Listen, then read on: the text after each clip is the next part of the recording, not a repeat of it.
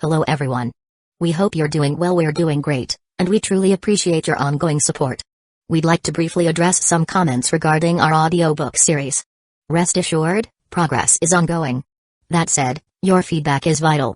If there's a novel you particularly enjoy and want to hear more of, please let us know in the comments. Each chapter requires a financial investment, so we can only continue series that receive strong audience interest. Although we retain core names and plot lines, we make significant editorial changes to enhance clarity, pacing, and immersion. These are not simple recitations. We work hard to deliver a polished, thoughtful listening experience. Without sufficient feedback or engagement, we may need to discontinue a series. So if you're enjoying something, don't stay silent. Your input truly matters. Note, our default audio speed is 3x. If that's too fast, let us know. We're happy to adjust it. Interested in early access to unreleased audiobooks? Visit our Patreon. You'll get to experience new content before it reaches YouTube. Just to clarify, I'm a fan like you. I've purchased these novels and adapted them with care, while respecting all rights and guidelines. For updates, follow us on Facebook and Twitter, X. YouTube update: recently, YouTube flagged some of our content for including mature themes, realistic violence, and darker story elements. As a result, we've decided to stop uploading anything that violates YouTube's guidelines. If you'd like access to the full, uncut versions including the more intense or mature content, you can find them on our Patreon page, where we upload everything first. Available now on Patreon: Shattered Innocence transmigrated into a novel as an extra. Transmigrating over 10,000 years late, I was forced to become a mighty presence. I, the celestial dragon, rule the heavens through the double gate, reigning supreme in countless worlds with peace taming, Tower of God sequence strength, cultivation when you take things to the extreme. Naruto is an Uchiha with cyst. WTF, the centuries-old ancestor in our family take concubine again. Plus 18, Ichi, reincarnated in Bleach as a wizard. Thanks for listening and happy listening. Walking to a nearby open area, he gazed at his stellar train, which lay quietly on the ground like a slumbering giant beast. A sense of satisfaction welled up in his heart. When this train first started, it was just a simple engine. But now, under his hands, it had gradually grown and become more robust. This feeling was indescribable, like watching a child grow up. It was worth mentioning. Although the spider leg wheels were modeled after spider ambulatory limbs, they were not made of real flesh and blood but were entirely mechanical, constructed of steel. At first glance, they seemed out of place with the train, but after a few more looks, one could sense the explosive power and the tension and charm of mechanical creations within the mechanical train. Chen Meng sat on the cracked ground of the wasteland, his expression somewhat dazed as he gazed at the slumbering giant beast under the night sky and the stars, the crimson ember of his cigarette faintly glowing between his fingers. He did nothing. Just quietly admired. His mind emptied, simply appreciating his creation, as if marveling at a rare piece of art. After a long while, he looked down at the cigarette butt that had gone out at some point in his fingers, then casually tossed it aside. He suddenly understood why lions love to patrol their territories. It was a kind of indescribable pride and satisfaction. It felt so good. Right at that moment, the cane in his arms trembled slightly, and a tiny curved screen appeared on its surface, displaying a miniature version of the targeting radar screen. It showed 3 red dots slowly approaching the train. Before he could say anything, he saw the guards patrolling around the train, already moving forward with their guns. After several gunshots, the wasteland returned to silence, and the red dots disappeared. Chen Ming chuckled softly, remaining seated and shaking his head without saying a word. It seemed that after the previous incidents, the guards had become much more alert. Earlier in the day, a few scattered monsters had also attacked them. But this, in turn, gave him a sense of reassurance. At least it indicated that there were no terrifying bosses in the vicinity. The priority of the Windfire Wheel also needed to be increased. Speed in the wasteland often meant survival in many situations. Once all the essential components were crafted, he would then selectively upgrade the highest priority components. He stood up, brushed the dust off his pants, and slowly walked back to the train's engine, leaning on his cane. He hoped tomorrow would be another peaceful day. Heaven bless, tomorrow brings no trouble. Chapter 40, Train Radio. The autumn night wind still carried a bone-chilling cold. After sitting in the wilderness for a while, Chen Meng got up and walked back into the train. As he removed his clothes and was about to get into bed, his peripheral vision suddenly caught a flicker of numbers on the control panel. Huh? He immediately walked over for a closer look. After inspecting it, he found that the remaining capacity of the energy stone embedded in the train's head had dropped to 61%. Chen Ming stared at the number expressionlessly, remaining silent for a long time. Just this morning, it was still at 62%. The train hadn't moved all day, and the car blade hadn't been in operation. How could the energy capacity have inexplicably dropped by 1%? Thinking carefully, it seemed there was a significant issue with the energy stone, but he hadn't had the time to pay attention to it these past few days. With the current load of his train, one energy stone could sustain the train at full speed for about 100 hours. When he was heading to Ping City, the energy stone had 72% left. The round trip consumed about 10 hours, dropping from 72% to 62%, which was normal. At full speed, 1 hour roughly consumed 1% of the energy stone. But before heading to Ping City, he hadn't taken the train too far. After the battle with the man-eating spider, nearly 30% of the capacity had been consumed.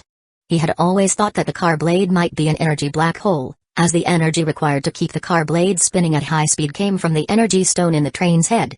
So he hadn't delved deeper into it. But today, when he hadn't done anything, the energy stone had inexplicably dropped by 1%. This was a big problem. Could the energy stone have been affected during the battle? Chen Ming walked over and carefully inspected the energy stone embedded in the train's head. There were no cracks. So how could the energy have disappeared so mysteriously? After hesitating for a while, he didn't go to sleep immediately. Instead, he opened the newly crafted component, the train radio, to see if he could gather some information. He quickly put his clothes back on and sat at the control panel, looking at a green button beside it. After pressing it, a chat room-style interface appeared on the screen. The top right corner showed that there were 397 people in the chat room. Messages were popping up on the screen from time to time. Bloodthirsty Mad Cow Train, has that level 3 man-eating spider in Ping City left? I haven't seen much activity there recently, and zombie wolves have started appearing. Infinite Train, it probably left. I haven't been to the desolate wilderness lately. I've been staying around the molehills these days. Hell Train, the molehills are a good place for logging, but the terrain is terrible. My train can't run there at all. Infinite Train, I can't run there either. I'm parked at the edge, sending slaves deep into the hills to cut trees and then haul them back. It's inefficient, but there's no choice. The trees in the desolate wilderness are too scarce, and while there are some in the city ruins, I'm not planning to go near Ping City until I get confirmation that the man-eating spider has left. Hell Train, I thought you had a level 3 automatic cannon. Why are you afraid of it? Infinite Train, hey, do you know how expensive level 3 cannon shells are? Why would I waste so many resources just to kill a boss? The man-eating spider is a fire attribute boss. It only drops fire attribute rare resources and fine spider silk, neither of which I need right now. Wouldn't it be better to save resources for other things? Bloodthirsty Mad Cow Train, then what's the point of upgrading that cannon if you're not going to use it? You're just wasting resources. I never bother upgrading mine. Infinite Train, you don't get it. Having it and not using it is completely different from not having it when you need it. If I'm ever chased, I can fight back. You guys would just be waiting to die. There were no chat records from too long ago, only those since the train radio was crafted. Everyone's alias was their train's name. This was a chat room only accessible to train conductors. The people in this chat room were likely all from this wilderness, meaning there were at least 397 level 2 trains in this area. This number was higher than he had expected, as he hadn't seen many trains since he had arrived here. After weighing his words, Chen Ming typed a line into the chat box. Stellar Train, excuse me, is it possible for the energy stone in the train's head to drop by 1% in capacity even when the train hasn't been moving? He had been worried that no one would reply, but to his surprise, the people in the chat room were quite enthusiastic and responded quickly. Infinite Train. Generally not. The energy stone in the train's head is mainly responsible for the train's propulsion. Any other vehicle components that require energy support are usually powered by the generator. If you're having this issue, it's probably because your circuit system wasn't set up properly, and some components that constantly consume energy are linked to the energy stone in the train's head. Hell Train, +1. You must have just upgraded to a level 2 train, right? Check if you're targeting radar or internal fire control system. Components that constantly consume energy are connected to the energy stone in the train's head. Change the circuit and connect the plug to the generator instead. Bloodthirsty Mad Cow Train, the circuit system is something you have to build when you're at level 1. After upgrading to level 2, it's best to rewire the circuits so that the energy stone in the train's head only handles the train's propulsion. Connect all other vehicle components to the generator. It's better that way. Chen Ming stood expressionlessly behind the control panel, looking at the circuit system that connected the targeting radar to the energy stone in the train's head. He couldn't help but sigh. It really was like that. Ladu must not have been favored in the past, as he didn't seem to know about this. He immediately adjusted the circuit system for the car blade, targeting radar, and other energy-consuming components, ensuring that all the train's energy-consuming parts were connected to the generator. This should solve the problem. The energy stone shouldn't suddenly drop in capacity anymore. The train radio was truly useful. If no one had told him these things, who knows how long it would have taken for him to figure it out on his own. Stellar train, thanks, guys. The issue is resolved. It was indeed because the targeting radar was connected to the energy stone in the train's head.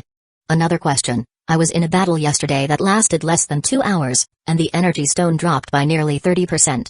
Is that normal?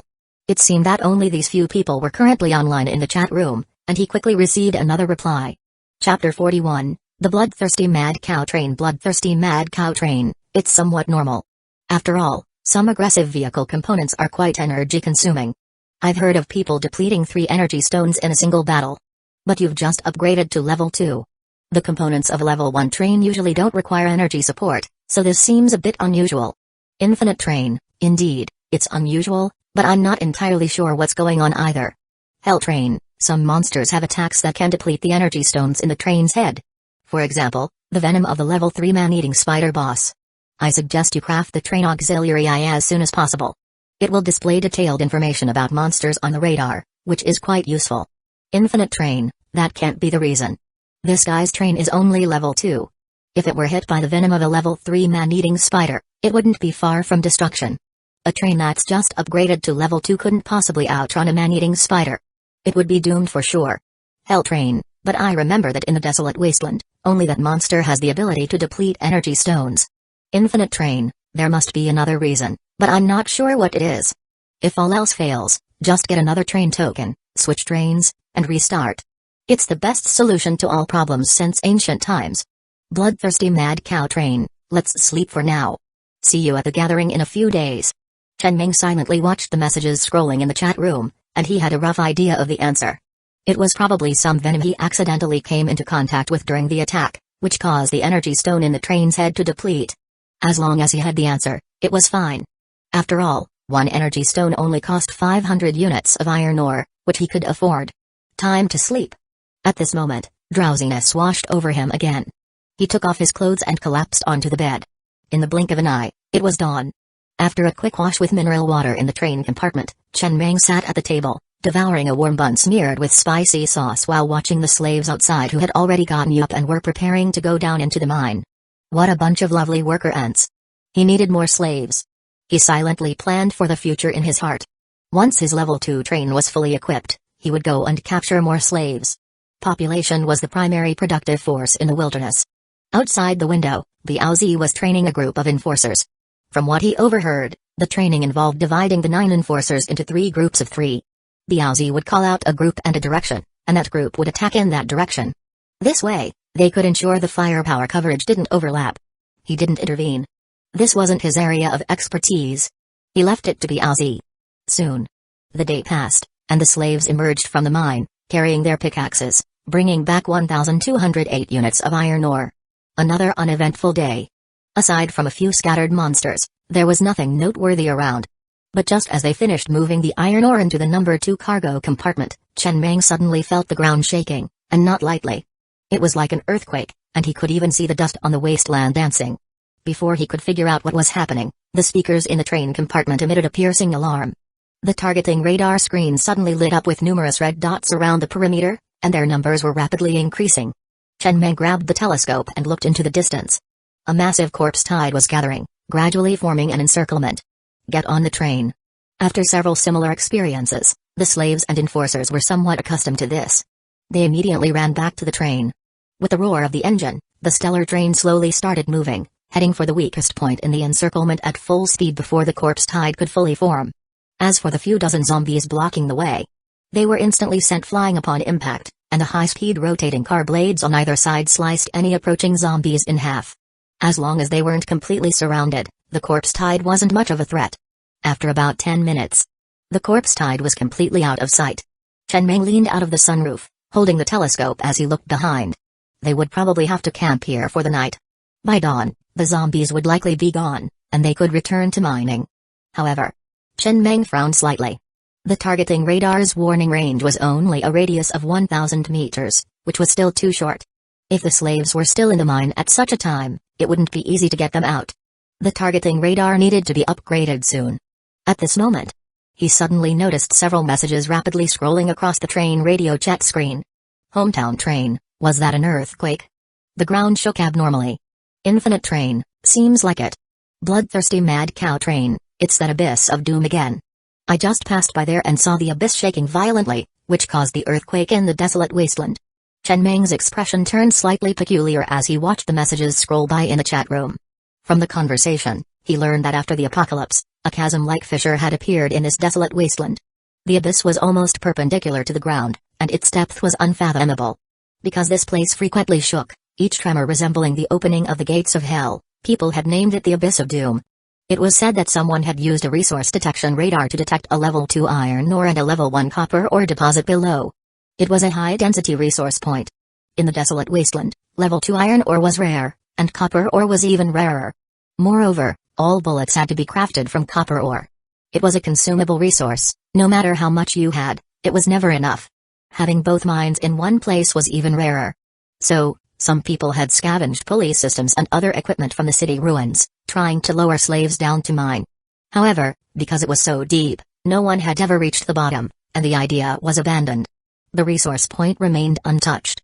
Besides, there were other places in the desolate wasteland that had level 2 iron ore and level 1 copper ore. But Chen Meng narrowed his eyes, his mind racing. Where others couldn't go, he could. His spider legs could now traverse a 45-degree incline. Once upgraded to a certain level, they could freely move on a 90-degree vertical surface. For him, the Abyss of Doom wasn't just a resource point. It could also be a safe house. The corpse tide would never be able to enter.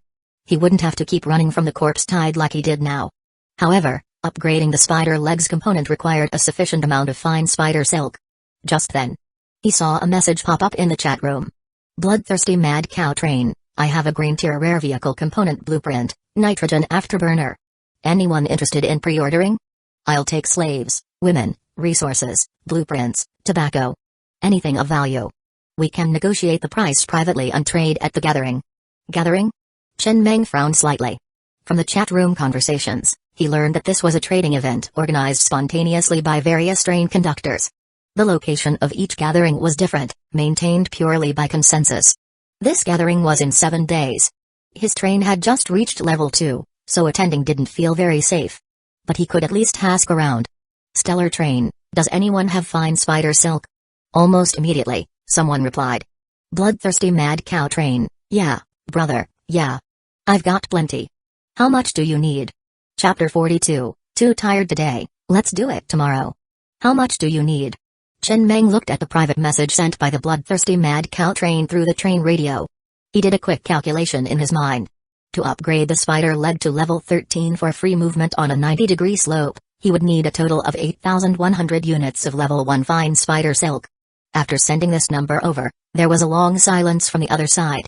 After a while, a private message finally came through. Bloodthirsty mad cow train, I don't have that much. I only have 1,500 units of level 1 fine spider silk, all dropped from killing man-eating spiders. However, a few days ago, several trains went to Ping City to hunt man-eating spider hatchlings. They might have some spider silk. Let's meet at the gathering. What do you plan to trade? Chen Meng glanced at his train panel. He didn't seem to have much to offer for trade. He wasn't willing to part with his slaves, and resources were already scarce for him. The only thing he could offer was train blade fragments. These fragments, when attached to a pickaxe, could break through the defenses of level 3 or even level 4 monsters. Although they could only breach defenses, their power was another matter, but they were still quite overpowered. However, he didn't want to reveal too much by offering these. For a moment, he realized he didn't have anything good to trade. After some hesitation, he replied that they could discuss it at the gathering. Perhaps the train token could be used for exchange, but he needed to first gauge the market value of train tokens at the gathering. The night was quiet. Chen Meng didn't pay much attention to the train radio anymore. Tonight, he would have to camp out here. He wondered where the headlights of that level 2 train playing DJ music came from, as they weren't among the 12 vehicle components that could be crafted. Currently, he had 1,230 units of iron ore in his train. He had already decided how to spend this iron ore. First, he would craft all the necessary train components, then slowly upgrade them as needed. Since he had decided to attend the gathering in 7 days, He needed to craft a few makeshift heavy machine guns in the next few days and install them on the roof of the carriage. It didn't matter if he had bullets or not, outsiders wouldn't know how many bullets he had stored in his carriage. At least with a few of these, the deterrence would be much higher, preventing some small-time troublemakers from targeting him. The heavy machine gun bullet production line alone required 500 units of copper ore to craft. Currently, he only had 10 units of copper ore in his train, which was far from enough. As for tonight, he spent a total of 1,100 units of iron ore to craft 3 components: train auxiliary eye, resource detection radar, and simple first aid kit. The first 2 were green-grade components, and the last one was white-grade. After crafting the train auxiliary eye, an additional screen appeared on the control panel. This eye would assist the train conductor during travel and camping, such as determining the slope of the road ahead, real-time monitoring of the damage levels of various train components, or providing accurate information about monsters within the radar range. A very useful component. The resource detection radar, like the targeting radar, had a detection range of 1,000 meters at level 1. When it detected resource points within this range, it would emit a sound and display them on the screen. So far, there were no resource points nearby. The simple first aid kit only required 100 units of iron ore to craft. It was a disposable item. It contained basic bandages, disinfectant, spray, and a wound suturing kit, mainly for treating external injuries. Additionally, it had some painkillers and fever reducers. Not too much, just enough for about 3 people. Later, he would go and disinfect Biaozi, showing some human care from the train conductor. Although the current season's temperature made it less likely for wounds to fester, it was still better to take precautions when possible. Finally, he spent 100 units of wood to craft a new component, the clothing customization production line. This was the only wood he had in the train. His clothes were starting to smell, and he hadn't had clean clothes to change into. After crafting this production line, he placed it in the second cargo carriage. This production line would create perfectly fitting clothes based on each person's body shape, with over a dozen styles to choose from, all at a uniform price. Crafting one set of clothes required 10 units of wood. However, he currently had no wood, so he had to leave it aside for now. For the next few days, he would just have to make do with what he had. The night before the gathering, he would wash his clothes and let them dry outside for a day. They should be dry by then. At home, it didn't matter how he dressed, but when going out, he needed to look presentable. In this apocalyptic environment, having a decent outfit also indirectly demonstrated a person's strength. After finishing all this, Chen Ming picked up the first aid kit, walked through the second cargo carriage, and entered the third living carriage. In this carriage, Biaozi was competing with another young man in a push-up contest. The other thugs were cheering them on. When Chen Ming walked in, the noise instantly died down, and Biaozi quickly got up from the ground, looking somewhat embarrassed as he whispered, "Lord Meng." Chen Ming waved his hand, signaling everyone to relax, then walked over to Biaozi with the first aid kit. "Roll up your sleeve. Let's put some medicine on your wound to prevent infection." Biaozi's mouth twitched slightly as he glanced at Shan Maozi beside him, feeling a bit awkward. He really wanted to say that his wound had already scabbed over and didn't need any medicine. If he rolled up his sleeve now, wouldn't that give it away? But he couldn't disobey Lord Ming's order, so he gritted his teeth and slowly rolled up his sleeve, removing the bandage. Chen Ming expressionlessly looked at the neatly scabbed wound on Biaozi's left arm, then glanced at the guy in the carriage who had previously been at odds with Biaozi but was now getting along quite well with everyone. He immediately understood everything. He took out the disinfectant spray from the first aid kit, symbolically sprayed it on the wound, and replaced it with a new bandage. Then, he patted Biaozi's shoulder and said softly, "Be careful when going out on missions in the future. Alright, you guys can continue." With that, he returned to his train cabin. Such a neat wound clearly wasn't caused by a zombie wolf, it looked more like it was self-inflicted with a train blade fragment. He didn't have much to say about that. There weren't many entertainment activities in the wilderness. Back in his train cabin, Chen Meng didn't have much else to do. He had already memorized everything in the newbie guide. As drowsiness set in, he lay down on the bed and fell asleep. If there was any form of entertainment, it was probably the adrenaline rush from narrowly escaping the jaws of monsters. In his half-asleep state, he suddenly remembered something. Had he paid his respects to Master Kun yet? Master Kun was a good man who had given him such a generous starter pack. He should show his gratitude. Well, he was too tired today. He'd do it tomorrow. Chapter 43, Those who resist will be shot on the spot. In the wilderness, loneliness is inevitable. Even though there are many people on the train, it's rare to see other trains on a daily basis. The entire train drifts like a lone boat on a vast ocean. No one knows what they'll encounter next, or whether they'll even see tomorrow's sun. When dawn broke, The slaves in carriages 4 and 5 woke up. The train beneath them was speeding across the wasteland. They didn't know their destination, only that if there was a mine, they would work, if not, they would stay in the carriage. Finally, when the train came to a gradual stop, the slaves stepped off and found themselves back at the familiar mine from the previous day. The corpse tide had receded. They had returned. The middle-aged man, who had lived in decent conditions before the apocalypse, looked out at the familiar mine and tucked the cigarette he'd been fiddling with back into his pocket. He patted the shoulder of the young man beside him with a smile. "Let's go. Grab your pickaxe. Time to work." The young man had been chatting with him over the past few days, and the two had become quite familiar. "All right." The young man was happy to follow this uncle, listening to his stories of his glorious past before the apocalypse. A world he had never experienced. Before the apocalypse, Capital had labeled him as a small-town youth. He didn't particularly like this label. He tried to voice his opinions online, seeking recognition, but the label changed to social waste. The small-town youth label sounded better. Still, he harbored resentment. Someone had to be the waste, so why couldn't it be him? As dawn broke and the train stopped at the mine from the previous night, a new day of mining began once again. The enforcers also started their daily patrols and rounds near the train. Inside the train, after finishing his breakfast, Chen Meng sat at the control panel, secretly eavesdropping on the conversations of the train conductors in the train radio. This was his only form of entertainment, for now, there was nothing else. The women on the train didn't quite meet his standards. He wasn't desperate enough to settle for just anyone. However, the bloodthirsty Mad Bull train had sent him a private message late last night, saying they had encountered dozens of man-eating spiders and had harvested a lot of spider silk. They promised to trade more of it with him later. Good. Chen Meng glanced out at the enforcers patrolling outside and the slaves who had already descended into the mine. Everything was steadily moving in a better direction. On the other side of the wasteland, inside the King of Electronic Music train, a dwarf man sat at the control panel, idly scrolling through the train radio. A few days ago, after being driven out of Tping City by a level 3 man-eating spider, he hadn't returned to that area. Luckily, he had found a mine and had been stationed there, mining for the past few days. And just now, he saw a train conductor in the train radio mention that they had a female slave who was 1.8 meters tall, waiting for a suitable buyer at the upcoming gathering. This stirred something in him, a ripple in his previously indifferent heart. 1.8 meters. The dwarf man murmured. He had always been this way, far shorter than the average person. Before the apocalypse, he made a living as an NPC in a Land of Little People theme park. The park had many dwarves like him, on display for tourists. Perhaps those with disabilities often had some psychological issues.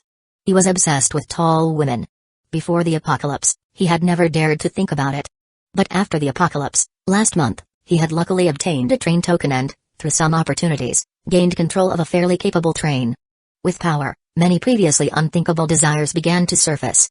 He liked women who were tall. It gave him a sense of conquest. No matter how tall they were, they would still have to submit to him. The more a person lacks something, the more they pursue it.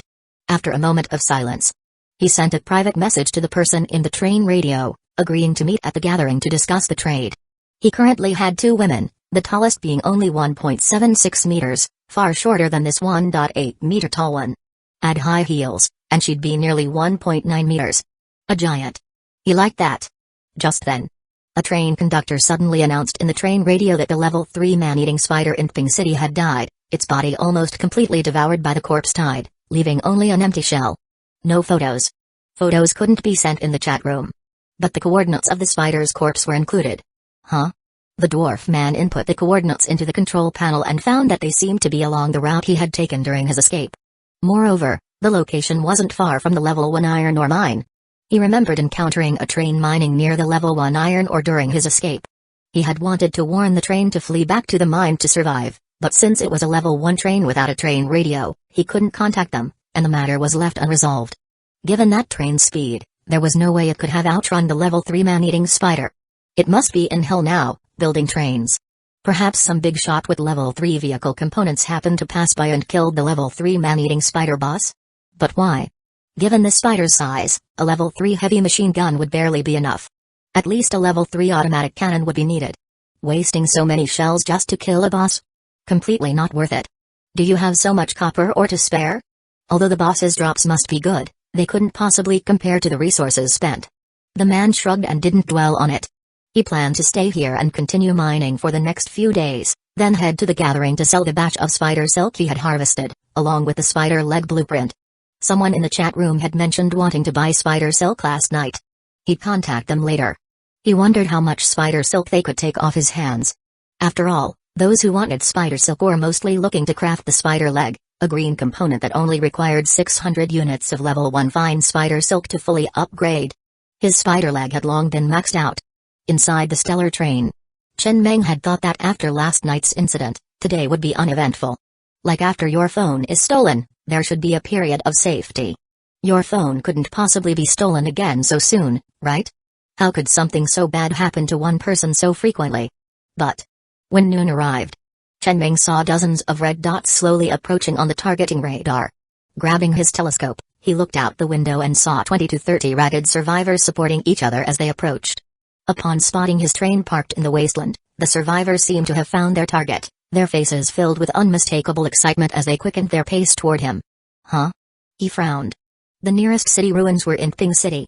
It had taken him about 5 hours to drive here from Ping City at full speed. How had these survivors made it here? On foot? Had he not encountered a single monster along the way? But he didn't have time to ponder these questions. All he knew was that a batch of slaves had delivered themselves to his doorstep. He needed to intercept them first. Grabbing the walkie-talkie, he barked, "Biaozi, intercept this group. Search them thoroughly. Disarm them. Those who resist will be shot on the spot." Chapter 44, What on earth are they babbling about? Yes. Upon receiving the order, Biaozi immediately led a group of thugs to block the path. They first fired a warning shot before shouting at the group of survivors who were approaching them at an accelerated pace. "Hands up. Any sudden moves, and you're dead." His body was tense, the soaring dragon assault rifle in his hand already loaded, the barrel aimed at the survivors, his finger resting on the trigger, ready to fire at any moment. Compared to these unknown survivors, he would rather face a zombie wolf. After all, the reason one of his trains had been destroyed was because a rival train had sent a group of thugs disguised as survivors who, after boarding, opened fire, causing heavy casualties. The train conductor had died on the spot. Learning from past mistakes, he didn't want to repeat them. Biaozi's eyes were fixed on the approaching survivors. If even one of them reached into their clothes, he would not hesitate to open fire. In the middle of nowhere, the sudden appearance of such a group of survivors was inherently suspicious. But these survivors seemed to understand Biaozi's thoughts perfectly. All of them raised their hands high, slowing down as they approached, and shouted with trembling voices, "Don't shoot, don't shoot." When the distance between them was only a dozen meters, the thugs behind Biaozi quickly moved forward, pressing all 20-plus survivors to the ground. Each one was thoroughly searched, and only after confirming they were unarmed did they turn to Biaozi and nod, signaling that everything was safe. Biaozi also breathed a sigh of relief, picking up the walkie-talkie and speaking in a low voice, "Lord Meng, everything's safe." Chen Meng stepped down from the stellar train, which was parked in the wilderness.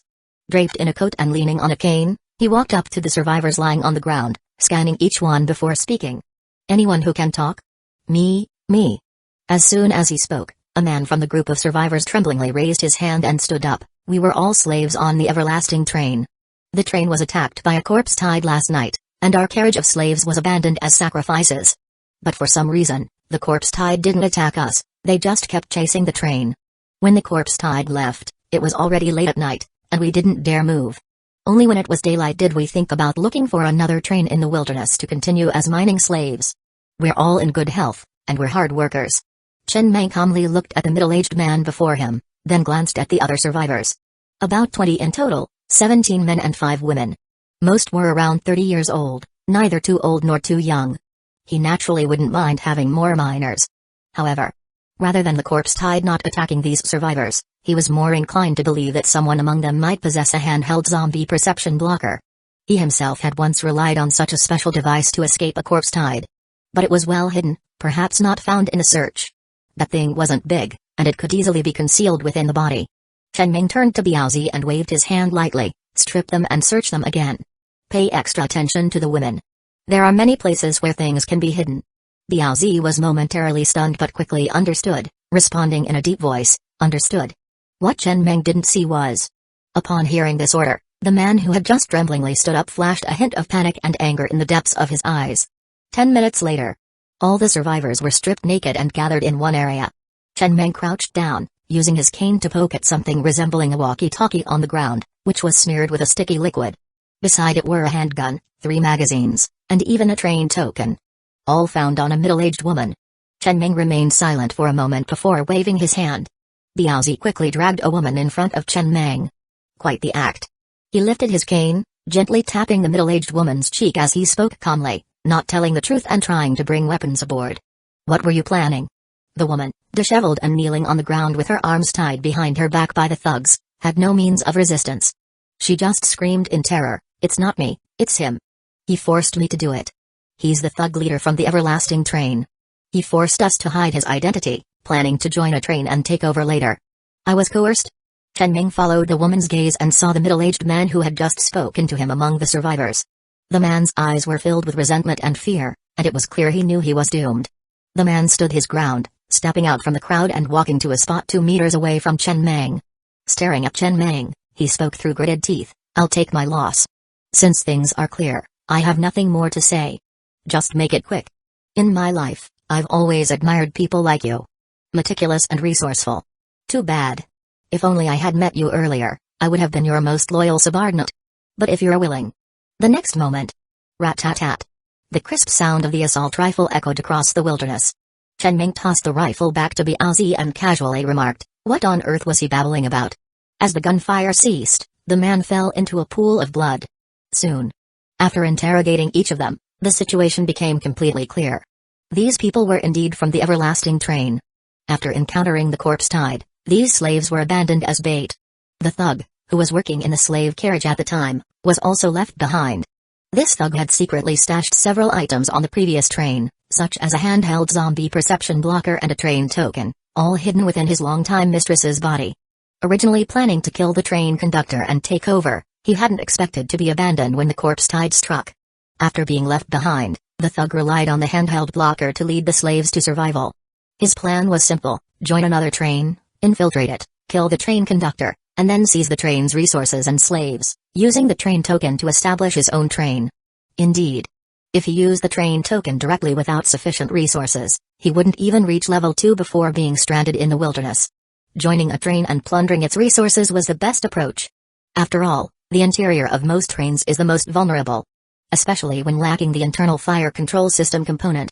As long as one could get close to the train conductor, a small handgun was enough to kill him, and with this group, there was a real chance of success. Chen Ming didn't dwell much on this plan. He only knew one thing: he now had 21 more slaves. Oh, no, 20. The man's mistress was also sent away by Biaozi on his orders. Chapter 45, Departure to the Gathering inside the train. Chen Ming had already thrown the pistol and its magazine into the geothermal furnace. As for the handheld zombie perception blocker and the train token, he cleaned them and stored them away, ready to be traded at the gathering a few days later. However, he had one issue he couldn't decide on and needed to discuss with Laju. Laju. Chen Ming sat on the control panel, deep in thought. "I plan to attend the gathering in 6 days to exchange for some materials. What do you think? Should we keep these slaves for ourselves or sell them at the gathering?" "Lord Meng," Laju tentatively began, "are you worried that the current atmosphere on the train is quite good, and the slaves are working hard, but bringing in a batch of outsiders might stir up some unwanted thoughts among the currently obedient slaves?" "Yes." Chen Ming nodded slightly. He did have some concerns about this. "Actually, Lord Meng, you don't need to worry too much about this." Laju took a deep breath and began to explain. "First of all, the treatment of slaves on our train is among the best in the wasteland. If it were just after the apocalypse, there might indeed be many people with strange ideas. But these slaves of ours have probably been passed through the hands of several train conductors. They are well aware of the treatment of slaves on other trains. Not to mention, Master Kun is still fresh in their minds from just a few days ago. Moreover, the term slave is something we'll need to gradually change. We should adopt a term that fosters train cohesion and boosts productivity, like passengers. But before that, I think we can first divide the slaves into 3 levels. For example, level 1 slaves, level 2 slaves, and level 3 slaves. The higher the level, the better the treatment they can enjoy.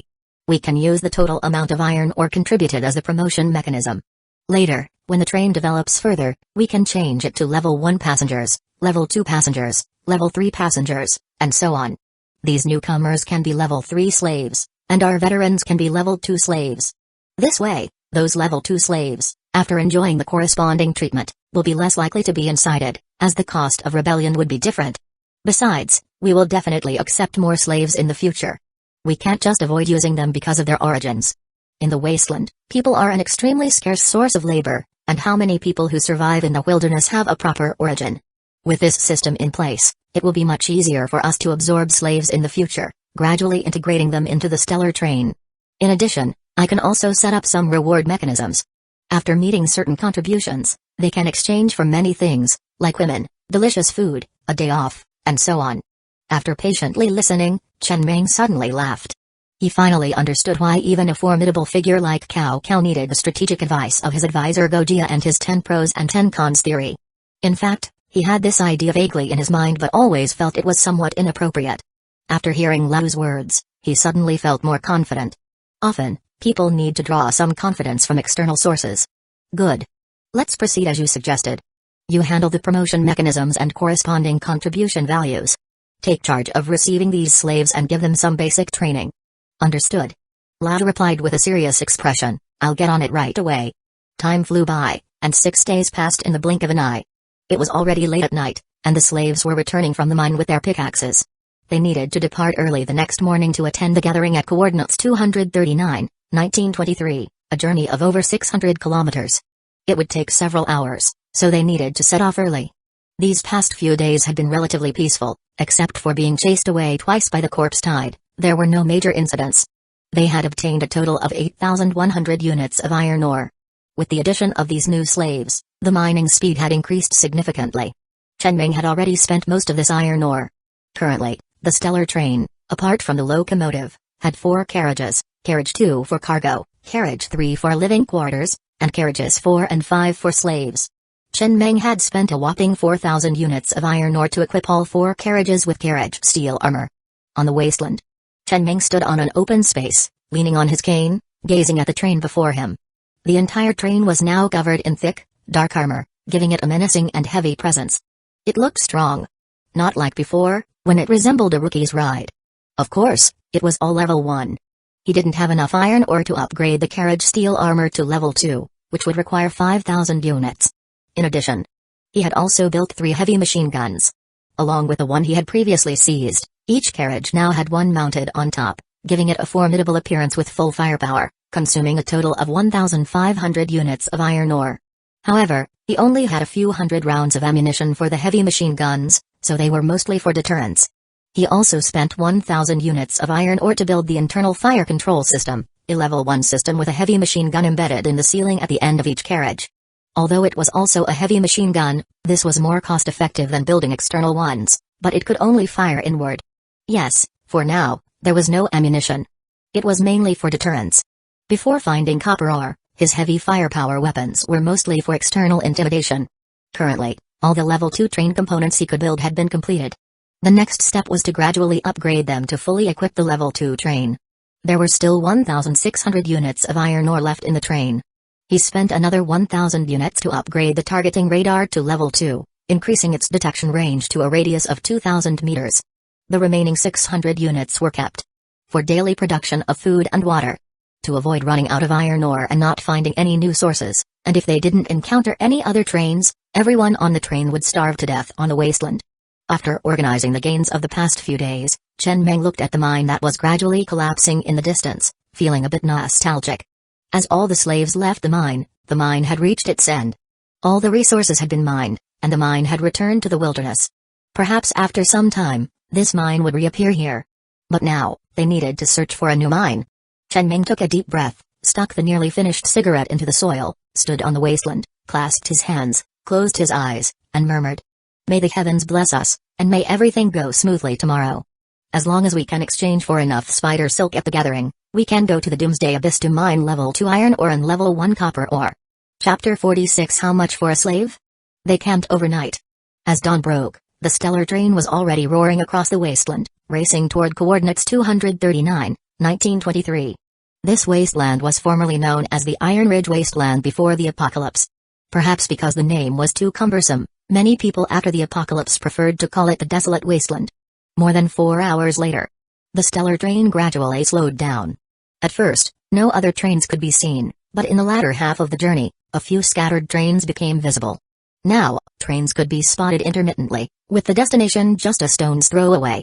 Finally, when the train came to a stop, Chen Meng, seated at the control panel, gazed at the clusters of people gathered on the wasteland in the distance, a strange glint in his eyes. The gathering had arrived. He hadn't expected it to be so rudimentary, without even a tent in sight. The train conductor led a group of enforcers on foot to the gathering for trade. For safety reasons, all trains had to stop at least a kilometer away from the gathering. This gathering had no organizer, it was entirely formed by consensus. Following local customs, he parked his train a kilometer away from the gathering and stepped out of the carriage with Biaozi, Lao, and 3 other enforcers. The remaining enforcers stayed behind to maintain order and guard against any unexpected incidents. Standing on the wasteland, Chen Meng leaned on his cane and glanced back at his train. With this cane, he could remotely control his train from a distance. He had tested it. The control range was roughly a kilometer. If anything went wrong, with just a thought, his stellar train could rush to his side and carry him away from the area. He had never seen so many trains gathered in one place. There were at least 40 or 50 trains parked here. Before, he had no real sense of how his train compared, but after seeing so many others, he realized his stellar train wasn't half bad. At least 20 of the trains didn't even have full armor coverage. Was that so hard? With 100 slaves and a level 1 iron ore mine, steady development over half a month would get you to his level.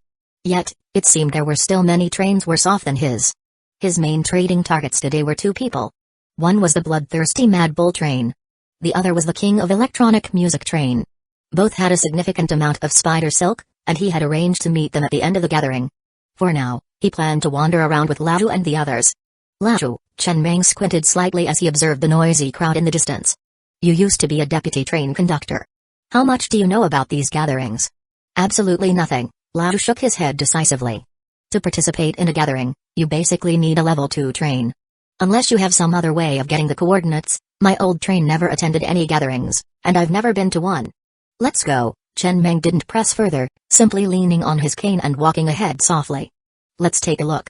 Biaozi and the other 3 enforcers followed closely behind, holding soaring dragon assault rifles with cold expressions. At a glance, every train conductor was followed by a varying number of enforcers. Some had 2 or 3, while others had over a dozen. The main combat power of a train wasn't the enforcers, but the train itself.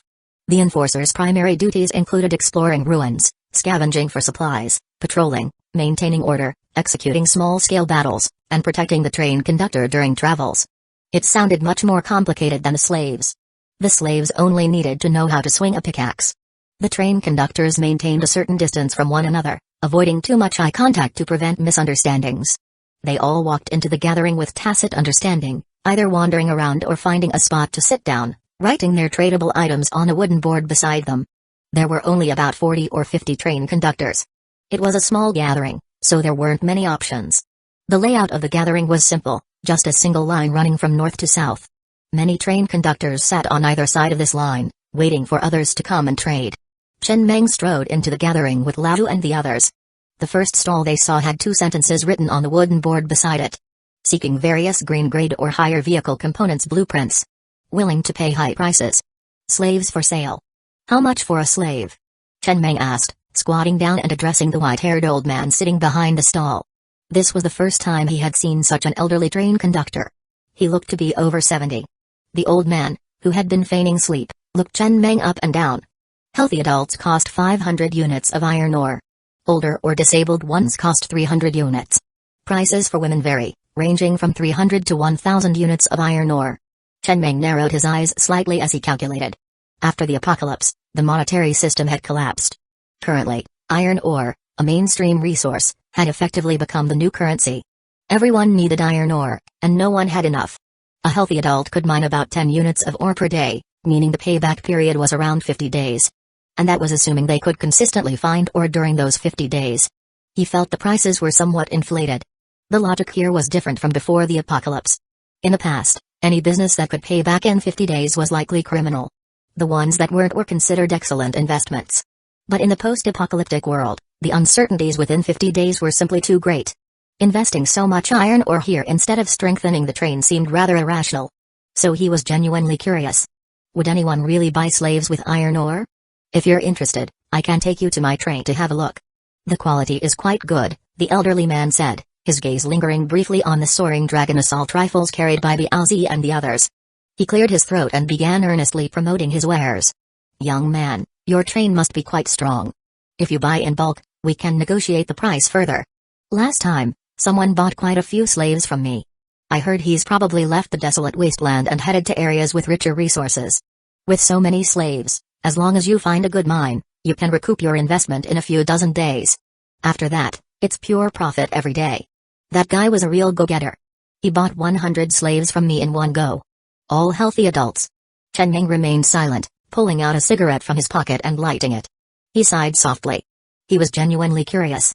Who would spend 50,000 units of iron ore to buy 100 slaves? With that much iron ore, wouldn't it be better to invest in something else? You could almost fully equip a level 2 train with that. What was the point of buying so many slaves? In the long run, it was undoubtedly a profitable investment. If you found a level 2 iron ore mine, the payback period would be significantly shortened. But in the apocalypse, there was no such thing as a long run. No one knew what tomorrow would bring. Considering the long term only made sense if you could stabilize the short term first. If this person wasn't foolish, then he must truly have the means. Chapter 47, Fitness Carriage. What does 50,000 units of iron ore even mean? From the time he built the train until now, he hadn't spent that much iron ore in total. Chen Meng waved his hand, got up, and left the stall. The price was too high, and for now, he wasn't considering buying slaves. He'd think about purchasing slaves later when the train's strength was sufficient. Moreover, most of the time, the train's lack of resources wasn't due to a shortage of slaves, but because finding mines in the wasteland wasn't an easy task. Even if you found one, the frequent corpse tides would make you understand what God's care truly meant. As he walked further, he noticed that the items at the gathering were all sorts of bizarre things. For example, there were various daily necessities, liquor, vacuum-packed snacks, and so on. There were also resources like copper ore, iron ore, and accessory blueprints for sale. And then, Chen Meng's gaze fell on a stall where a woman knelt on the ground, her ankles bound by chains. She was neatly groomed, her face fully made up, and her clothes quite exquisite. Clearly, she had been carefully dressed up, standing out starkly from the disheveled people of the apocalypse. On a wooden board beside her were 2 lines of text, "Top-tier female celebrity, seeking a destined one." Behind her were several other women, all quite attractive, and 3 young men who were also meticulously dressed. They looked fresh-faced and handsome. Clearly celebrities too. Chen Meng calmly observed them. To be fair, these women were quite beautiful. In the apocalypse, having a full face of makeup was already a game-changer, let alone their naturally good looks and the added allure of fame. They were indeed rare commodities. "Lord Meng." Laju leaned close to Chen Meng's ear, his expression odd, and whispered, "Isn't that woman Jichaku, the one who was super popular on that variety show before the apocalypse? This guy. Did he kidnap an entire pre-apocalypse film crew? The others are the main guests from that show too. They were all really popular. But it's probably hard to sell them for a high price. No one's willing to spend too many resources to buy a woman, unless he sells them by the session. Maybe someone would be willing to try them out for a novelty. What's the price?" Chen Meng turned his gaze away from the women and asked the vendor. Hearing his voice, the kneeling top-tier female star immediately looked up at Chen Meng with pitiful, hopeful eyes, forcing a heart-wrenching, bitter smile. It was the kind of expression that easily stirred a man's protective instincts.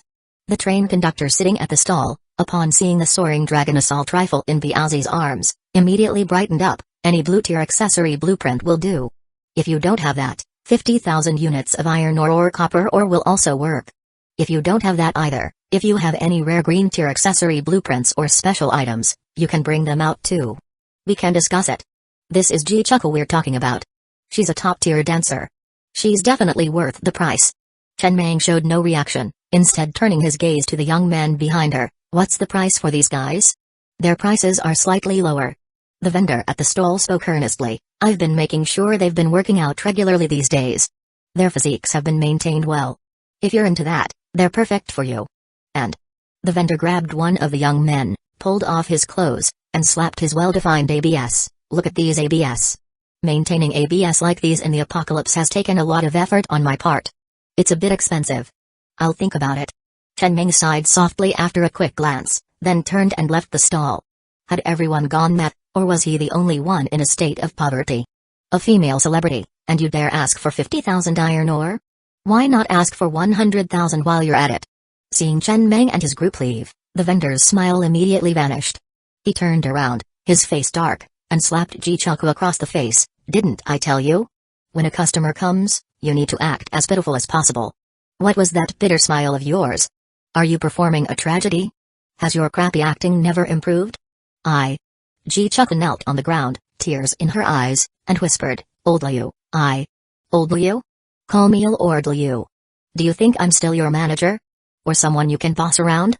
The vendor, even angrier, slapped her again, then sat down, his chest heaving as his eyes darted around. Chuka was definitely a good product. A top-tier female celebrity. She could fetch a good price, but in the desolate wasteland, everyone's strength was limited. No one could afford her. He'd been coming to every gathering, but he'd never been able to sell her. Should he try heading to Kunlun Mountain? Kunlun Mountain was at the far west of the desolate wasteland. The resources there were more concentrated, but the dangers were greater too. The level 3 man-eating spider leader monster, which could serve as a boss in the wasteland, would be nothing more than a small leader among the monster hordes there. The trains that could thrive there were much stronger and could definitely afford her.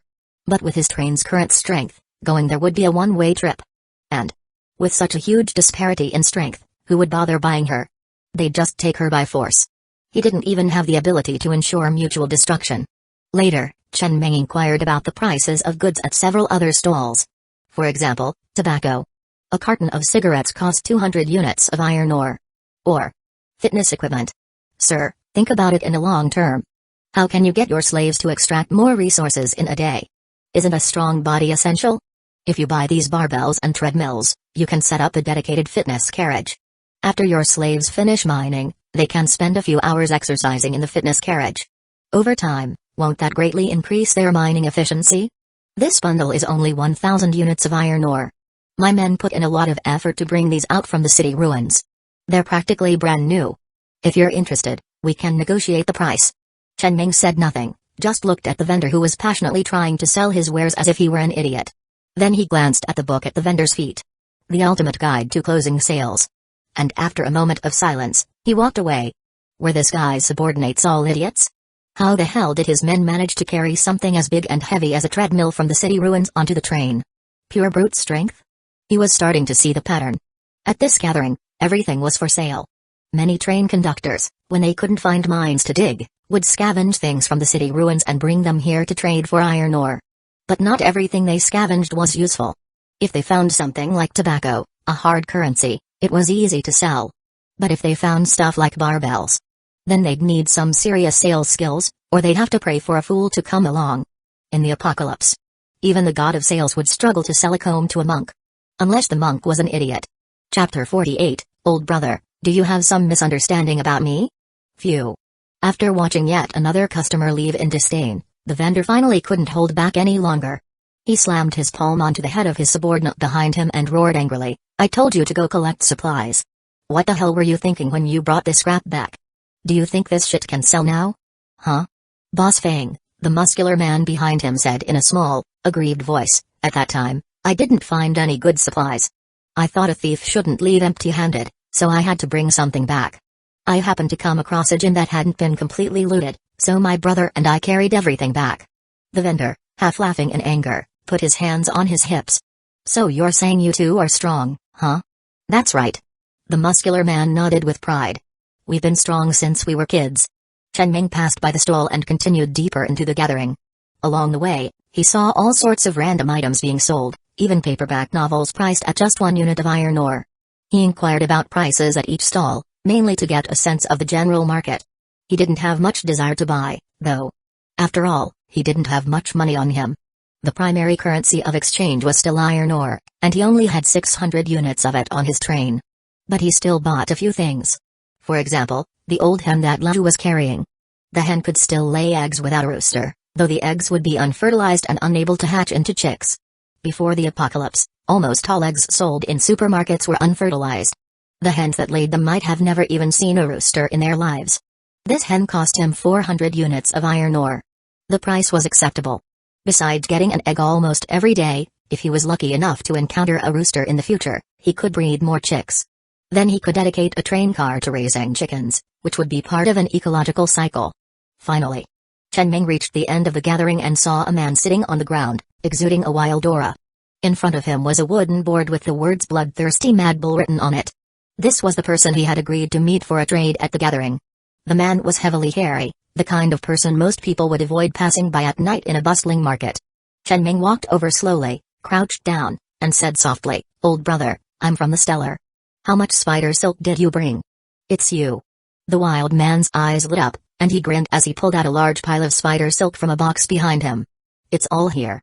A total of 4,500 units of grade 1 fine spider silk. It's a bit short of what you asked for, but if you ask around later, it should be enough. Old brother, name your price." "Here's the thing." The man's smile faded slightly, and his expression turned serious. "Spider silk isn't used in many places. As far as I know, the only vehicle components that require spider silk are spider legs and spider venom. But it's still a rare material. You can't dig it up in the mines, it only drops from killing man-eating spiders. Old brother, I'll give you a fair price. 5,000 units of iron ore. That's a 1-to-1 exchange. This price is definitely not high, considering it's a rare material." Chen Ming waved his hand, and Lao took out a handheld zombie perception blocker from his pocket and placed it in front of the man. Chen Ming then said, "Take a look at this. I can trade with this. But, as you know, the value of this item is high. You'll need to add something." Along the way, he hadn't just been wandering aimlessly. He had been gauging the market. Through his inquiries, he learned that the prices of special items were generally high. Special items had unique effects that could be decisive in certain situations. For example, the handheld zombie perception blocker, the Hell Staff, and the train token. If he were to really sell his Hell Staff, he could probably trade it for someone like Ji Chaku, a top-tier female celebrity. But few people could afford it, and he wasn't willing to sell it anyway. Being able to control the train from a kilometer away wasn't just about convenience. It meant the train could essentially become a fifth limb, allowing for many unexpected attack methods. This. The wild man took the special device, which looked like a walkie-talkie, and after checking its panel, he was slightly stunned. This thing was truly a good item. This device could block the perception of level 1 zombies. Whether searching for supplies or in other situations, or even when surrounded by a corpse tide, this device could play a significant role. With a bit of luck, it could even save a life. For him, what mattered more was this device could be even more valuable in his hands. There was a rare green-grade vehicle component called the Vehicle-Mounted Zombie Perception Blocker. One of the crafting requirements was this handheld zombie perception blocker, and he happened to know a train conductor who had the blueprint for this component. After buying that blueprint and crafting the component, he could upgrade it further. Then, he could completely ignore corpse tides while traveling the wastelands. His safety would be greatly improved. When mining, he wouldn't have to worry about being harassed by corpse tides. The value of this was immense. Admittedly, spider silk was indeed a rare material, and it was much harder to obtain than iron ore. But it was also true that this material was useless to him. It had been sitting in his inventory for a while. Trading 4,500 units of spider silk for a handheld zombie perception blocker would indeed require him to add something. Chen Meng's eyes narrowed slightly as he observed the man's reaction. Seeing this, he had a rough idea of the situation and coughed lightly. "Forget it, let's not trade with this item. Biaozi, go to the train and call a few people to bring down 5,000 units of iron ore." Wait. The man, still immersed in his daydream, immediately pressed down on Biaozi's hand, which was about to take the blocker. He forced a smile and said awkwardly, don't rush. Let's talk more. I quite like this device. But as you know, it can only block level 1 zombies. Its effect is quite limited. However, he quickly changed his tone and hurriedly added, how about this? I'll add something more. The wild man took a deep breath and pulled out a tall female slave from behind him. I'll add this woman. 4,500 units of spider silk plus this woman in exchange for your special device. How about that? Chen Meng looked expressionlessly at the woman behind the man. She was tall, standing at 187 centimeters, even taller than him. Because of her height, her skeletal frame lacked aesthetic appeal, though her face was decent. But, old brother, do you have some misunderstanding about me? I'll just trade iron ore for your spider silk. Chapter 49, Arrival at the Doomsday Abyss. Listen to me. The train conductor of the bloodthirsty Mad Bull train looked earnestly at Chen Meng. Old buddy, I'm not messing with you. She must be worth a lot, otherwise I wouldn't have brought her to the gathering. I know the train conductor of the King of Electronic Music train will also come to the gathering later. That guy is a dwarf and is completely unable to resist tall women. This woman can fetch a high price from him. I saw on the train radio that he also has spider silk for sale. By trading this woman, you can definitely get all the spider silk he has. If you want to trade with iron ore, he might not offer a high price, but if it's spider silk, He will definitely be delighted. Chen Meng couldn't help but laugh. Didn't you just say that spider silk is a rare material? How come now it's not as valuable as iron ore? The man coughed awkwardly. Spider silk is indeed a rare material, but it has limited uses. It doesn't have the versatility of iron ore. You should know that too. Deal. Chen Meng didn't say much more and completed the transaction with a smile. He really knew about the king of electronic music train conductor's preference. On that day, there was a train conductor on the train radio who said he had a 1.78-meter female slave waiting for the right person. Chen Meng noticed the king of electronic music train conductor appearing at that time. This way, the spider silk from the king of electronic music train was secured, especially since this one was taller, standing at 1.87 meters. He had originally planned to trade a train token for it. The train conductor of the king of electronic music train hadn't arrived yet. Chen Meng followed the example of other train conductors, found an open space to sit down, and wrote on a wooden board, "Stellar. Selling train token, seeking spider silk." The words stellar were mainly for the king of electronic music train conductor to recognize each other. He was quite satisfied with the transaction with the bloodthirsty Mad Bull train. His initial expectation was actually to trade a handheld zombie perception blocker for spider silk. The result was better than he had imagined. He even got an extra woman. He had already received 4,500 units of spider silk. He needed a total of 8,100 units, so he was still short by 3,600 units. His spider leg accessory could then be upgraded to level 13. Not long after, he saw a dwarf man followed by 7 or 8 bodyguards striding towards him. Before Chen Meng could say anything, he saw the man's eyes fixated on the tall woman behind him, and he spoke word by word. "Brother, name your price. I'll buy this woman." Chen Meng sighed lightly. He thought the dwarf man had recognized him, but it seemed he had spotted the tall woman behind him in the crowd and came straight for her. He had to point to the word stellar on the wooden board with his cane. The dwarf man followed the cane's direction, then suddenly realized and his face was filled with a smile. "So it's you. It seems you've done your homework on me. Let's get straight to the point. I have 1,800 units of spider silk to trade for this woman." "Too low." Chen Meng shook his head and said seriously, "Do you know how much I spent to buy this woman? A 1.87-meter woman, do you know how rare that is?" The dwarf man frowned slightly, pondered for a moment. "How much spider silk do you need in total?" 3,600 units. "If I give you 3,600 units of spider silk, can this woman be mine?" "Yes." "Wait for me. Last time, several trains went with me to Ping City to hunt man-eating spiders. I'll contact them now. Wait for a few hours, I'll be back soon." After saying that, the dwarf man didn't hesitate and turned to stride out of the gathering. 5 hours later, the dwarf man returned, placed 3,800 units of spider silk in front of Chen Meng's stall, then took a deep breath and couldn't help but look at the tall woman behind him, licking his lips. "Is it okay now? Pleasure doing business." Chen Meng smiled and shook hands with the man to signify the completion of the transaction. By now, the gathering had mostly dispersed. In a few hours, it would be dark, and half of the trains had already left.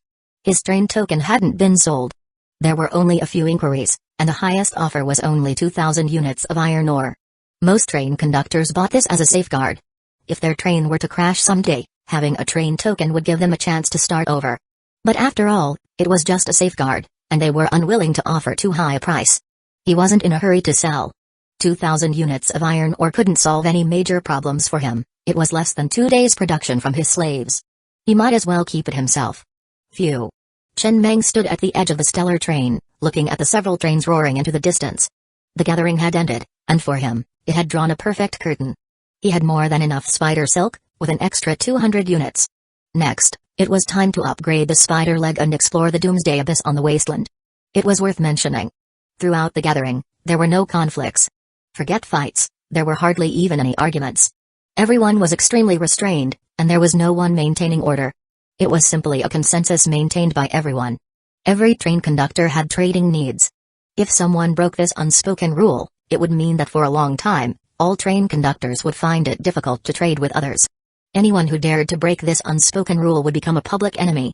With the strengths of the parties not too far apart, this consensus worked as a good constraint. He also witnessed the diversity and differences among the many trains. On the wasteland at night, under the vast starry sky, the stellar train, like a long dragon, was speeding towards the distance like an arrow. After entering the coordinates of the Doomsday Abyss into the control panel and traveling for about 4 hours under the stars, they finally approached the Doomsday Abyss as night fell. There was a level 2 iron ore deposit inside. 1 unit of level 2 iron ore is equivalent to 10 units of level 1 iron ore. That is to say, with the current number of slaves on the stellar train, mining for a day could yield about 10,000 units of iron ore. In 5 days, they could trade for a Jichaku. At that time, he could fully upgrade the train's armor to level 3, all accessories to level 5, and unlock a supermodel effect, making his train a fully equipped level 2 train. When he returned from the Doomsday Abyss, the corpse tide that once chased him everywhere would be as easy to slaughter as cutting grass. Numbers wouldn't matter anymore. When the disparity in strength reaches a certain point, numbers lose their significance. Finally, half an hour later, the stellar train had successfully arrived at the edge of the Doomsday Abyss. Chen Meng got off the train, leaned on his cane, and looked at the abyss that stretched for several kilometers and was nearly 40 meters wide, gazing into the distance. There was no one around. Under the vast starry sky, there was a sense of extreme and desolate beauty. If it were in peaceful times, this place might attract many people to come camping. At the bottom of the unfathomable abyss, there was a level 2 iron ore deposit and a level 1 copper ore deposit, like a shy maiden waiting to be pampered by him. Chapter 50, Spider Leg Level 10 Supermodel Effect. A cigarette burned out. The crimson glow vanished into the desolate wilderness, like a fleeting meteor across the sky, or the restrained affection of a young boy. Gone in an instant, unnoticed by anyone. Chen Ming entered the train compartment and sat at the control panel. He pressed a red button on the console, and with the mechanical clatter of gears turning, spider-like mechanical limbs extended from the bottom of the carriage, replacing the wind-fire wheels. In an instant, the entire stellar train transformed into a giant centipede-like creature. Phew. He exhaled softly, his eyes carrying a hint of determination. The desolate wilderness was mostly flat, with no obstacles in sight, leaving him no place to conduct experiments. Although this part's effect allowed for free movement on a 90-degree vertical surface, he had yet to experience it firsthand. He slowly pressed down on the accelerator. The train began to inch forward like a caterpillar toward the edge of the cliff. Meanwhile, the train auxiliary eye on the control panel scrolled through several streams of information. Slope ahead, 90 degrees downward. Safe to proceed. When the first mechanical limb at the front of the train touched the cliff face, Chen Meng felt a jolt inside the train. Immediately, the entire vehicle began to move naturally and steadily along the cliff face, like a centipede clinging to the rock. There were no headlights. In the darkness of the night, the abyss below was pitch black, as if the gates of hell itself, sending shivers down the spine. The intense sensation of weightlessness made Chen Ming feel a tightness in his chest. The seatbelt held him firmly in place, but the others in the carriage weren't as fortunate. He had worn them in advance. There were no seatbelts or anything to secure themselves in the carriage, so they had to huddle together on one side, maintaining the best posture they could. While there was no immediate danger to their lives, it was still far from comfortable. To prevent his slaves from suffocating, Chen Ming opened all the doors at the rear of the carriages as the train descended vertically down the cliff like a centipede, ensuring adequate airflow inside. 10 minutes later, not a single glimmer of light remained. The pitch-black abyss engulfed the entire train. Only the dim lights inside the carriages burned like defiant fighters in the tide of history, struggling to fend off the encroaching darkness with their limited lifespan. Visibility was practically zero. Chen Meng couldn't see anything ahead, relying entirely on the train auxiliary eye to assure him that the path was safe and to continue moving. They had descended 2,000 meters. He maintained a steady speed, as a rapid descent could cause discomfort to the slaves. Finally, after 30 minutes, as the train auxiliary eye signaled they were about to reach the bottom, another jolt resonated through the train, and it came to a stable halt at the base of the cliff. Chen Meng jumped out of the train compartment and stood in the abyss, where not even his hand was visible in front of his face. He looked up at the narrow slit of starry sky above, feeling a sense of disorientation. This was the first time he had found himself in such an environment, like standing in the mud yet still gazing at the stars, imbued with a unique sense of lonely romance. Meanwhile, the resource detection radar beeped incessantly. It indicated that there was an untouched level 2 iron ore deposit just 800 meters away. He had been monitoring the targeting radar throughout the journey. From the start until now, as they reached the bottom, not a single red dot had appeared on the radar. This place was a natural fortress. No monster could reach here. Perhaps flying monsters could, but he had yet to encounter any that could fly. At that moment, Lau finished his head count and came jogging over. Lord Meng, no casualties among the slaves. Just some minor scrapes, nothing that'll affect their work. Good. Chen Ming nodded and said softly, everyone rests here tonight. We start work at dawn. Understood. After Lau left, Chen Ming turned his attention to the spider-like mechanical limbs beneath the train.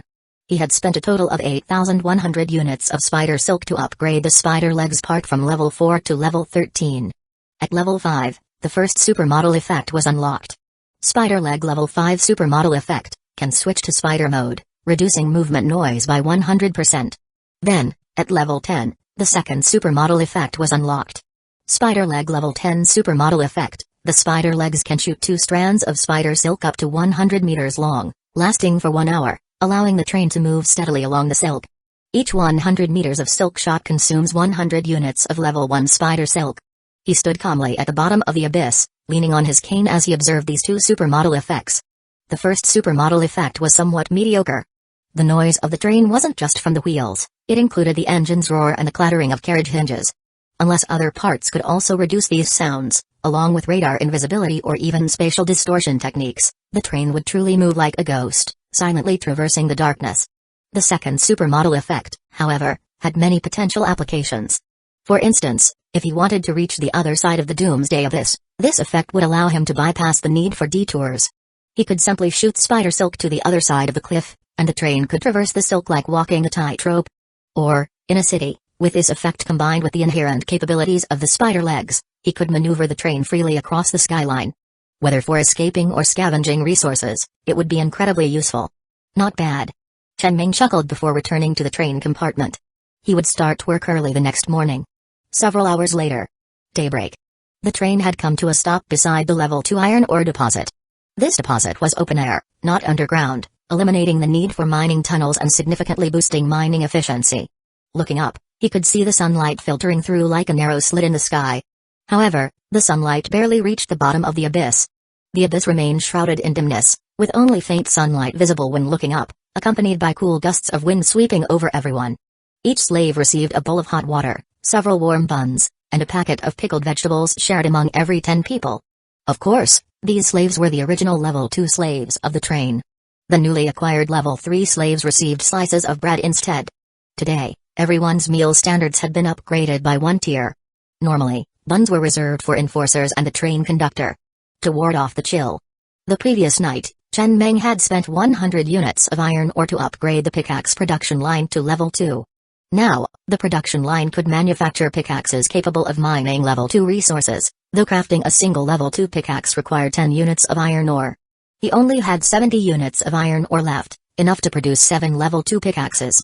But this wasn't a big issue. After all, there was a level 2 iron ore deposit nearby. A little digging would yield enough iron ore to craft more level 2 pickaxes. The stellar train's doors stood open nearby, its dim lights providing a faint source of illumination. This was the best resource these slaves had enjoyed in days. It was also the best the train could currently offer them.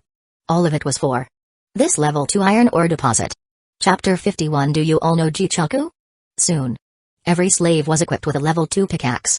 Perhaps because this mine was open air, the train conductor stood nearby personally supervising, and every slave worked extremely hard, rolling up their sleeves and swinging the pickaxe with full force to strike the protruding iron ores on the ground. In an instant, the darkness was filled with the heavy panting of the slaves.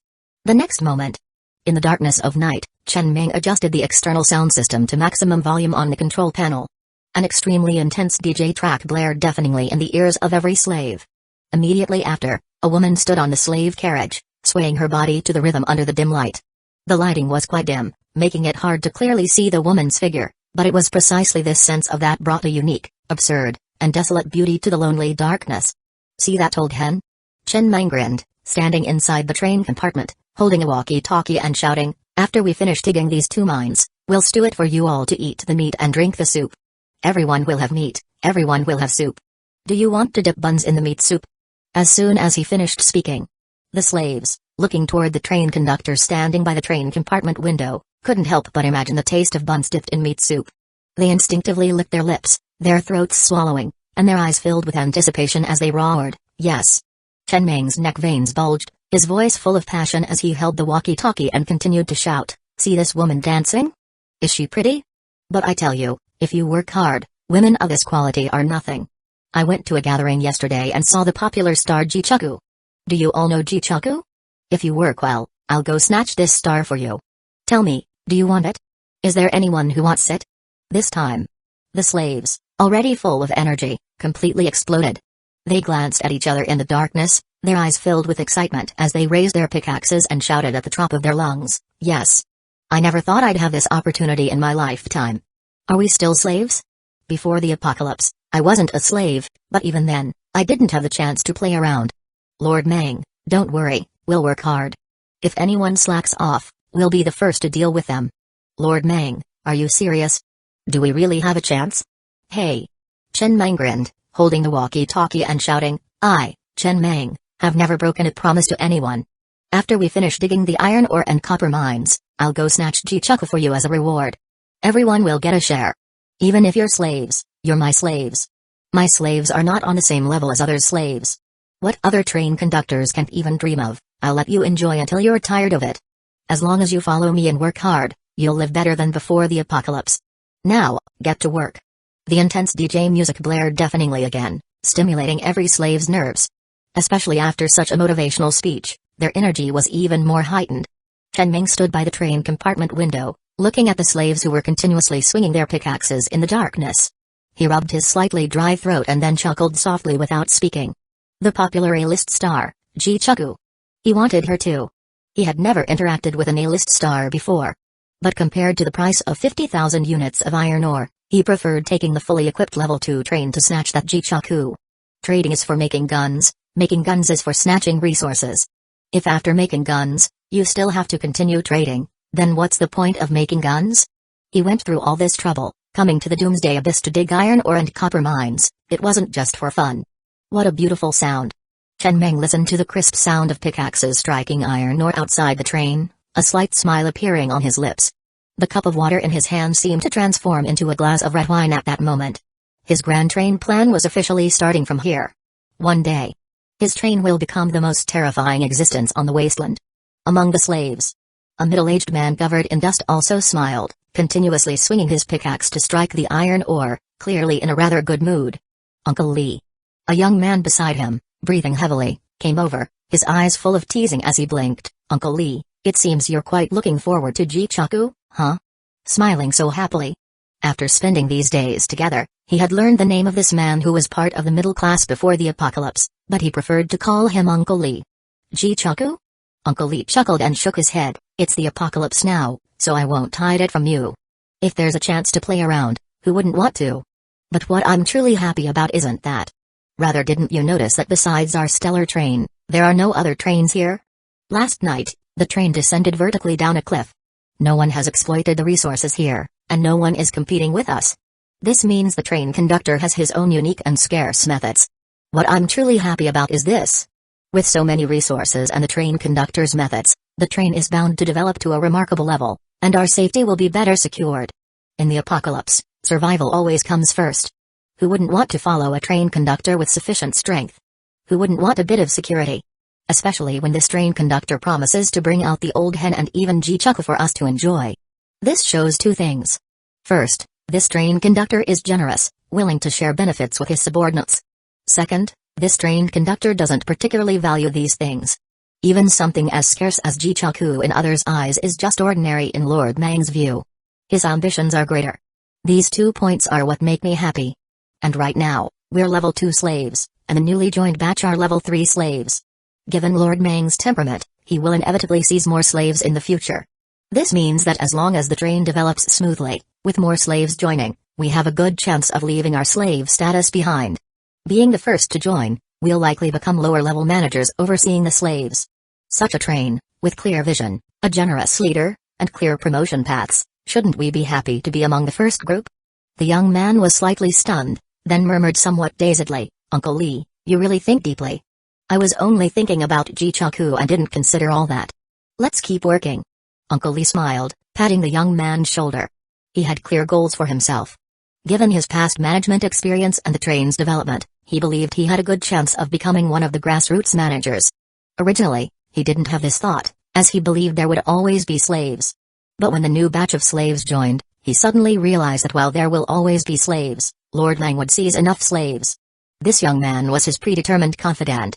To train him first, so he wouldn't be without a confidant when he rises. Although he wasn't the train conductor, he believed that while the train's initial form might be rough, it would eventually develop into a small societal structure. Everyone would demonstrate their value within this structure to gain the train's protection. If he could find an opportunity during the train's development to catch Lord Meng's attention, he could stand out among the slaves. One day in the future, he might even become the second deputy train conductor. There can only be one train conductor. But as the train develops and the population grows, there won't be just one deputy train conductor. Chapter 52. This apocalypse is not just the end of this planet. The Doomsday Abyss is about 6 kilometers deep. At this depth, sunlight can hardly reach the bottom. In the darkness, under the deafening DJ music, the slaves are continuously hammering at the iron ore. Chen Meng, on the other hand, walked alone to the edge of the abyss, reaching out to touch its walls, lost in thought. The cliff was vertical. Or rather, it was so perfectly vertical, exactly 90 degrees without any deviation.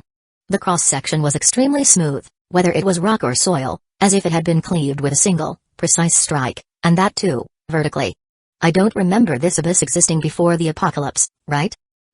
Lashu, who was accompanying him, nodded. There was indeed no such abyss before the apocalypse. No one knows when it appeared. Although it's a bit bizarre, after the apocalypse, bizarre things have become so common that this isn't even surprising anymore. The Doomsday Abyss extended for several kilometers, nearly 40 meters wide. He had seen abysses before, but he had never seen one with such a perfectly smooth cross-section. This wasn't something that could be formed naturally, it seemed more like the result of some external intervention. Perhaps. He looked up at the thin sliver of sunlight above. Could this abyss really be the entrance to hell? Would they really have to go to hell to mine and build the hell train? 18 carriages, each representing a layer of hell? Soon.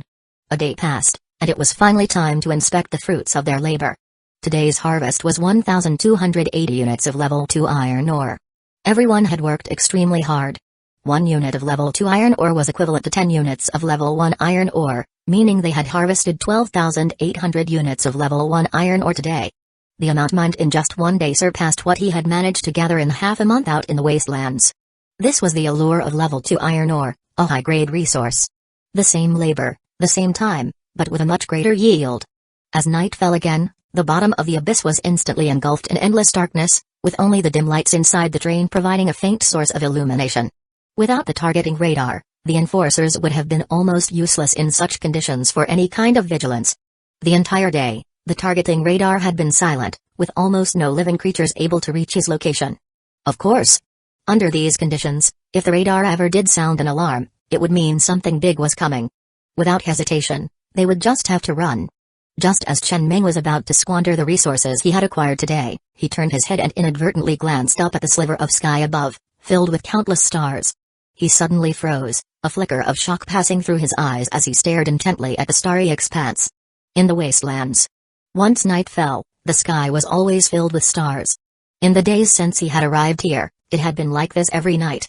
He had never given it much thought, assuming it was either the result of industrialization halting after the apocalypse, leading to cleaner air, or perhaps this planet had never been severely polluted, and with the cities now in ruins, there was no light pollution to obscure the stars. But now, he suddenly realized that if one were at the bottom of the Doomsday Abyss, the stars above were no longer random.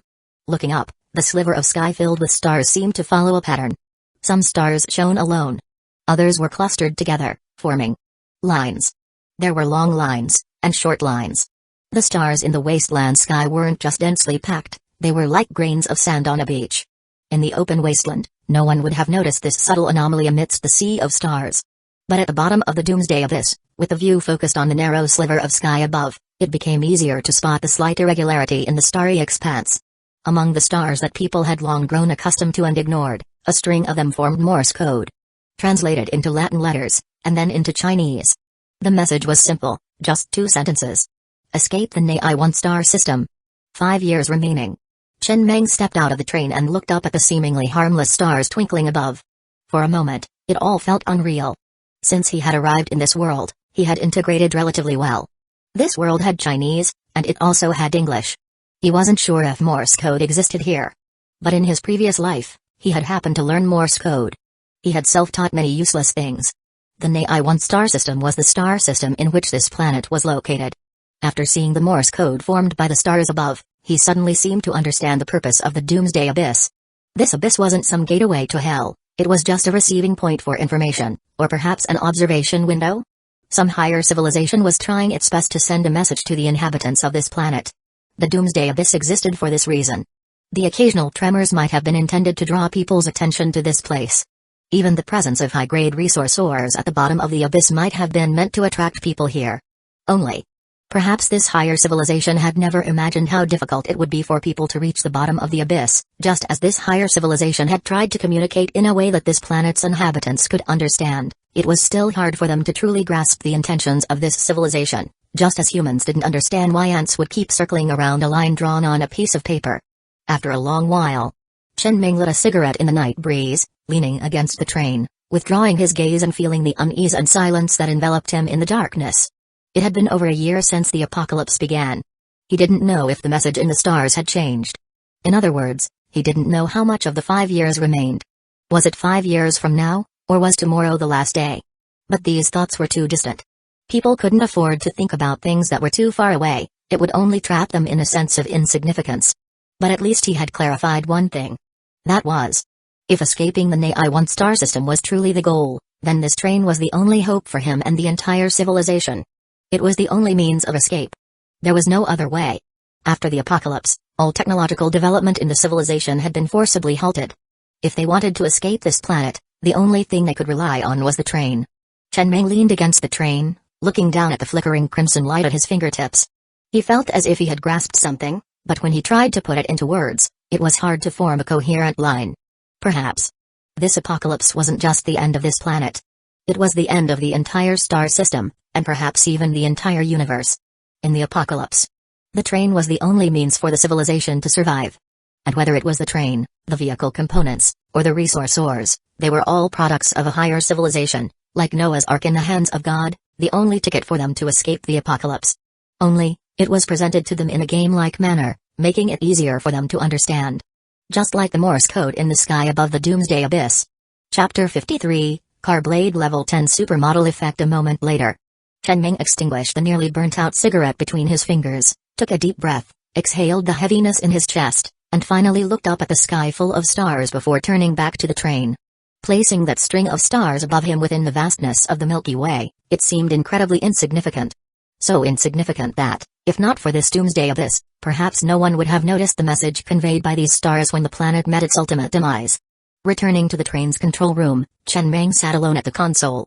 It took him a long while to regain his composure. The impact of this revelation was indeed profound, even more so than the shock of his transmigration. The apocalypse had descended a year ago. If calculated from the moment the apocalypse began, the time limit would be 4 years. Within these 4 years, he must make the train powerful enough to even venture out of the Nai-1 star system and roam the Milky Way. Only then could he truly escape this impending doom. But he looked down at the train's console. Could the train really be upgraded to such an extent within 4 years? Even if the train's potential allowed for it, how many resources would that require? Was this truly an achievable goal? Still, he had to try.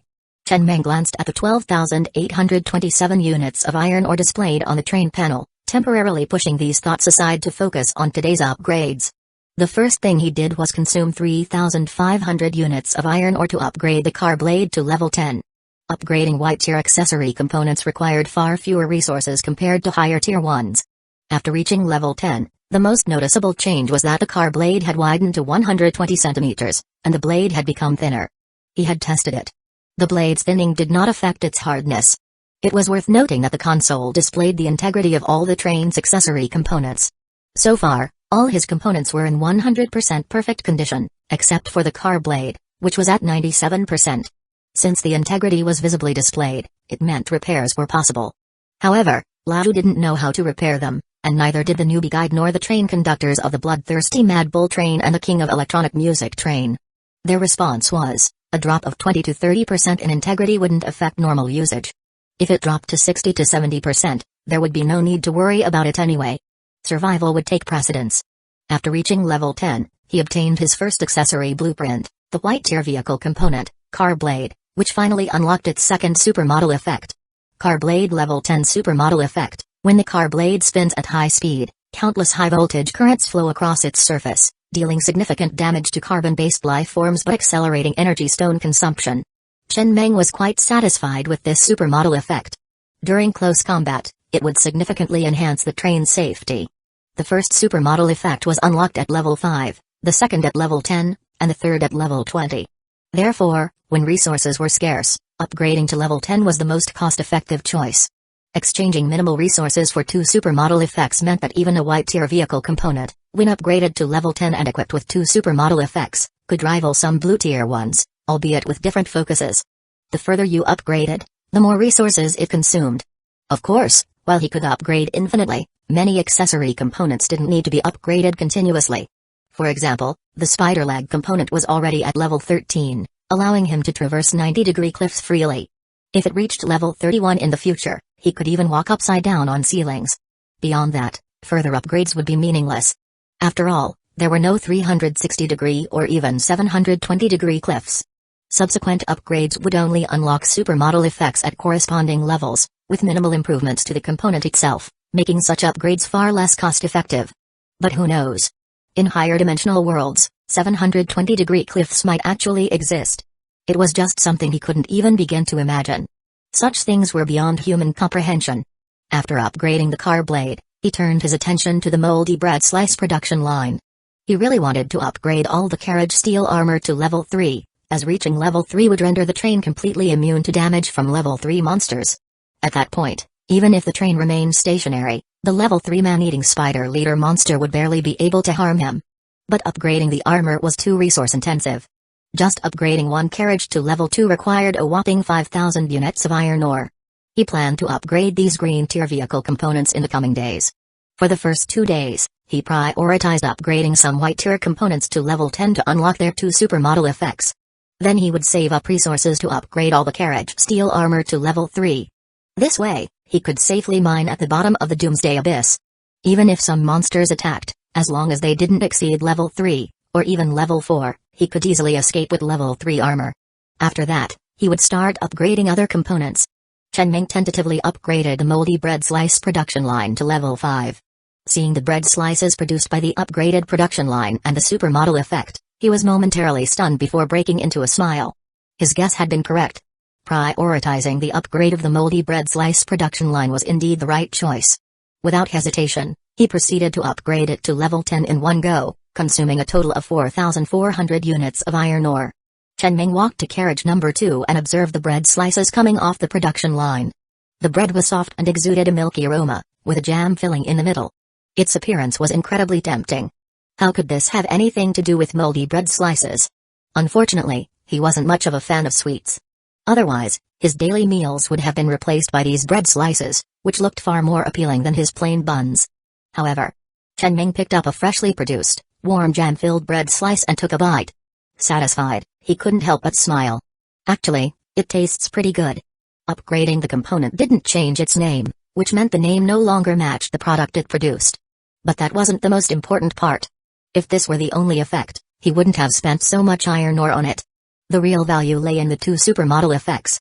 Moldy bread slice production line level 5 supermodel effect. The bread produced contains a high amount of vitamins, providing a variety of nutrients to maintain a balanced diet and ensure good health. Moldy bread slice production line level 10 supermodel effect. Long-term consumption increases the body's viral antibodies, reducing susceptibility to colds, flu, and other viruses, while slightly enhancing physical fitness. For the stellar train, these 101 slaves were his greatest asset. If even one slave fell seriously ill from a cold or became temporarily unable to work, he would feel a deep sense of loss. The upgraded moldy bread slice production line could largely solve this problem. It was almost perfect. Chapter 54, Batch Upgrades. Chen Ming looked at the bread slice that had just been produced again, carefully examined it in his hand, and casually popped it into his mouth before turning his attention to other components. After the moldy bread slice production line reached level 10, not only had the taste and flavor changed, but it also gained 2 special supermodel effects. Long-term consumption could ensure that his slaves rarely fell ill and slightly enhanced their physical fitness. Although he didn't know exactly how much improvement it provided, judging by the word slightly, it probably wasn't much. The most important thing was, the price hadn't changed. It was still 1 unit of iron ore for 10 slices of bread. More quantity without a price increase. Quite good. He currently had 3,927 units of iron ore left.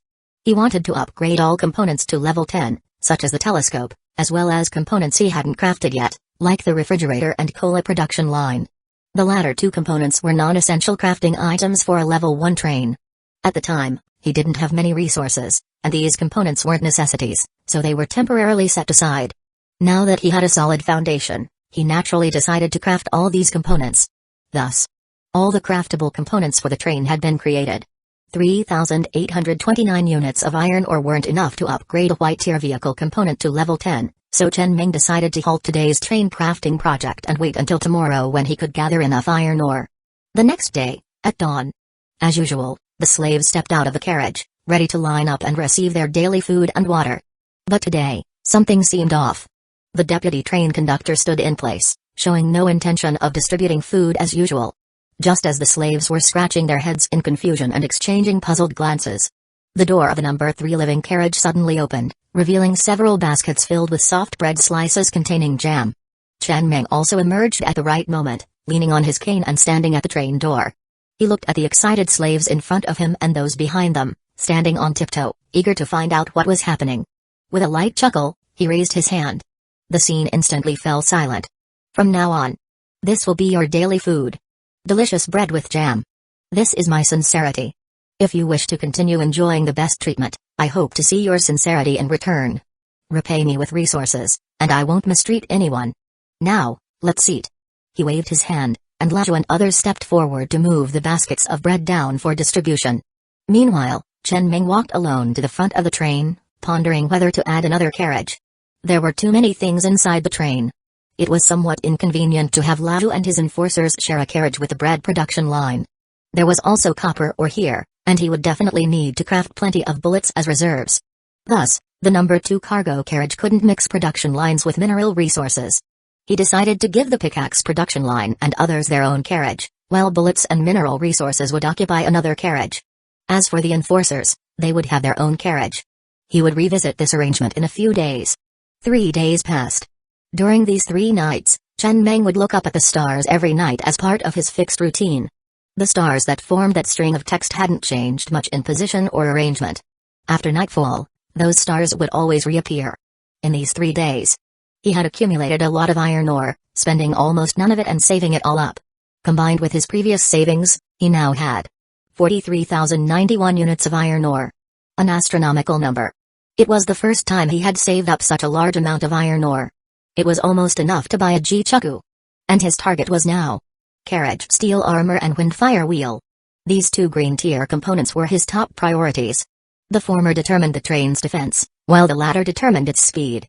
So far, the stellar train, including the locomotive, had 5 carriages. Each carriage was covered with sturdy level 1 carriage steel armor. Upgrading one carriage's armor to level 2 required 5,000 units of iron ore. A total of 25,000 units of iron ore was spent. All carriage steel armor had been upgraded to level 2 armor. In the night, Chen Ming stepped off the train and gently touched the noticeably darker armor on the train's exterior, feeling the strong sense of security it provided. With this, he could basically completely withstand damage from level 2 monsters, and ordinary corpse tides could no longer threaten him. As for level 3 armor, he would think about that in a few days. Upgrading one level 2 carriage steel armor to level 3 required 10,000 units of iron ore, totaling 50,000 units. Exactly the price of one Jichuku. Upgrading train defense was the most expensive.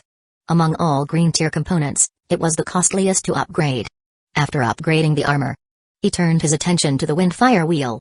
Upgrading this wasn't cheap either. Going from level 1 to level 2 required 1,000 units of iron ore.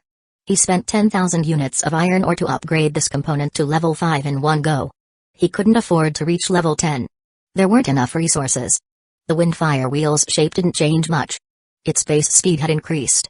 The windfire wheel, a type of wheel, had the advantage of maintaining the fastest speed on the wasteland at its level, with a base effect of increasing maximum speed by 30 km per hour. Each level added 20 km per hour to the maximum speed. After reaching level 5, it directly added 100 km per hour to the maximum speed. Combined with the train's base maximum speed of 130 km per hour after upgrading to level 2. And taking into account the train's weight and other factors, the train auxiliary eye on the control panel displayed the current maximum speed of the stellar train as 254 km per hour. Before the upgrade, it was 156 km per hour. Nearly double. Now, if he encountered any insurmountable danger, he definitely wouldn't be the last one to escape. Especially since reaching level 5 unlocked the first supermodel effect. Windfire Wheel Level 5 Supermodel Effect, can activate a potential state, doubling the train's maximum speed. This rapidly consumes energy stones and causes some damage to the wind-fire wheel. This supermodel effect could play a crucial role in saving his life at critical moments. Chen Meng looked at the train data displayed on the control panel and remained silent. He turned his gaze to the vehicle auxiliary eye component. Some components' supermodel effects were predictable. For example, the wind-fire wheel supermodel effect was definitely related to speed. The car blade supermodel effect was certainly related to attack. But for components like the refrigerator and vehicle auxiliary eye, he had no idea what their supermodel effects could be. For instance, the refrigerator. What kind of supermodel effect could that thing possibly have? He suddenly felt a strong urge to try it out. After all, upgrading white-tier vehicle components consumed far fewer resources compared to green-tier ones. Chapter 55, Isn't his technology too advanced? Stellar Train. After consuming 4,400 units of iron ore, Chen Ming upgraded the refrigerator placed in his train compartment to level 10 and obtained 2 supermodel effects. Not all upgrades come with corresponding improvements. Whether it was the car blade or the wind-fire wheel, each upgrade brought noticeable enhancements and changes. However, the level 1 refrigerator and the level 10 refrigerator showed almost no difference. It was still just a refrigerator. Its size didn't increase, and the cooling and freezing temperatures remained the same. Fair enough. It's a refrigerator. No matter how much you upgrade it, it's still a refrigerator. The 2 supermodel effects were, refrigerator level 5 supermodel effect, ultimate freshness. Any food placed in this refrigerator will be preserved at its peak freshness. When taken out, its taste and quality will remain almost unchanged. Refrigerator level 10 supermodel effect, universe within. Chen Ming's brows furrowed slightly. The first supermodel effect was clear, but what did the second one mean? Soon, he thought of something and quickly opened the refrigerator door. He was momentarily stunned by what he saw inside. It was roughly what he had guessed. From the outside, the refrigerator still looked ordinary, but upon opening the door, it revealed a universe within. A cold storage area of about 100 square meters. Originally, the refrigerator had 2 compartments, the upper one for refrigeration and the lower one for freezing. After the upgrade, the 2 doors merged into one, resembling the entrance to a cold storage facility rather than a refrigerator. The interior was pure white, divided by a black line. The left side was the freezing area, and the right side was the refrigeration area. A cold mist drifted out from within. Phew, he exhaled softly, muttering, isn't his technology too advanced? He casually grabbed a few bottles of cola and placed them in the refrigeration area of the cold storage. Notably, the cola in his hand was branded as Coca-Cola, produced by his own cola production line. He had also seen people selling Coca-Cola at gatherings. This brand existed in this world, just as it did in his previous life. There were 2 possibilities. First, the Coca-Cola company from his previous life might have been a hidden giant, extending its business to other planets, becoming an interstellar tycoon. Second, this planet might have coincidentally given birth to the Coca-Cola brand, with identical trademarks and logos. This wasn't impossible. He preferred to believe this possibility. Zooming out to a cosmic scale, finding 2 identical leaves in the universe wasn't that difficult. On the Iron Ridge wasteland, the homebound train was parked beside a mine.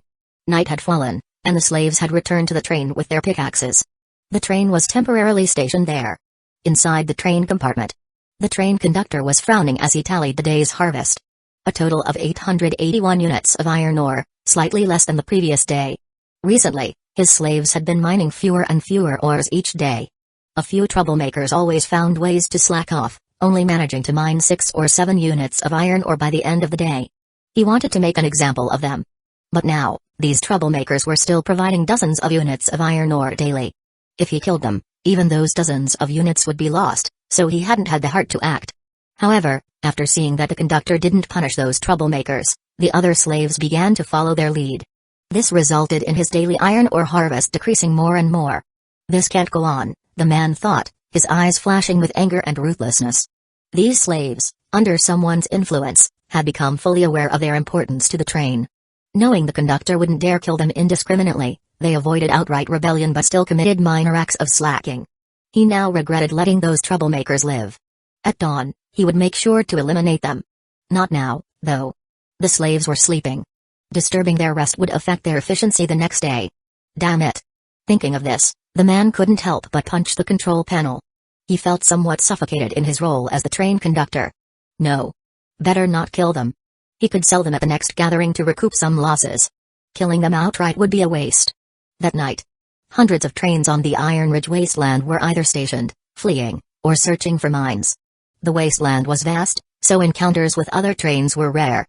That night, some survivors were fortunate enough to obtain train tokens and become train conductors, while others were surrounded and destroyed by the corpse tide. Such events happened countless times over the days and nights. Sitting at the control panel of the stellar train, Chen Ming paid no attention to these external events. Instead, he focused on the train auxiliary eye. He had upgraded this green tier accessory to level 5. Compared to other green tier accessories, it consumed fewer resources for upgrades. Upgrading to level 5 only cost him 2,000 units of iron ore. The accessory's upgrade effect enhanced the eye's intelligence, making it better at understanding his commands and possessing a certain level of autonomy. The supermodel effect unlocked at level 5 genuinely impressed him. Train auxiliary eye, level 5 supermodel effect, hive mind. It can connect the consciousness of up to 20 people to the train auxiliary eye, enabling instant and seamless communication. The link will automatically disconnect when they are more than 10,000 meters away from the train. Prolonged use will cause excessive mental strain. This supermodel effect was truly remarkable. It meant that the next time Biaozi and others needed to go out to search for supplies, he could use this effect to communicate with them instantly and seamlessly. Whether they needed the train to provide long-range firepower or pick them up, the information could be conveyed accurately and immediately. Moreover, for Biaozi and the others, their coordination during battles outside the train would become even more seamless under the hive mind. He finally understood why it was called a supermodel effect. Because each effect truly exceeded expectations. At that moment, a completely emotionless mechanical voice suddenly rang in his ears. The number of existing trains has exceeded 50 million. The conditions for the first phase have been met. The first phase is about to commence. Before it begins, all trains will be evaluated based on their train level, accessory level, number of survivors, and other factors to determine their comprehensive power value. The power value ranking will be activated. Based on their power value, all train conductors will receive a certain loan limit, ranging from a minimum of 1,000 units of iron ore to a maximum of 100,000 units of iron ore. Repayment will double after 3 months. Chapter 56, Evaluating the Power Value of the Stellar Train. As the notification sounded, a semi-transparent white panel slowly materialized before Chen Ming, clearly displaying these words. The voice didn't echo in his ears but resonated deep within his mind. Shortly after, he watched as the panel gradually faded away, only to be replaced by several lines of text scrolling across the screen next to the train control console. Evaluating the power value of the stellar train. Current level, 2. Base value, 100 points. Total survivors housed, 112, adding 112 points. To red high-quality components, adding 200 points. Total component levels, 84, adding 840 points. Possesses 9 supermodel effects, adding 90 points. Comprehensive score, 1,342 points. The regional power value ranking has been activated. Detected that the stellar train is in a low-level region, displaying only the power value ranking for this area. Loan limit, 5,000 units of iron ore, to be repaid double within 3 months. Chen Ming's expression turned slightly peculiar as he gazed at the scrolling information on the screen. Notably, one of the conditions for upgrading from a level 2 train to a level 3 train was that the total level of all components on the train must exceed 40. His total of 84 levels had long surpassed this requirement. He had calculated that after upgrading to a level 2 train, the components he could craft were mostly green and white, with no higher level yellow components, let alone the even higher level blue ones. White tier components had a maximum level of 2, while green tier components capped at level 3. Moreover, components like armor and heavy machine gun, no matter how many were crafted, were only counted based on the highest level achieved. In other words, without any fortuitous encounters to obtain other accessory blueprints, the maximum total level achievable by upgrading all craftable components to their fullest was 58. This was more than enough to meet one of the conditions for upgrading to a level 3 train, essentially representing the standard for a fully equipped level 2 train. All crucial components would be maxed out, while less important ones, like the single bed, could be left unupgraded to save resources. Simultaneously, after the comprehensive power value evaluation, the regional ranking also appeared on the screen. Iron Ridge Wasteland Power Value Ranking. Rank 1 Inch, Survival Train, Level 3 Train, Power Value 2989. Rank 47 Inches, Stellar, Level 2 Train, Power Value 1342. Rank 77 Inches, King of Electronic Music, Level 2 Train, Power Value 666. Rank 89 Inches, Bloodthirsty Mad Bull, Level 2 Train, Power Value 589. Chen Meng looked at the rankings on the Iron Ridge Wasteland Power Value ranking, a slight smile curling his lips. From their previous conversation, he knew that the train which had brazenly blasted its DJ music and honked as it sped past him in the wasteland a few days ago was none other than the king of electronic music train.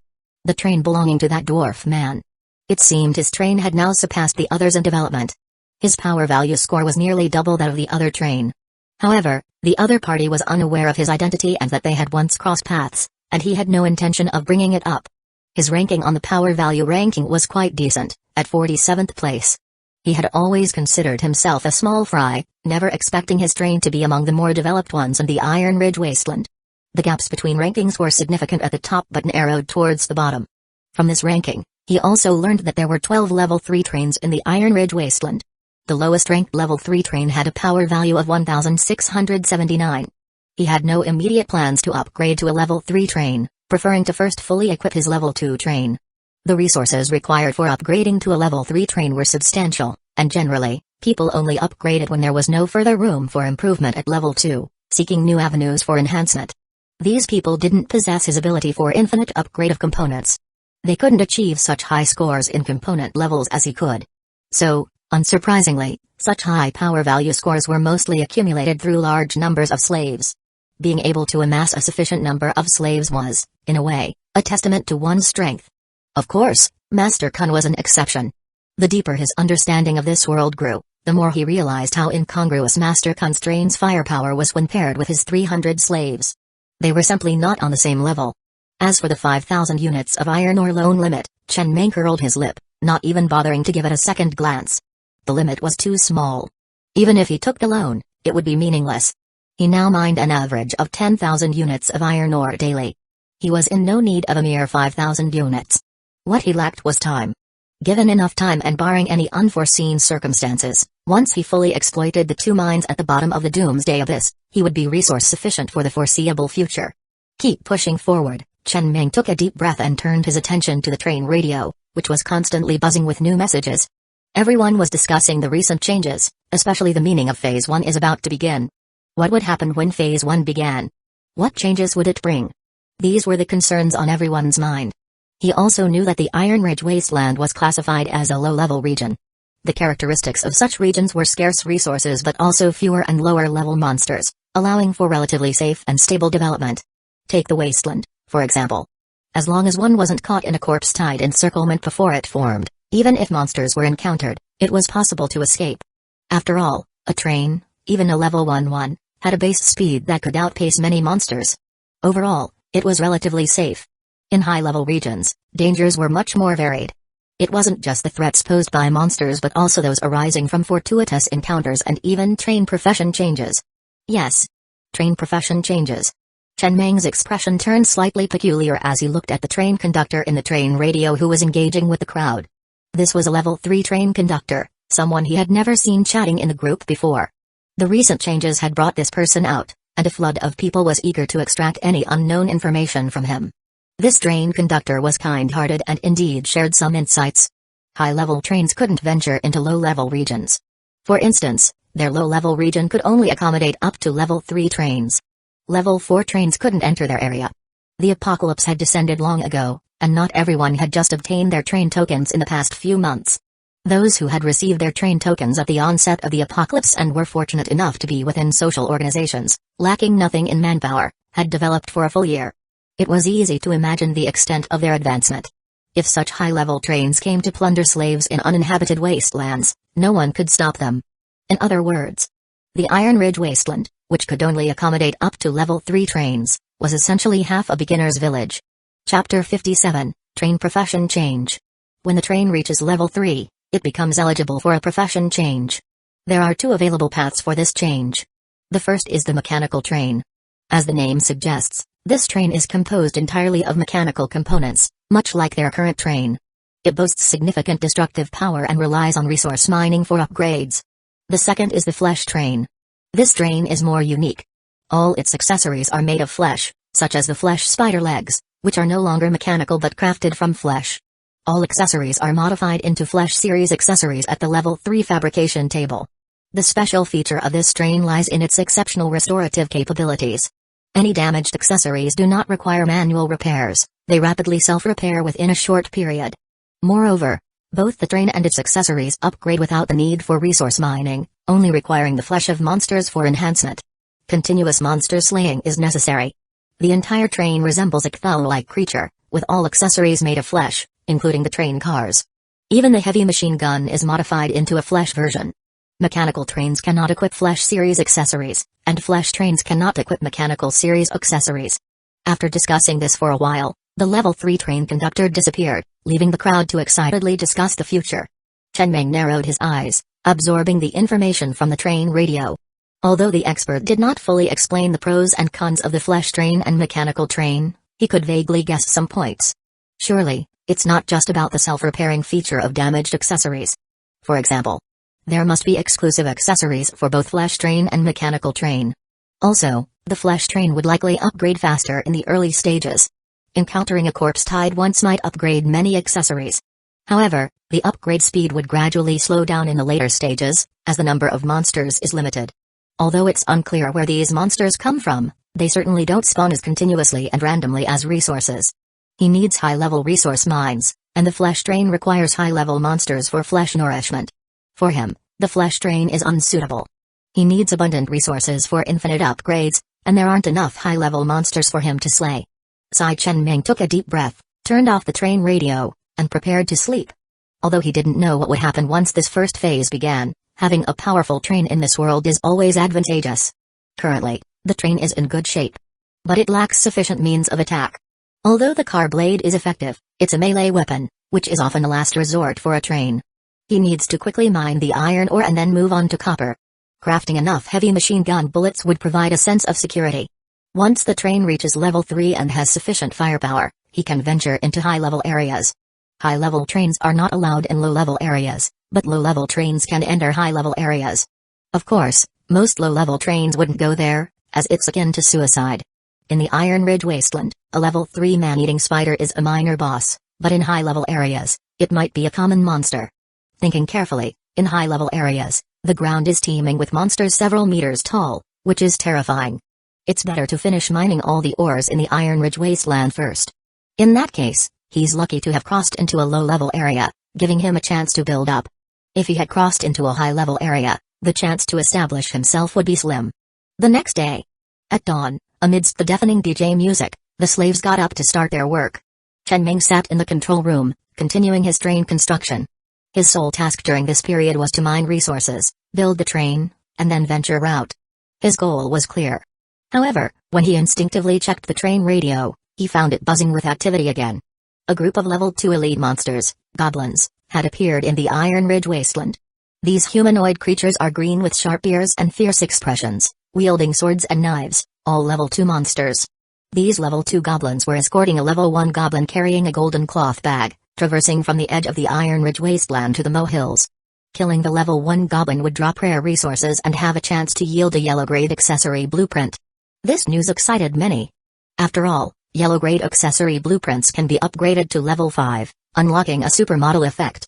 Supermodel effects are generally quite powerful. However, the exact route of these goblins is unknown, except that there are multiple teams.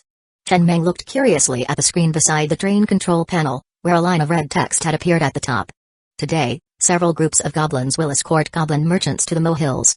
Killing a goblin merchant yields rare resources and a small chance to drop a yellow-grade accessory blueprint. Among these goblin merchants, one is exceptionally wealthy. Killing this anonymous goblin merchant will yield even greater rewards. This anonymous goblin merchant has chosen a more concealed route, almost undetectable. Seems like a mission announcement? Chenming propped his chin with one hand, deep in thought. This world increasingly resembles a game, even spawning random missions like escort raids. Where do these goblins come from? Why are they heading to the molehills?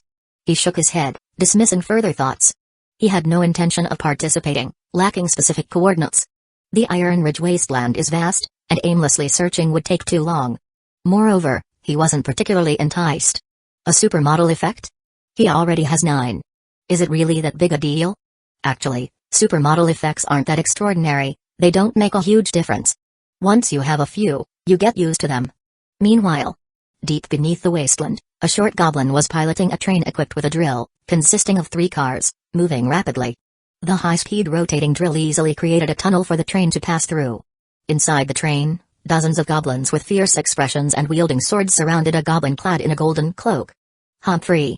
The goblin at the control panel glanced at the screen, which was flashing with a crimson wanted alert, and sneered, growling, "I doubt anyone can find me at this depth of 6,000 meters underground.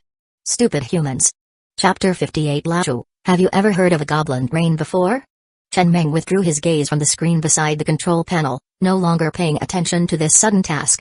His only mission during this period was to extract the 2 resource mines beneath the Doomsday Abyss as quickly as possible.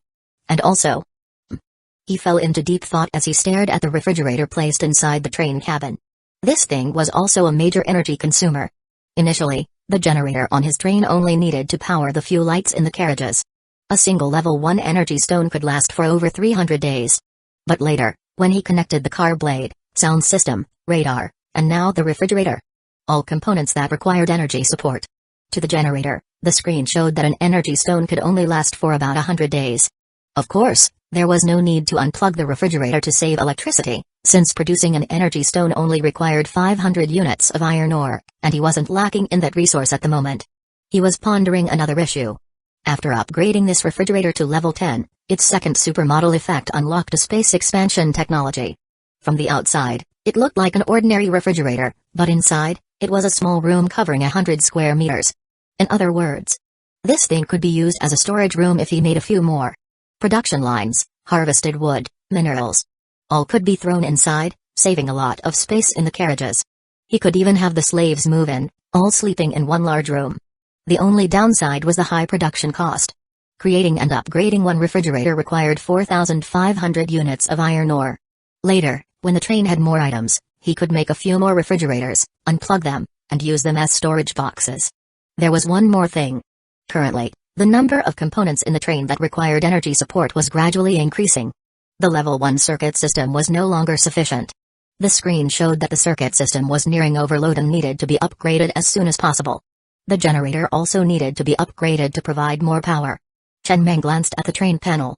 The train currently had 1,603 units of iron ore. The tens of thousands of iron ore he had saved up over the past few days had been almost entirely consumed by the level 2 armor plating, which had cost him 25,000 units. That thing was a real resource hog. With this amount of iron ore, he couldn't do much for now. He'd have to save up for a few more days and then upgrade the circuit system and generator. These 2 components were essential for the train's operation. If they broke down, all the energy-dependent components would disconnect and become useless scraps of metal. Just then, boom boom boom. Inside the train cabin, Chen Meng suddenly heard a rumbling sound faintly echoing in his ears. Instinctively, he looked toward the source of the noise, which was coming from the wall at the bottom of the abyss. He immediately checked the targeting radar. But even now, the targeting radar remained completely silent, showing no reaction. Damn it. His expression changed instantly. He turned off the sound system, grabbed the walkie-talkie, and ordered all the slaves to board the train immediately, preparing to escape at once. Something was clearly about to emerge from that wall, but the targeting radar didn't even detect it. What did that mean? It was definitely something big. There was no reason to stay any longer. As the slaves scrambled into the train like their lives depended on it, the train had already switched to its spider legs. With the roar of the engine, the stellar train began to accelerate, ready to flee the scene as quickly as possible. But it was already too late. Just as the train was starting to move, a train resembling a long dragon with a drill burst out from the cliff wall at an incredible speed, slamming into the stellar train. Boom. A violent collision sound rang out. Thanks to the spider legs, the stellar train managed to maintain its balance despite the fierce impact, avoiding a rollover. A sharp, crackling noise continued to echo. Chen Meng saw with his own eyes that the drill on the other train was spinning at high speed, as if trying to bore a hole through his carriage. However, it had no effect. His carriage remained almost completely undamaged. At the same time, a message from the train auxiliary eye appeared on the screen. Detected level 2 goblin train attacking the stellar train. A level 2 goblin train? Chen Meng glanced at the information on the screen, but there was no time to dwell on it. All he knew was that someone had attacked him. The 2 trains were now locked together. He immediately activated the car blade, which spun at high speed and was coated with electric current. In an instant, it sliced the drill on the front of the other train in half. Then, after maneuvering the train to the right, he chose the most primitive method of attack. He repeatedly brushed past the goblin train, using the car blades on both sides of his carriage to deliver devastating blows. He could tell that the armor on the other train was level 1. In the face of his level 10 car blade, it stood no chance and was easily torn apart. The other train had almost no means of counterattack. There wasn't even a machine gun on the roof of the carriage. The only external component that looked remotely offensive was the drill, which couldn't damage his train either. In a swift and decisive manner, the battle ended. Biaozi and the others, all armed with guns and connected to the hive mind of the train auxiliary I, left the stellar train after the fight to clean up the aftermath. Cleaning up essentially meant extracting the unconscious goblins from the wreckage of the train, which had been flipped multiple times and nearly cut into pieces. At the bottom of the Doomsday Abyss, Chen Ming silently crouched on the ground, staring at the unconscious goblin merchant draped in a golden cloak. Could this be the same goblin merchant who had caused a stir on the train radio earlier this morning? And judging by appearances, he seemed to be a wealthy merchant. The golden cloak was quite eye-catching, and the route he had chosen was indeed very well hidden. Chen Meng had thought his own location in the desolate wilderness was already quite concealed, but it seemed there were others who were even more cunning. Since when did trains start digging tunnels 6,000 meters underground instead of running on the surface? Could that even still be called a train? He turned his head to look at the shattered remains of the train in the distance, frowning slightly. Laju, have you ever heard of a goblin train before? No. Laju also shook his head with a complicated expression. After the apocalypse, information has become much more fragmented. Even the train radio only allows people in this region to communicate with each other. Most survivors don't even understand the concept of train upgrades, only vaguely hearing about the train token. This is the first time I've seen a goblin train. It's also the first time I've seen monsters being able to build trains. From the initial despair to the current glimmer of hope, humanity has relied on trains as lone boats, providing a sense of security in the endless sea of the apocalypse. If monsters can build trains too, then humanity's pressure will only grow greater. Chapter 59, Cunning Humans. Chen Meng didn't say much about it. He simply took the soaring dragon assault rifle handed to him by Biaozi, pressed it against the goblin merchant's skull, and gently pulled the trigger. Rat-tat-tat. The crisp sound of gunfire echoed at the bottom of the Doomsday Abyss. The goblin merchant, cloaked in golden robes, collapsed in a pool of blood. The tightly closed sack behind him slowly opened, revealing a few items emitting a white glow, like a veiled bride exuding a fatal allure. Just then, cunning humans. A goblin who had been severely injured and unconscious suddenly woke up. Though unable to move, it glared fiercely at Chen Meng. Humans, I never expected you to be so cunning, setting a trap at the bottom of the Doomsday Abyss. I thought traveling 6,000 meters underground was safe enough, but I still fell into your scheme. The goblin merchant has ultimately died by your hand. Fine, fine. This failure will be etched into my memory forever. Tell me your name, human. You will be my greatest enemy in this life. I will return. Chen Ming raised an eyebrow, a flicker of surprise in his eyes. A monster with intelligence, the ability to communicate, and even speak Mandarin? This was a rare find. He knew many monsters possessed basic intelligence. For example, the corpse king within the corpse tide could command the tide to encircle and annihilate a train. Or the man-eating spider, though it too only had rudimentary intelligence, driven primarily by hunting instincts. But a goblin like this? This was his first encounter. Instantly intrigued, he rolled up his sleeves, grabbed the goblin, and carried it into the train cabin, intending to interrogate it alone. The goblin was about a meter tall, with a scrawny build, so lifting it wasn't too strenuous. Inside the train cabin, Chen Ming sat at the control panel, looking at the severely injured goblin before him. Its exposed skin was green, covered in fur, with striking sturdy feet and a potato-like appearance. The clothes it wore seemed like burlap children's garments. Cunning human, what do you intend to do? The goblin's eyes showed a hint of panic as it snarled, kill me quickly. The great goblins never fear death. Only weak and foolish humans fear death. Of course. The goblin licked its lips, you're different from other foolish humans. You're cunning. Otherwise, you wouldn't have been able to capture the great me. Are you complimenting me? Chen Ming leaned back in his chair, arms crossed, studying the scrawny goblin with interest. He had already begun to piece something together from the goblin's words. Of course. The goblin snorted coldly, praising your enemy is praising yourself. Cunning human, don't you understand that? Chen Ming nodded noncommittally, then spoke softly, tell me, why do you possess the ability to resurrect? You. How do you know? The goblin stammered, its face filled with shock and disbelief. How? How do you know this information? I am a human prophet. I can see into others' thoughts. A prophet? No wonder you were waiting for me at the Doomsday Abyss, a place no one visits. So this was all your plan. Did you foresee this too? The scrawny goblin seemed to recall something, murmuring in a daze, the goblin race once had a prophet too. He died immediately after the apocalypse arrived. He died of fright. I lasted a bit longer. I died in the second year after the apocalypse. When I regained consciousness, I found myself here. My former clansmen had all become dazed, like walking corpses. But we gain the ability to resurrect indefinitely. After death, we only need to sleep in a dark space for a while before we can revive. I tried to communicate with my clansmen, but they ignored me. Their souls have been devoured by demons. Every time, a different voice in my head tells me to escort goblin merchants to different locations. The destinations are always different. This time it was the Mohills. At first, I often failed. But after I built the goblin train, I never failed again.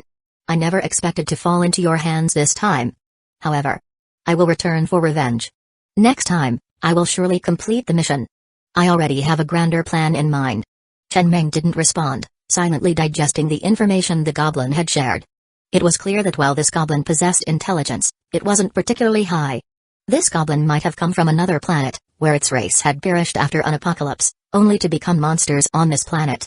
But somehow, a bug occurred, allowing this particular goblin to awaken its former memories, setting it apart from the other goblins who had completely devolved into monsters. Do you get any rewards for completing the escort missions? No. Then why are you so determined to complete them? The goblin was momentarily stunned, its brain seemingly short-circuiting before it finally responded, because I must prove the greatness of the goblin race. Even if I'm the last of my kind, I must show those foolish humans that we goblins, who live underground, are the greatest. Goblins are indeed great. What I mean is, since you live underground, you must be skilled at mining, right? Humphrey. The goblin snorted, puffing out its chest proudly. We goblins are known as the kings of the underground. Naturally, we excel at mining. We are the most diligent and united race. Then, Chen Meng gazed intently at the goblin. Do you know the coordinates of other goblins? Could you gather them here? You wouldn't have to be monsters anymore. You could work in my train, mining. You mean submitting to you? The goblin's eyes flashed with a dangerous light, speaking word by word. The great goblins will never. I will help you rebuild the goblin civilization. You will be the new goblin king. The goblin seemed as if struck by a heavy blow, standing frozen in place, its eyes filled with confusion and a faint glimmer of hope as it looked at Chen Meng. After a long while, it suddenly laughed and shook its head. Cunning humans, you're still so good at making deals. But the goblin race is now just me. Even I am no longer a true goblin. I'm like a ghost inhabiting this body, only retaining fragments of my memories from before death. The goblin race has already perished. Besides, you humans are barely holding on yourselves. How could you possibly help the goblins rebuild civilization? I'm different from them. How so? I'm a cunning human. They're foolish humans. The goblin raised its head, staring intently at Chen Meng before speaking hoarsely, word by word. Cunning human, you truly are cunning. I admit you've somewhat convinced me. Even though my clansmen have become walking corpses, I must defend their rights. If we submit to you, can you guarantee they won't work more than 18 hours a day? Can you guarantee 8 days of rest each year? In the first 8 days of every year, all goblins must set aside their work to celebrate. Can you guarantee a full meal and water every day? And if there really is a chance to rebuild civilization in the future, will you truly support me as the Goblin King? Chen Meng grinned, helping the fallen goblin to its feet and brushing the dust off its shoulders. First, let's get you treated and have something to eat. We can discuss the details over a meal. By the way, what was that grander plan you mentioned earlier? Next time, at 8,000 meters underground. Impressive. Chen Meng sighed softly. You truly are the smartest among your kind. Come with me. Chapter 60 Biaozi. Do you think Lord Meng has a taste for this? Inside the living carriage number 3 of the train room, Chen Meng carried the goblin to the first aid kit. The goblin's injuries were severe, making it difficult for him to walk. The simple first aid kit was a white accessory he crafted when the train reached level 2.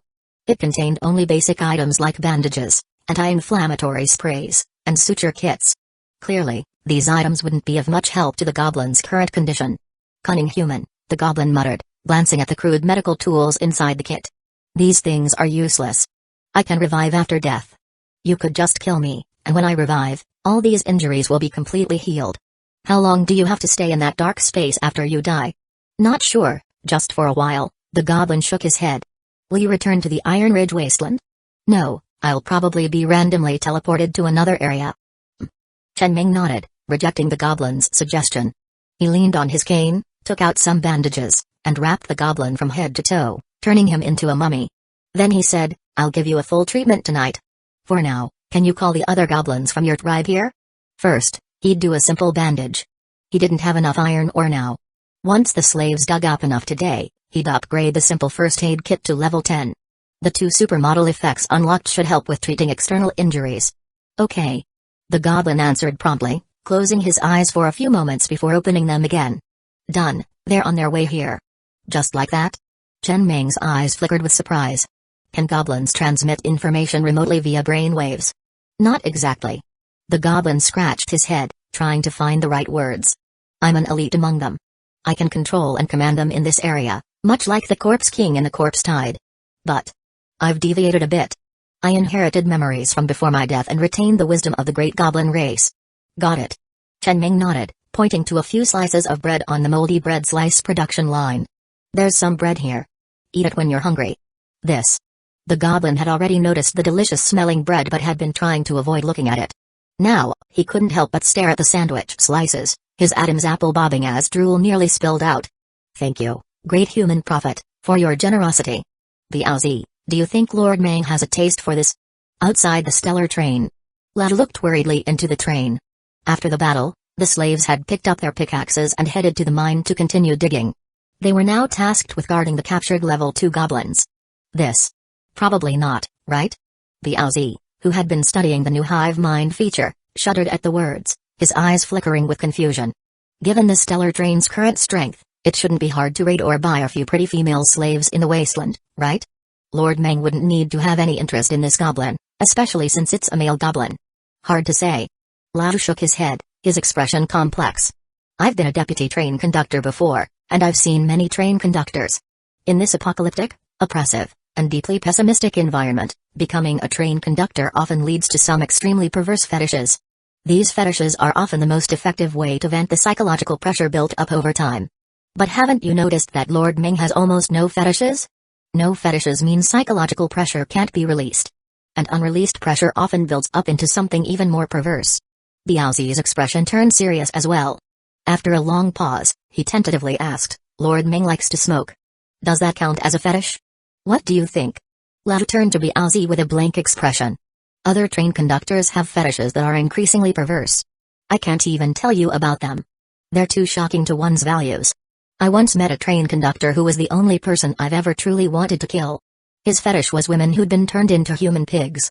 If I'd had the ability back then, I would have killed him." "Train conductor Zhu, you're the righteous?" Lao fell silent for a long time before shaking his head, unwilling to elaborate. His mother had become a human pig after a car accident. He couldn't accept anyone having such a fetish. It was an insult and a mockery to him. Life and the apocalypse had worn him down too much. This was his only remaining line. But what made him despair was that even this last line had been nearly worn away by the apocalypse. Otherwise, he wouldn't have survived until now. Back then, he might have rushed to his death, but he didn't. That made him question his own principles.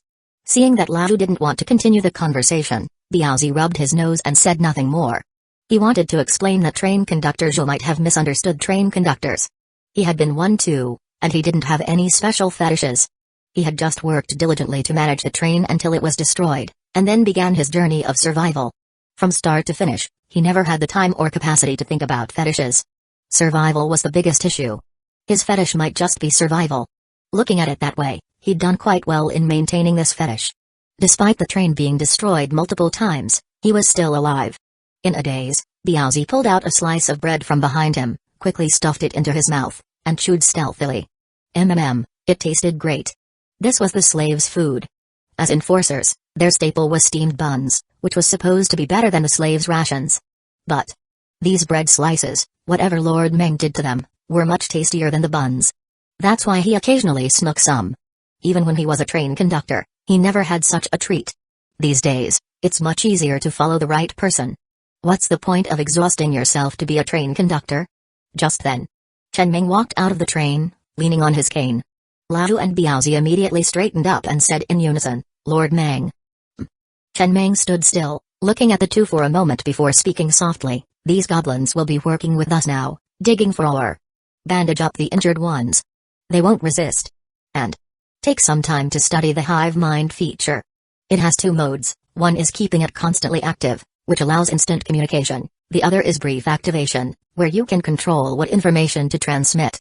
During breaks in battle, you don't need to keep the hive mind active all the time. Staying in the hive mind for too long damages the brain. Exit it promptly after battles. Chapter 61, he has to take the blame for this too? After speaking, Chen Meng didn't say anything more and simply returned to the train compartment alone. He left Biaozi and Lao standing there, disheveled in the wind. After a while, Biaozi finally looked at Lao with a tearful face. Train conductor Zhu, I've been keeping my hive mind activated for a long time. I didn't say anything bad about Lord Meng, did I? Seems like you didn't. Lao breathed a sigh of relief. Good thing I didn't join the hive mind.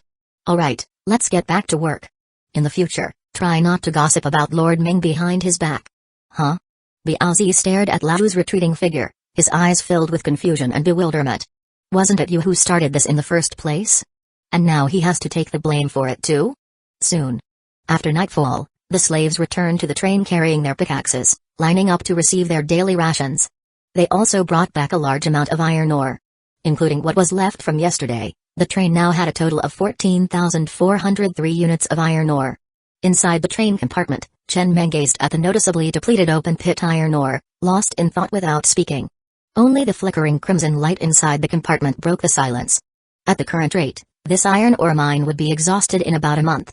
The mineral content of different mines varies. This mine clearly has a higher mineral content than the level 1 iron ore mine he encountered earlier. Of course, once these goblins join, the speed will increase significantly. Today, over 60 seemingly dim-witted goblins successfully reached the Doomsday Abyss. He had to maneuver the train to the edge of the cliff to pick them up. This goblin didn't know the specific coordinates of the other goblins, but he could contact them and send out the coordinates of the Doomsday Abyss. Chen Meng wanted to go and fetch them, but he couldn't. Some must have been killed along the way. There should still be some goblins on the road. The Iron Ridge wasteland isn't small, so it takes some time to get here. These goblins' mode of transportation is the goblin merchant. Yes, the same goblin merchant who carries a sack and drops rewards when killed. According to that guy, among the goblin race, the goblin merchant is an extremely special existence. These goblins are born with excellent stamina, which allows them to become merchants. These goblins are born as goblin merchants. They can reach a top speed of 150 km per hour, have great endurance, and can carry heavy loads. When he saw a dozen goblins piled up like a human pyramid, riding on the head of the goblin merchant, charging towards him at 150 km per hour, he was speechless. For a moment, he even considered whether the goblin merchant could replace the wheels. Just install 4 goblin merchants under each train car and let them carry the train. No energy stones would be consumed, just a few slices of bread. Sigh. Chen Meng sighed, gently rubbing his temples. After accepting the cultural differences between races, he spent 4,400 units of iron ore to upgrade the simple first aid kit to level 10. The box itself didn't change, and neither did its name. The contents of the box remained the same: bandages, spray, and a suture kit. But the 2 additional supermodel effects made it all worth it. Simple first aid kit level 5 supermodel effect, external wound spray, which can heal most external wounds in a short time. Simple first aid kit level 10 supermodel effect, suture kit, any severed limb that is reattached will be as good as new once healed. These 2 effects can significantly improve the train's current medical capabilities. It's worth mentioning. The simple first aid kit is a one-time accessory. Once the spray is used up, to obtain another spray with the same effect, you'd need to craft another simple first aid kit and upgrade it to level 5 again. The suture kit, however, can be used indefinitely. But after some estimation, this bottle of spray can be used 40 to 50 times without any issues. In the short term, there's no need to craft a second first aid kit. He tossed these 2 items to Biaozi. Go and treat the wounds of these goblins. Got it. Meanwhile, outside the train, a group of level 2 goblins, wielding machetes, gathered together with dazed expressions. At the front, the intelligent goblin stared blankly at the long line of slaves waiting to receive their rations, his mouth slowly opening in disbelief. After a long time, he finally looked down at the 2 pieces of bread he had been reluctant to eat. He felt like his worldview had just collapsed. Today, the human prophet had given him 3 delicious pieces of bread. He ate one and saved the other 2. The taste was unforgettable. He had always thought that this was food only the human prophet was worthy of eating. But now, these slaves were lining up to receive it, and everyone got a share? 10 slices each? Since when did slaves get such good treatment? How can this be? He took a deep breath, salivating as he stared at the large basket of bread slices. He stuffed the 2 pieces of bread into his mouth all at once. The wound on his mouth made chewing slightly painful, but he began to look forward to the mining journey once his injuries healed. At that moment, the Aussie, holding the spray, walked over. Following the goblin's gaze, he quickly understood everything and couldn't help but chuckle. You can go and get some too. 10 slices each, everyone gets a share. Humphrey. The goblin sneered, glancing disdainfully at the Aussie. Foolish human, I didn't do any mining today. How can I receive the rewards for mining? As a high-ranking member of the Stellar, don't you understand such basic rules? If rules can be broken so easily, what's the point of having rules? The smile on Biazi's face slowly froze. Expressionless, he handed the spray over, his voice hoarse and devoid of emotion. Lord Mang gave this to treat your external wounds. Go and treat your fellow goblins as well. They're my kin. Right, goblin kin. Inside the train compartment, Chen Ming sat at the control panel, not bothering with the outside matters. Lao and the others could handle these trivial tasks. He opened the bag of the goblin merchant who arrived today, which contained several glowing items, ready to inspect his gains. Today, 4 goblin merchants had arrived, but due to the rules, the bags of goblin merchants cannot be opened until they die. He didn't plan to kill these goblin merchants, mainly because the rewards weren't worth it. These are valuable treasures. Goblin merchants that can reach speeds of 150 km per hour. In the apocalypse, their value far exceeds any random yellow tier blueprint drop. To put it bluntly, he might even end up using the goblin merchant as a mount. If he ever needs to leave the train to explore other areas, having a goblin merchant around would provide a sense of security. In case of danger, he could just hop on their neck and flee. At that speed, even many level 1 trains would struggle to keep up. Even the corpse tide wouldn't catch up. Despite their small size, their explosive power is immense. Chapter 62, Off-Road Motorcycle Production Line. Chen Ming took out several items emitting a faint white light from the goblin merchant's bag and placed them on the control panel. There were 2 items in total. A yellow-grade vehicle components blueprint, Off-Road Motorcycle Production Line. A special item, Cosmos Sack. Huh? Chen Ming picked up the yellow-grade blueprint and examined it carefully. A hint of surprise flashed in his eyes. The effect was quite powerful. As the name suggested, this accessory could produce off-road motorcycles, expanding the exploration range of the train. For example, the train could stay in place while the enforcers rode off-road motorcycles to explore city ruins or other areas to carry out missions. It was a good item. This was also his first yellow-grade vehicle accessory. Once the level increased in the future, the supermodel effect obtained should also greatly enhance the all-around attributes of the motorcycles. As for the second item, it was the exclusive weapon of the goblin merchant. It had a similar effect to a refrigerator, with an internal space roughly at 27 cubic meter cube, meaning it was 3 meters in length, height, and width. The area was not as large as a refrigerator. But the advantage was that it could be carried around when going out. Having this item would make it much more convenient when searching for supplies. After all, who could carry a refrigerator while searching for supplies? Biazi and the others weren't born with superhuman strength. Carrying a refrigerator while searching for supplies, who could still move? However, Chen Ming pondered thoughtfully. This had reminded him. Once the off-road motorcycles were built in the future, he would create a level 10 refrigerator and tie it to the back seat. This would make it much more convenient to search for survivors. Just stuff all the found survivors into the refrigerator. The oxygen inside wouldn't run out for a while. 3 more days passed. During these 3 days, nothing unexpected happened. Except for some scattered goblins arriving on the second day, no more goblins came after that. And on this day, all the goblins' injuries had fully recovered, ready to start work at any time. At dawn, all the slaves had already gotten up and walked out of the carriage, carrying their pickaxes and queuing up to receive today's food, ready to start work. The goblins gathered aside, looking up at Chen Ming standing on the carriage. However, most of the goblins had vacant eyes and dull expressions, not at all like intelligent beings. Occasionally, they would grin ferociously, appearing quite mechanical and stiff. Only the goblin standing at the front had a look of anticipation, standing straight and waiting for instructions. Chen Ming looked at the group of goblins. There were 121 goblins in total, with 5 being goblin merchants. This was his greatest harvest these days. In the wilderness, to put it bluntly, the most valuable thing was always one thing. That is, labor. Other than that, everything else had to take a back seat. Even high-grade accessories were useless. The higher the grade of the accessory, the more resources it required. Without enough labor, even if the train conductor personally went to work, he wouldn't be able to dig up much, or even if he worked himself to death. Compared to that yellow-grade vehicle blueprint, these 121 goblins were more important to him. After a pause, he spoke softly. Welcome everyone to the Stellar Train. This will be the starting point of your dreams. When the goblin race shines again in the future, as pioneers, you will become the most brilliant and glorious page in goblin history. Now, Laju, give them pickaxes and food. Get ready to start work. He didn't say much. These goblins had no intelligence and didn't understand what he was saying at all. Only that little goblin knew what he was talking about. Even if he wanted to motivate them, it was useless. These people simply couldn't understand. He couldn't be bothered to waste his breath. Anyway, that little goblin seemed to be full of enthusiasm, clearly looking forward to rebuilding the goblin race. However, he knew in his heart that this was almost impossible. The entire goblin race was just you, and you were in a half-dead state. Rebuilding goblin civilization was simply impossible. Not to mention your goblins, even we humans are on the verge of extinction now. But that's life. You can be pessimistic about the future, but you have to be optimistic when taking action. Yes.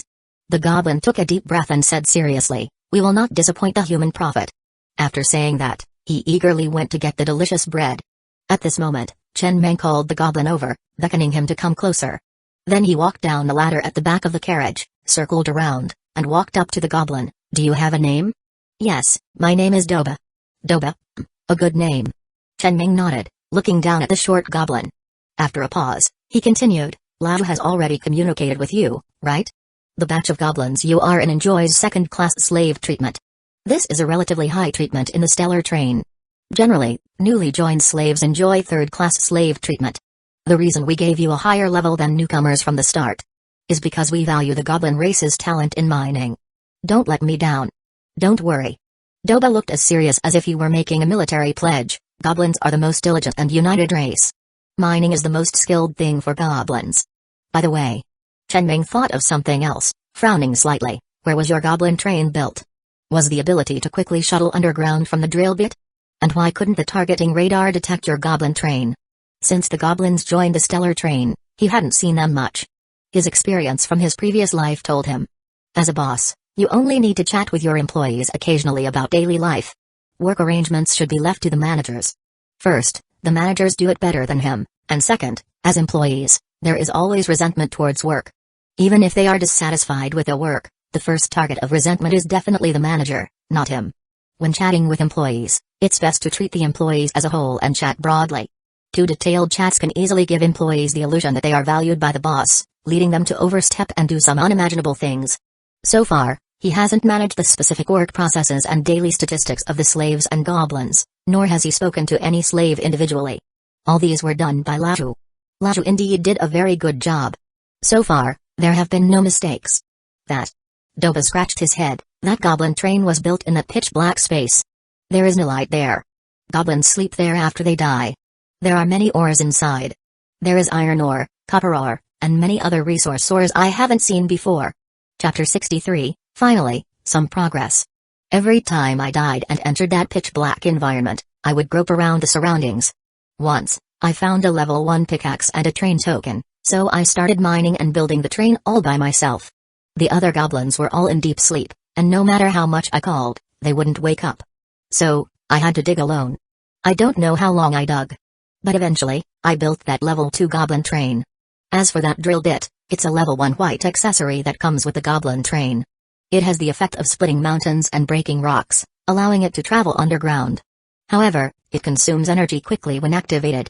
After upgrading to level 2 goblin train, there's also a green-grade buildable accessory, nano armor paint, which covers the train's surface with a layer of black paint. This can shield the train from radar detection. For the sake of stealth, I upgraded it to level 3. Level 3 targeting radars and below cannot detect my goblin train. A hint of astonishment flickered in Chen Meng's eyes. He knew how difficult it was to upgrade a train to level 2, but he never imagined that the goblin train was entirely built by this little goblin named Doba. This level of work ethic wasn't just diligent. It was off the charts.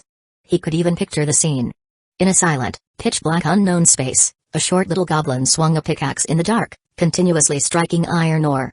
The only sound in the silent space was the clanging of the pickaxe against the ore. Perhaps there were also the lonely cries of the goblin.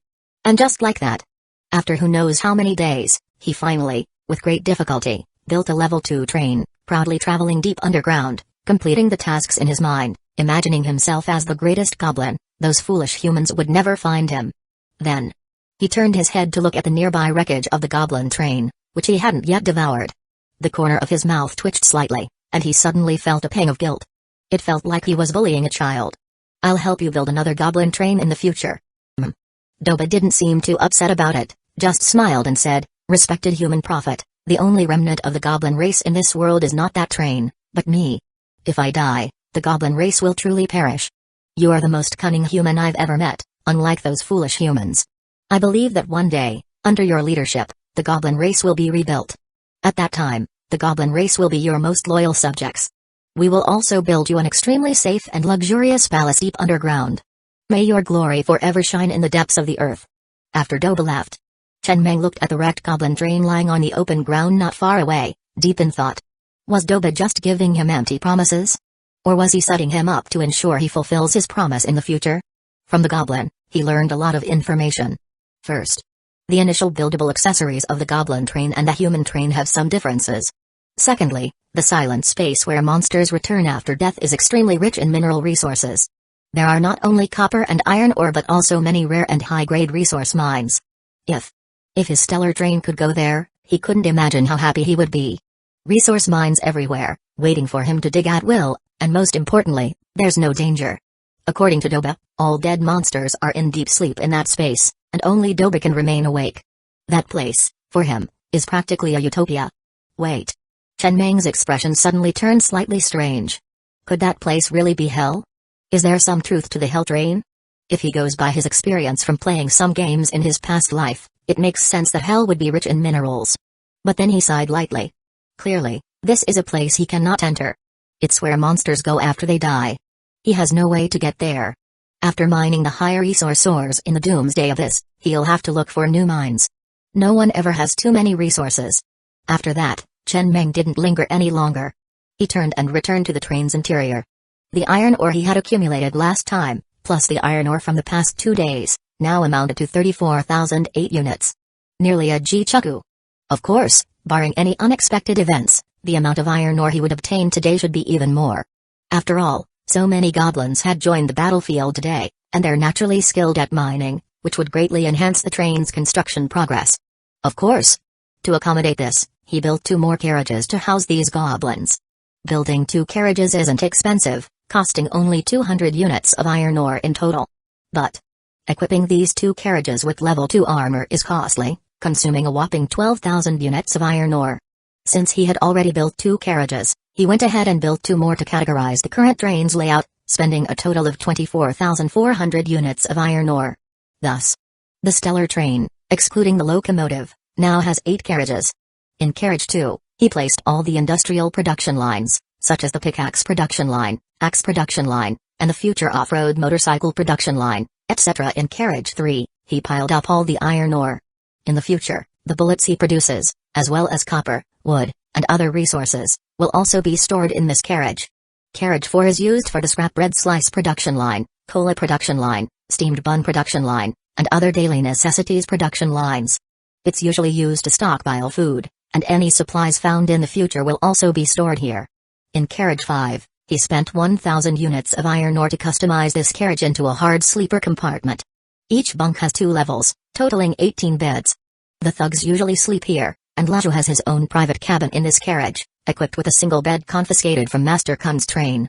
Carriages 6 and 7 house the 101 human slaves. Carriages 8 and 9 are where the 121 goblin slaves are placed. From its initial form, the stellar train has now become a level 2 train with 8 carriages, finally showing some progress. Today's resource expenditure was a bit high. But now, the train's layout is extremely clear, and everything is well organized. The circuit system has also been readjusted. In the future, no matter how many bullets he produces or what supplies he finds, or even if he accidentally encounters a group of survivors in the wild, he won't need to build additional carriages on the spot. He can absorb them directly. He did consider placing the slaves in the refrigerator, but after trying it, he found that the air doesn't circulate well, and the oxygen supply is an issue. As for carriage 3, where iron ore is piled up, in the future, this carriage will likely be filled with several refrigerators. When you open each refrigerator door, you'll find various minerals and bullets stored in the space behind. After finishing his busy work, Chen Meng stepped off the train and stood in the shadows, looking at the train that lay like a sleeping dragon in the darkness. He chuckled softly without saying a word. A sense of satisfaction welled up in his heart. Finally, some progress had been made. Once the iron ore is mined, and then the copper ore is extracted, and after stocking up on more heavy machine gun bullets, his stellar train will basically be a fully equipped level 2 train. No. It's beyond fully equipped. In his mind, a fully equipped train is one where every accessory is upgraded to level 10, each with 2 supermodel effects. Generally, the common consensus in the wasteland about a fully equipped level 2 train doesn't include this notion. Chapter 64, Kill Who? Kill You? Inside the train radio. The group was still discussing the goblin incident from a few days ago.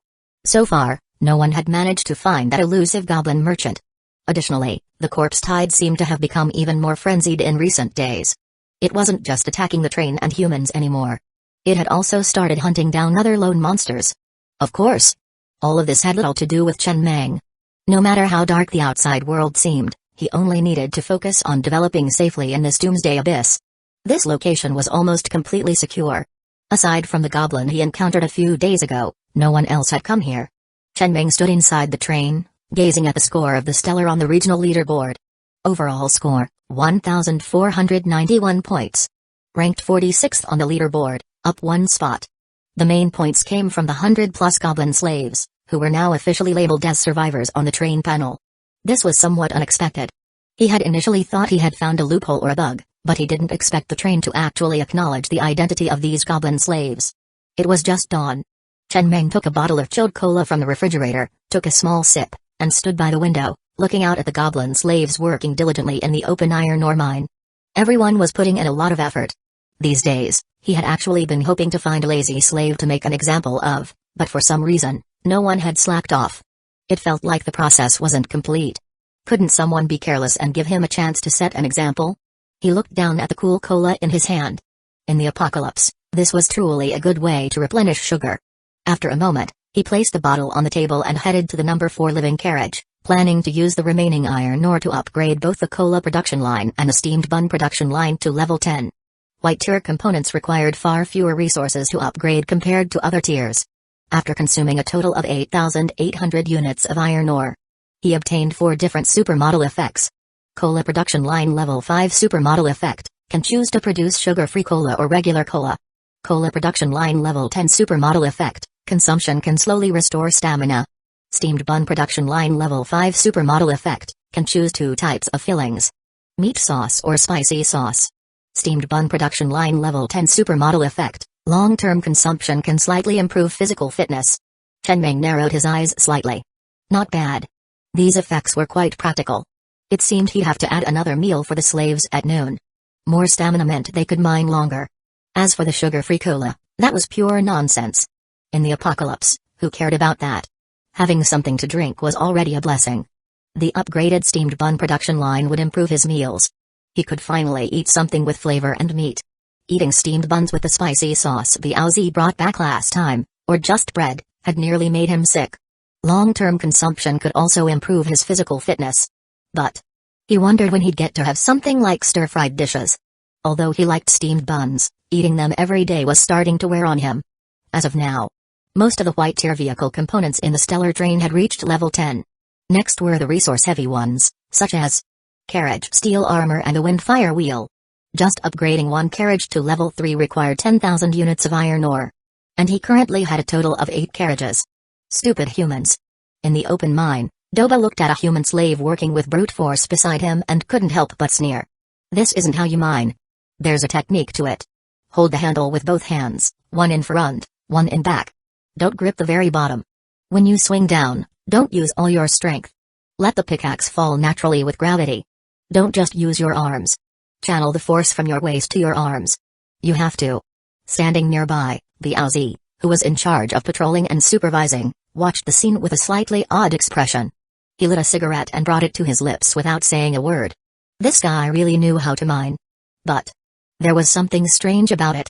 An elite monster, coming into the train to be a slave and mine. It just felt off. 5 days passed like this, and during this time, life was extremely peaceful. The goblin slaves gradually adapted to life on the stellar train. Well, to be precise, only Doba had adapted to life on the stellar train. The other goblins had no intelligence and only knew to follow Doba's orders, working hard without question. It was now nighttime. In the number 7 human slave carriage, Uncle Lee, a young man, sat in the corner of the carriage, massaging his shoulders as he complained, "Since those goblins arrived, our mining hours have gotten longer. Are those goblins crazy? Mining for 16 hours a day? How can we keep up with them? Do they even sleep?" No one had explicitly demanded that they match the goblins' mining hours, but when they were about to finish work, the goblin slaves were still clanging away, making them unconsciously extend their own work hours. At this rate, these newly arrived goblin slaves would definitely be promoted to level 1 slaves before them. The deputy train conductor had already clearly defined the promotion system. Once you mined 1,000 units of iron ore, you could be promoted to a level 1 slave. Whether it was level 1 or level 2 iron ore, it was still 1,000 units. That was roughly 100 days of work, or 60 to 70 days if you worked harder. According to the rules, these goblin slaves would be promoted to level 1 slaves in 30 to 40 days. They really worked like their lives depended on it. Yeah. The middle-aged man sitting beside him sighed lightly. There's no helping it. Goblins are naturally good at mining. It's their specialty. Even before the apocalypse, people who were specialized in their fields were promoted faster than amateurs. That's just how it is. What I mean is... The young man paused for a moment before whispering, "Uncle Lee, didn't Lord Mag kill a slave back then and get noticed by Master Kun, becoming the head slave and starting his rise from there? There's no head slave in the stellar train yet. Why don't you follow his example and kill a slave too?" Uncle Lee's face stiffened slightly.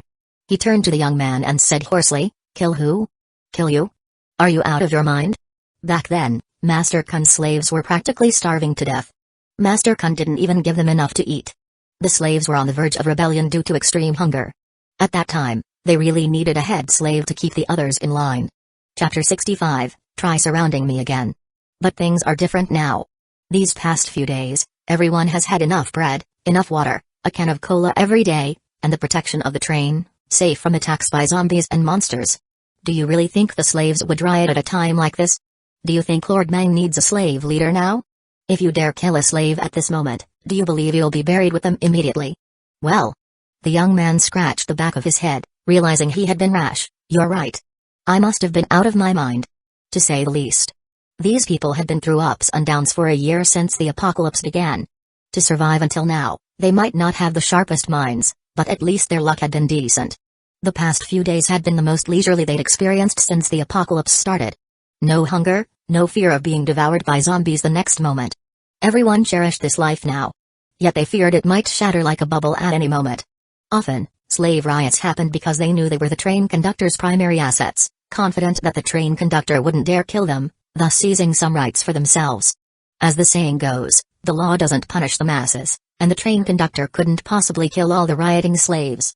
Unless the enforcers joined the riot, which, before the advent of the internal fire control system, could indeed pose a significant threat to the train conductor's life. While the firearms crafted within the train couldn't harm the train conductor, killing someone didn't necessarily require guns. At that moment, a voice echoed in the ears of all train conductors, just like last time. Only the train conductors could hear it, not even the deputy train conductor. The number of existing trains has exceeded 50 million. The conditions for the first stage have been met. The first stage officially begins. This stage is called embarkation. During this stage, the number and variety of monsters will increase. Just 3 simple sentences. Inside the stellar train, Chen Meng, sitting at the control panel, gazed at the lines of text appearing on the screen, lost in thought. The apocalypse had been going on for a year, and only now were they entering the embarkation stage? An increase in the number of monsters meant that the danger levels in all regions would rise. Other than that, there seemed to be nothing else. He glanced at the train radio, only to find that the people inside were discussing fervently, even with a hint of excitement. Soon, he understood the source of their excitement. New types of monsters meant new bosses. And new bosses had first kills. The rewards for securing a first kill were exceptionally generous. It was said that 6 months ago, a train in the Iron Ridge Wasteland had rapidly risen to prominence after securing a first kill on a boss, eventually leaving the Iron Ridge Wasteland for more advanced regions. However, securing a first kill on a boss was incredibly difficult. If this region had such a monster, other regions had it too. Each region had its own boss, and only the first person to kill the boss across all regions would claim the first kill. Ignoring the difficulty of the kill, the competition alone involved rivaling people from multiple regions. Chen Meng narrowed his eyes slightly, feeling a faint stir of ambition. Other monsters aside, if another level 3 boss appeared, he could easily take it down. There were no higher level monsters in the Iron Ridge Wasteland. Of course. It wasn't just about relying on the car blade. A level 10 car blade could easily penetrate a level 3 boss's defenses, but as a melee weapon, it felt somewhat inadequate against a massive boss. A high-level heavy machine gun would be more effective when facing a boss. Moreover, in the past 5 days, he hadn't just been mining iron ore. He had divided the slaves into 2 groups for work. They had already brought him a total of 101,239 units of iron ore and 4,200 units of copper ore. With the addition of these goblin slaves, mining efficiency had skyrocketed. The goblin slaves could mine nearly 20,000 units of iron ore a day, spending almost every moment mining. He couldn't bear to watch anymore and had to persuade Doba. He was worried these goblins would work themselves to death. Sustainable productivity was the key. In the end, Doba replied, "The great goblins need no human pity. Since ancient times, goblins have died in battle, never from exhaustion." Fine. Keep mining, then. At this rate, he'd soon have to leave the Doomsday Abyss. The bottom of the Doomsday Abyss only had 1 level 2 iron ore deposit and 1 level 1 copper ore deposit. In another 10 days or so, these deposits would be completely exhausted. Then he'd have to search for the next mine. He hadn't yet found a resource point as rich as the Doomsday Abyss, so he'd have to continue searching the wasteland for scattered level 1 small mines. After getting used to mining level 2 iron ore, level 1 mines felt unsatisfactory. Take the level 1 copper ore deposit in the Doomsday Abyss, for example. After 5 days of mining, they'd only obtained 4,200 units of copper ore. The mining efficiency was sufficient, but the mine's level was too low. Mining 1 unit of level 2 iron ore was equivalent to mining 10 units of level 1 iron ore. Encountering a boss and securing a first kill depended on luck. But preparation was essential. To avoid missing an opportunity due to lack of preparation. For instance, if he hadn't upgraded the carriage steel armor to level 2 and hadn't came to the Doomsday Abyss, he wouldn't have encountered these 100 hardworking goblins. After consuming a total of 90,000 units of iron ore, the stellar train's 8 carriages, including the train head's carriage steel armor, had all been upgraded to level 3. Chen Ming stepped out of the train room and stood on the open ground, looking at his train. The armor on the train's surface exuded a heavy, imposing aura at first glance, naturally delivering a sense of overwhelming pressure. Level 3 armor was nearly immune to all level 3 attacks. Whether it was level 3 bullets or attacks from level 3 monsters, all were nullified. If he encountered that level 3 man-eating spider again, he wouldn't need to go through the trouble. He could simply drive the train straight at it. The boss couldn't break through his train's defenses, but his level 10 car blade could easily pierce the boss's defenses, putting him in an invincible position.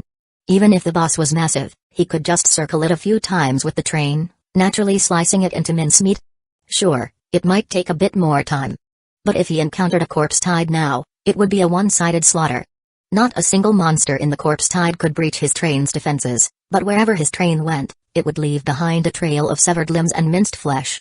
When the armor reached level 3, the stellar train finally underwent a qualitative transformation. Extreme defense and extreme offense. Each alone was a trump card. Together, they were royal flush. With level 1 armor and a level 10 car blade, he had been cautious when facing the level 3 man-eating spider boss. With level 3 armor and a level 10 car blade, he could ram the train's head straight into that damn spider's face. Let's go test the effects. Chen Ming sat at the control panel, lit a cigarette, and looked out the window with a hint of anticipation in his eyes. After crafting some heavy machine gun bullets, he'd head out to test the waters.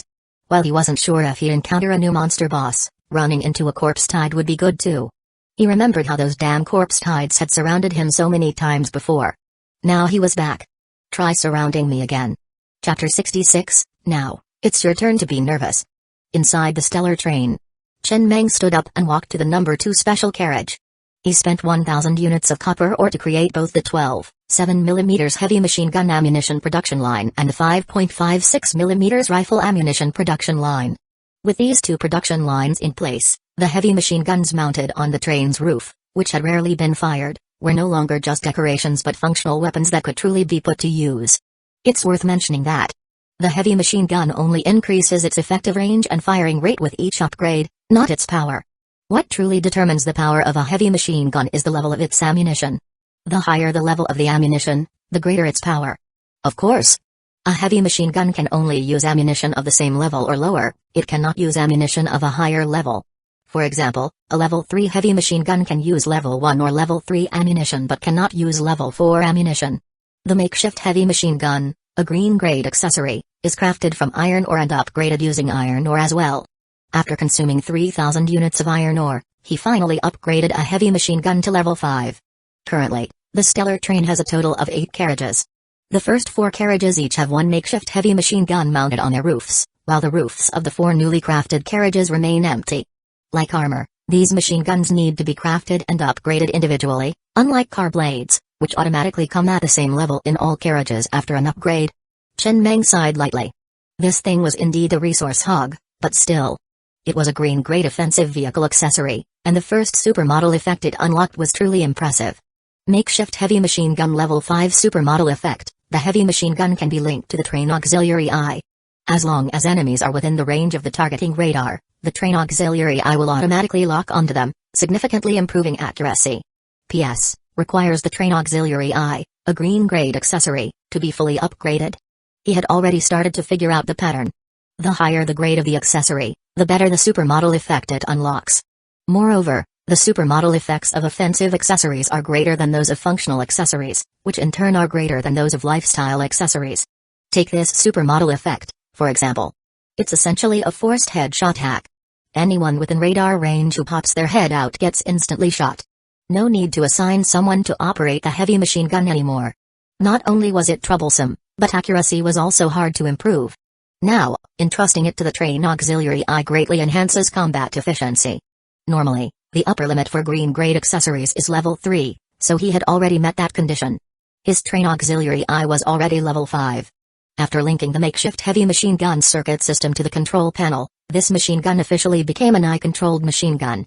As for the remaining 3 machine guns, they would need to be upgraded individually to gain this supermodel effect. After completing all this, Chen Ming turned his attention to the 12.7mm heavy machine gun ammunition production line in front of him. He upgraded it to level 3 in one go, consuming 1,200 units of copper ore. He couldn't upgrade it to level 5, as that would require a full 3,000 units of copper ore, and he only had 4,210 units in total. If he upgraded it to level 5, he wouldn't have enough copper ore left to produce ammunition. Level 1 ammunition, 1 unit of copper ore produces 1 round. Level 2 ammunition, 5 units of copper ore produces 1 round. Level 3 ammunition, 10 units of copper ore produces 1 round. So expensive. Chen Meng looked at the ammunition prices on the production line, his lips twitching slightly. A single level 3 round costs 10 units of copper ore.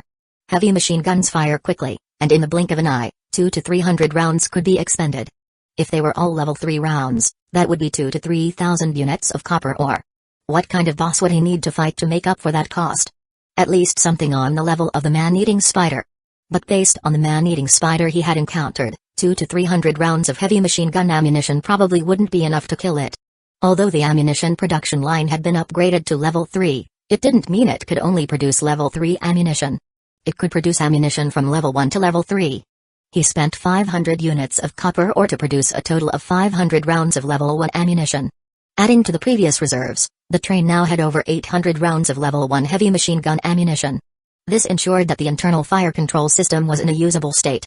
With a single thought, the machine guns extending from the ceiling inside each carriage would initiate a thorough purge of all members within the train.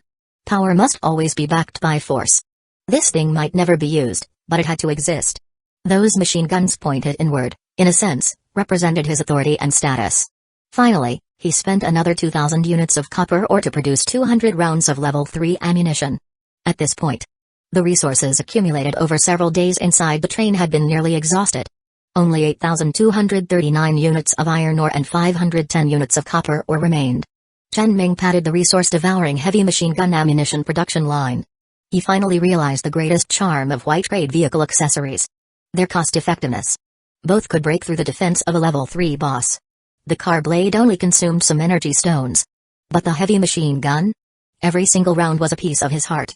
Although the latter had greater power, longer range, and even the supermodel effect of automatic headshots, the resource consumption was simply too high. It could only be used as a trump card, and he wouldn't dare use it unless absolutely necessary. The car blade was still more practical. It might take a bit more time, but his armor was already level 3, and there were basically no monsters in the Iron Ridge wasteland that could break through his defense. The Iron Ridge Wasteland was a low-level area. In this region, the highest level for trains was level 3, and the highest level for monsters was also level 3. His armor was likewise level 3. Let's move. Chen Meng, who had returned to the train's control room, sat at the console. After checking the still ample supply of energy stones, he retracted the wind-fire wheels and lowered the mechanical ambulatory limbs, gently pressing down on the accelerator.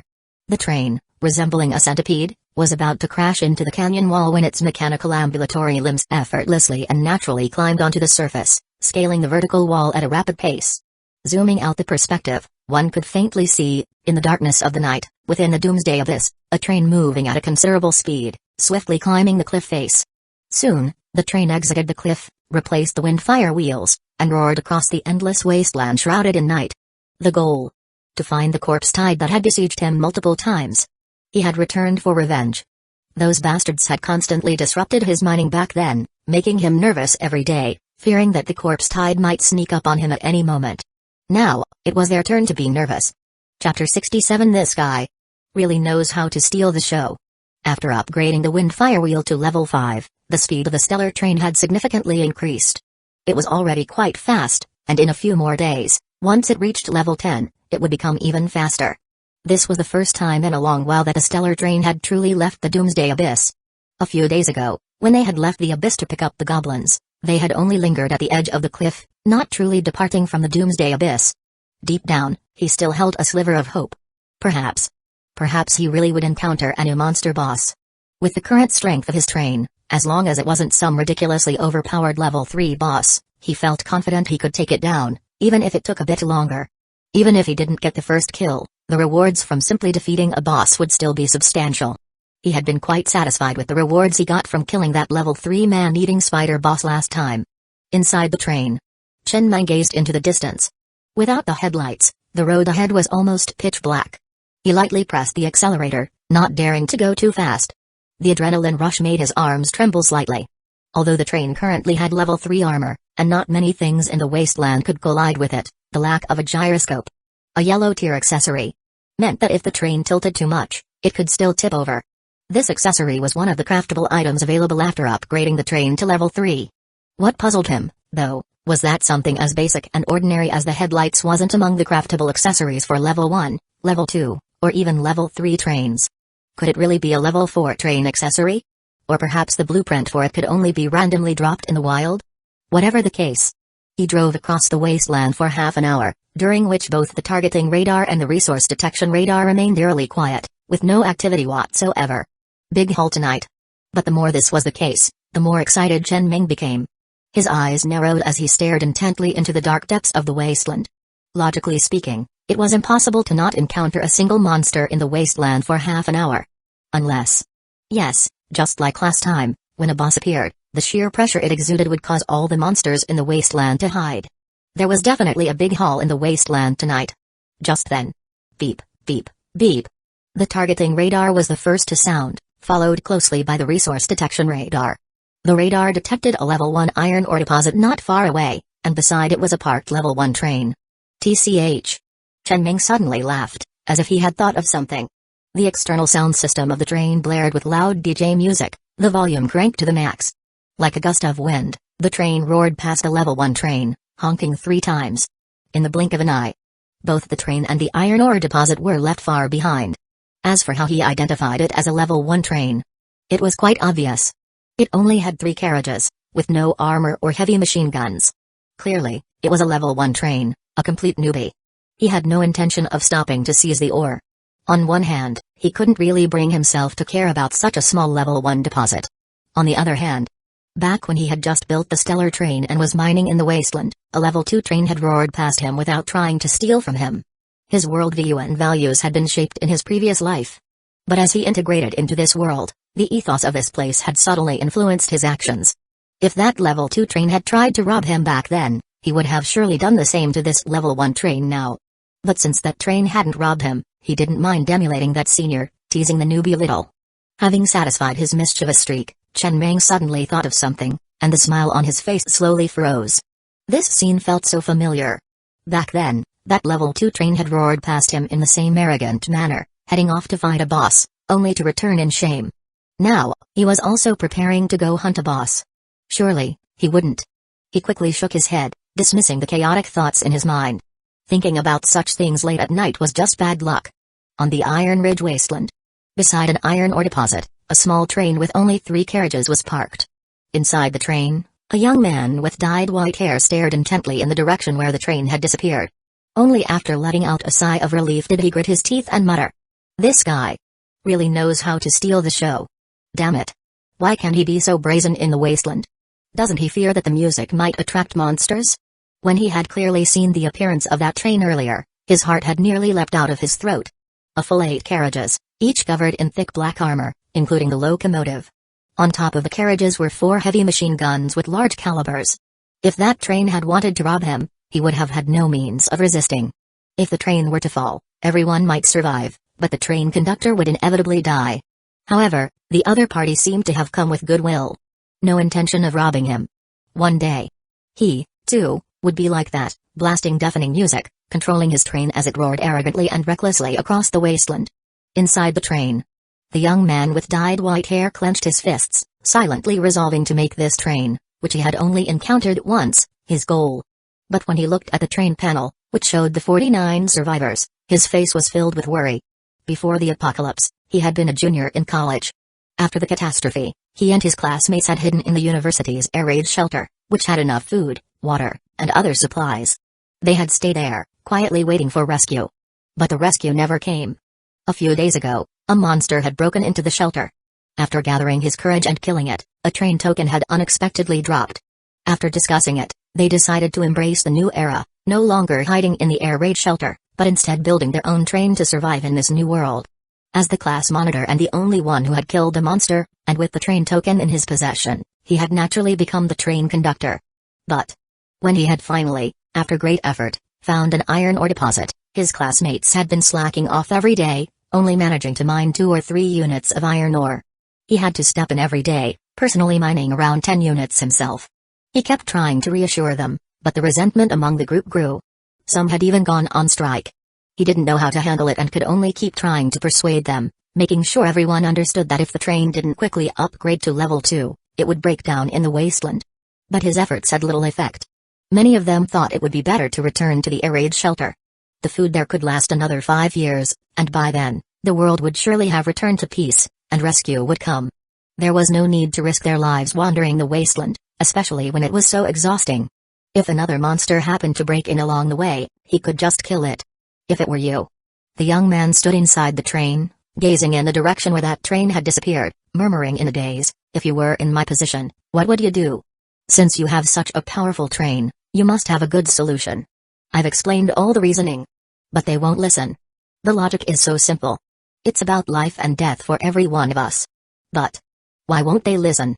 Meanwhile, inside the stellar train, Chen Meng, sitting at the control panel, looked at the dark swarm of zombies rushing toward him in the distance, accompanied by the constant beeping of the targeting radar. He was momentarily stunned, then couldn't help but laugh. I really did run into it. This is fate. Chapter 68, The situation doesn't look good. Nightfall. Inside the stellar train, the radar was beeping incessantly.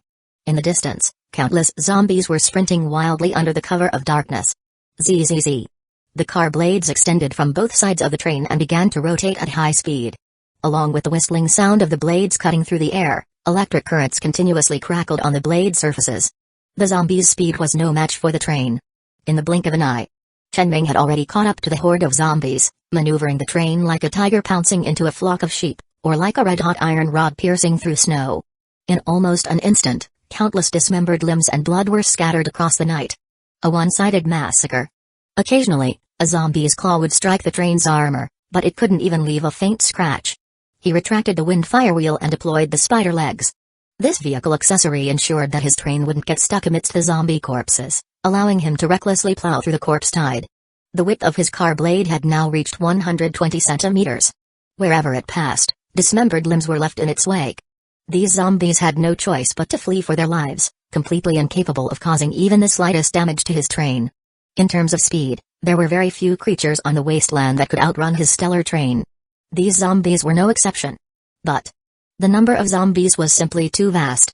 He had already lost count of how many zombies he had killed. At a glance, the number of zombies didn't seem to be decreasing. Moreover, Chen Ming's brow gradually furrowed as he noticed that the corpse tide continued to charge relentlessly in a specific direction, almost completely ignoring him. This reminded him of a message he had seen a few days ago on the train radio.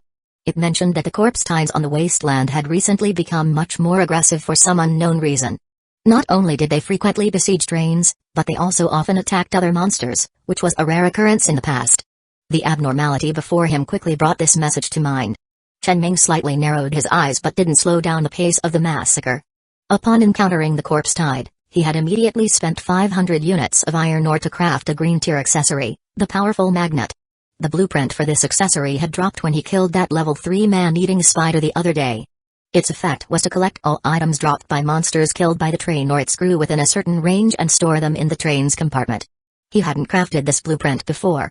After all, he didn't have a use for it at the time, so he didn't want to waste resources. But now, this accessory finally had its moment to shine. After spending 2,000 units of iron ore to upgrade it to level 5 in one go, he also obtained a corresponding supermodel effect.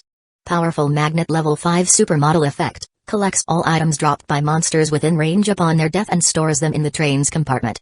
Moreover, the range increased from the original 100 meters centered around the train to 500 meters. Chen Ming's lips twitched slightly as he looked at the supermodel effect of the powerful magnet. This might be the most overpowered supermodel effect among all his vehicle accessories so far. The original accessory merely allowed him to quickly collect loot in environments like the corpse tide, where stopping was inconvenient. The new supermodel effect directly ensured that, within range, no matter who killed the monster, all dropped items would be sucked into the train's compartment. Completely unreasonable. Utterly ridiculous. He liked it. On top of the train's front, a U-shaped magnet composed of several glowing lines appeared. A few seconds later, when the lines dissipated, a black U-shaped magnet about the size of a suitcase was embedded into the train's front. After connecting it to the generator through the circuit system and activating it. In the night, the U-shaped magnet continuously emitted wave-like rays of light. Wherever the train went, all dropped items were sucked into the compartment. He didn't bother checking what loot he had obtained, simply continuing to control the train as it massacred the corpse tide. He wasn't sure if this particular corpse tide was the same one that had been attacking him a few days ago, but it didn't matter.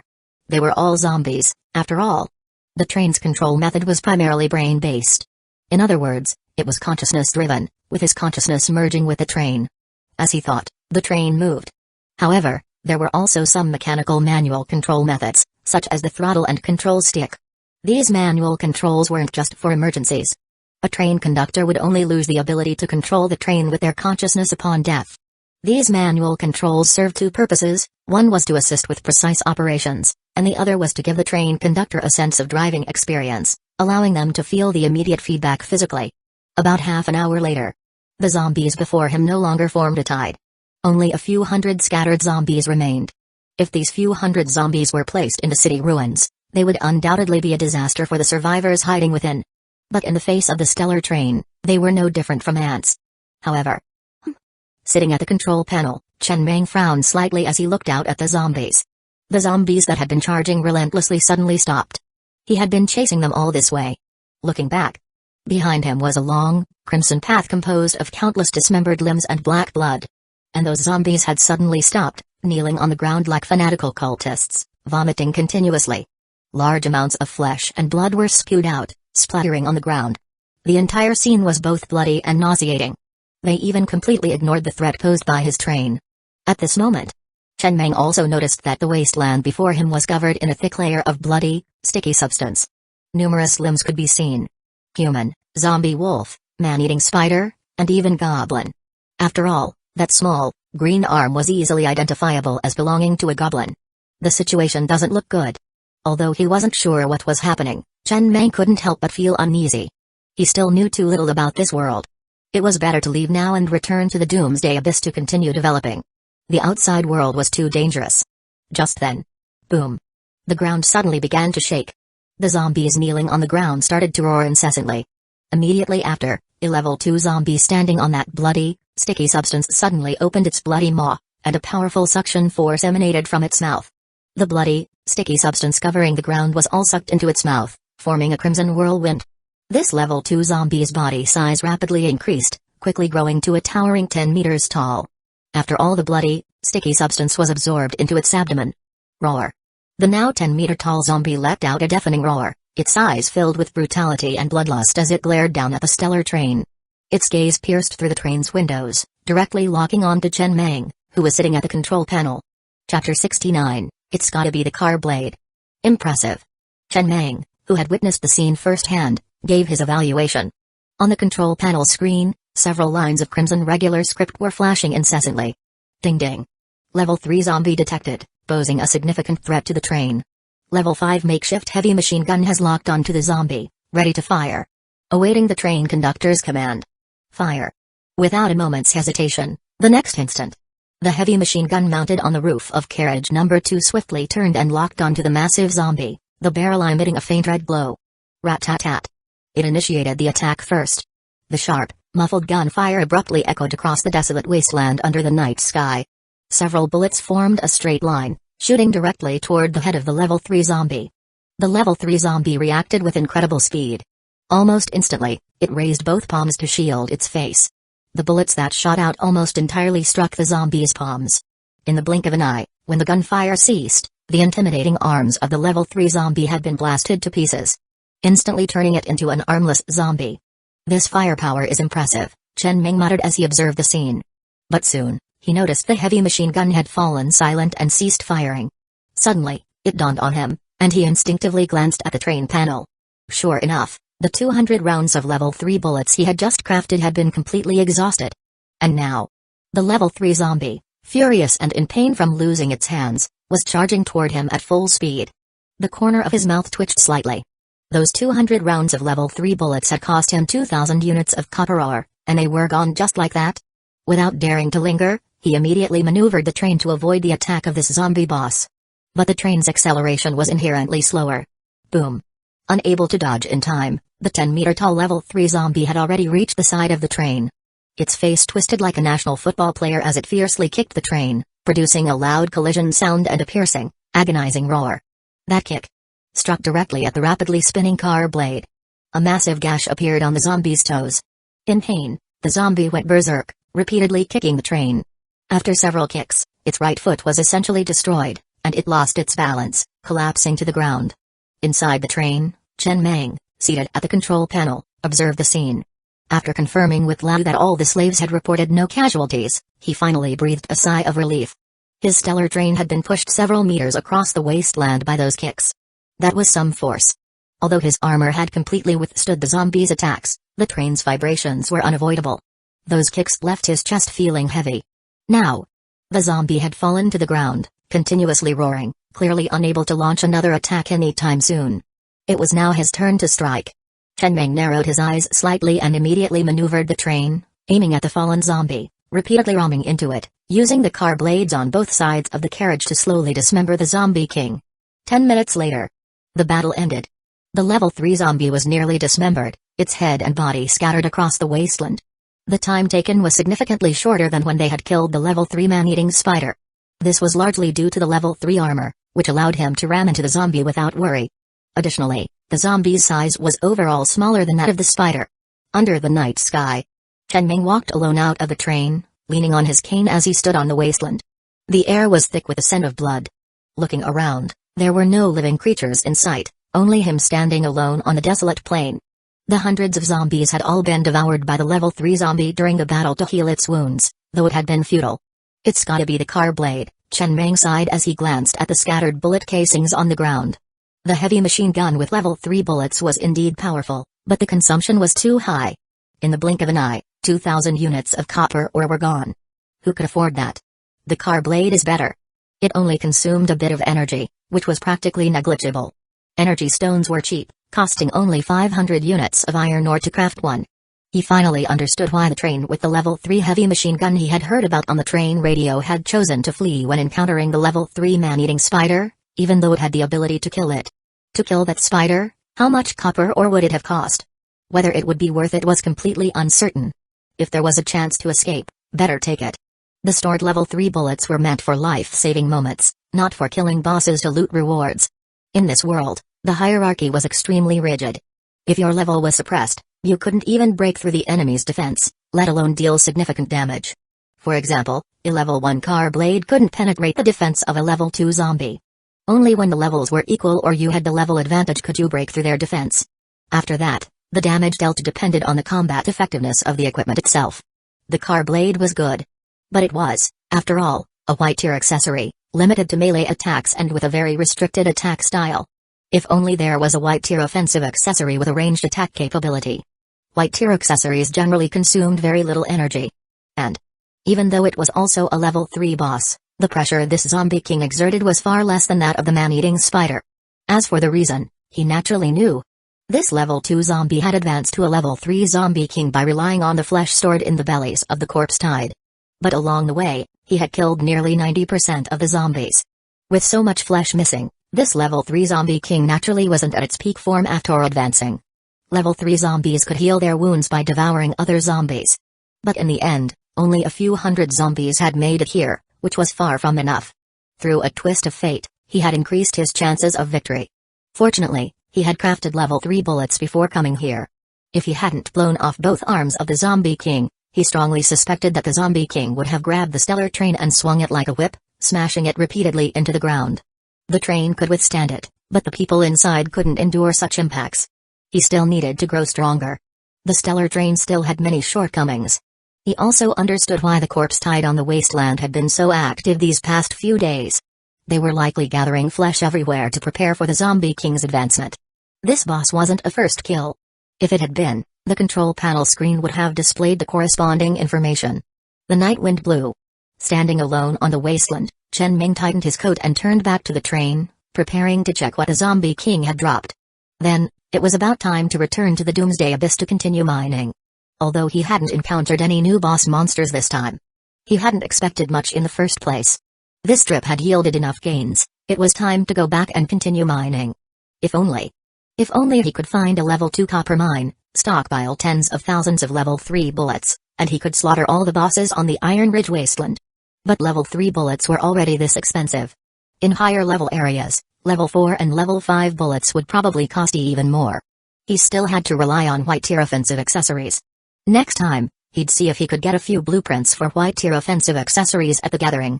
Just then, Chen Ming, who was in carriage number 2, looked down at the accessory blueprint dropped by the zombie king and was momentarily stunned. He murmured in disbelief, "Speak of cow cow, and he appears." Chapter 70, In the Apocalypse, being good-looking isn't necessarily a good thing. Inside the stellar train, nestled under the starry wasteland sky, Chen Ming squinted slightly as he gazed at the blueprint in his hand. It was a white-tier accessory blueprint. Repeating ballista. Clearly, this was an offensive accessory, and it couldn't be installed on the roof of any regular carriage. Instead, it required a dedicated open-air carriage, where up to 8 ballistas could be placed. The drawbacks were obvious. Its firepower certainly wasn't as direct and formidable as a heavy machine gun. But its advantages were equally clear. Being white-tier meant it consumed less energy, allowing for more frequent use without the heartache. Unlike a heavy machine gun, where a single burst might not even hurt the enemy but would undoubtedly hurt your wallet. The 100 or so slaves had toiled for 2 days mining copper ore, only for it to be depleted in the blink of an eye. Moreover, he could upgrade the repeating ballista to a high enough level, stacking multiple supermodel effects, and its power might just surpass that of a heavy machine gun. This was the first white-tier accessory he had encountered with long-range attack capabilities. Not bad. Chen Ming smiled as he tucked the white-tier accessory blueprint into his chest. He had high hopes for his repeating ballista. Just by the name alone, he felt its power couldn't be insignificant, and it would definitely be useful in the early stages. Of course, it was pretty much only useful in the early stages. Chen Ming returned to the front of the train and slapped the repeating ballista blueprint onto the control panel. As it dissolved into faint white light and merged with the panel, he could now craft this accessory at any time. Even if the accessory was destroyed, he could still craft it again as long as he had the blueprint. However, if the train itself was destroyed, and he used a train token to create a new one, he would lose the ability to craft this accessory. As for the remaining loot, he didn't go through it in detail, only giving it a rough sorting. He would return to the Doomsday Abyss first and do a thorough inventory once he was back. The mines in the Doomsday Abyss weren't fully excavated yet. Tonight, he would let the slaves rest, and tomorrow they would continue mining. After today's events, he had witnessed firsthand the power of a level 5 heavy machine gun paired with level 3 bullets. It was indeed impressive. With just a bit more ammunition, taking down a level 3 boss would be as easy as slaughtering a pig.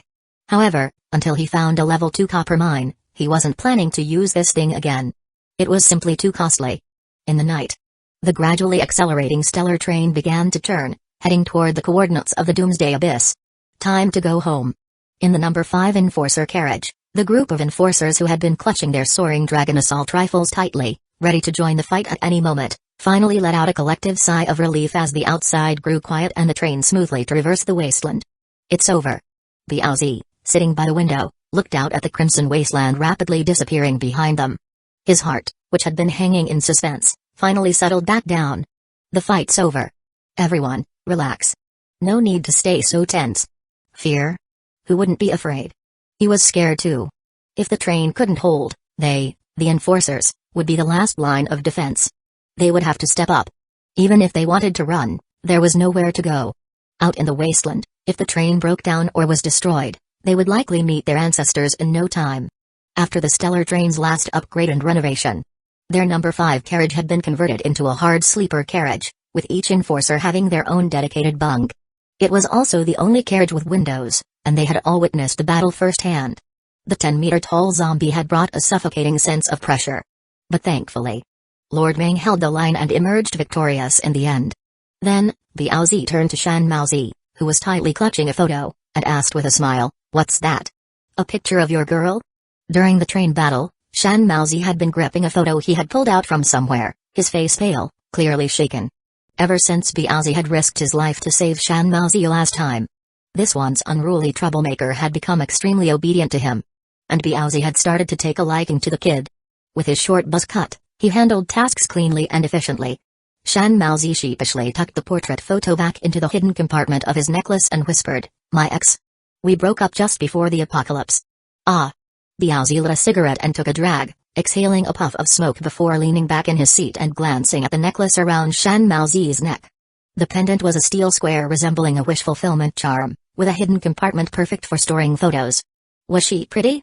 Yeah, she was. Not just pretty, but really gentle too.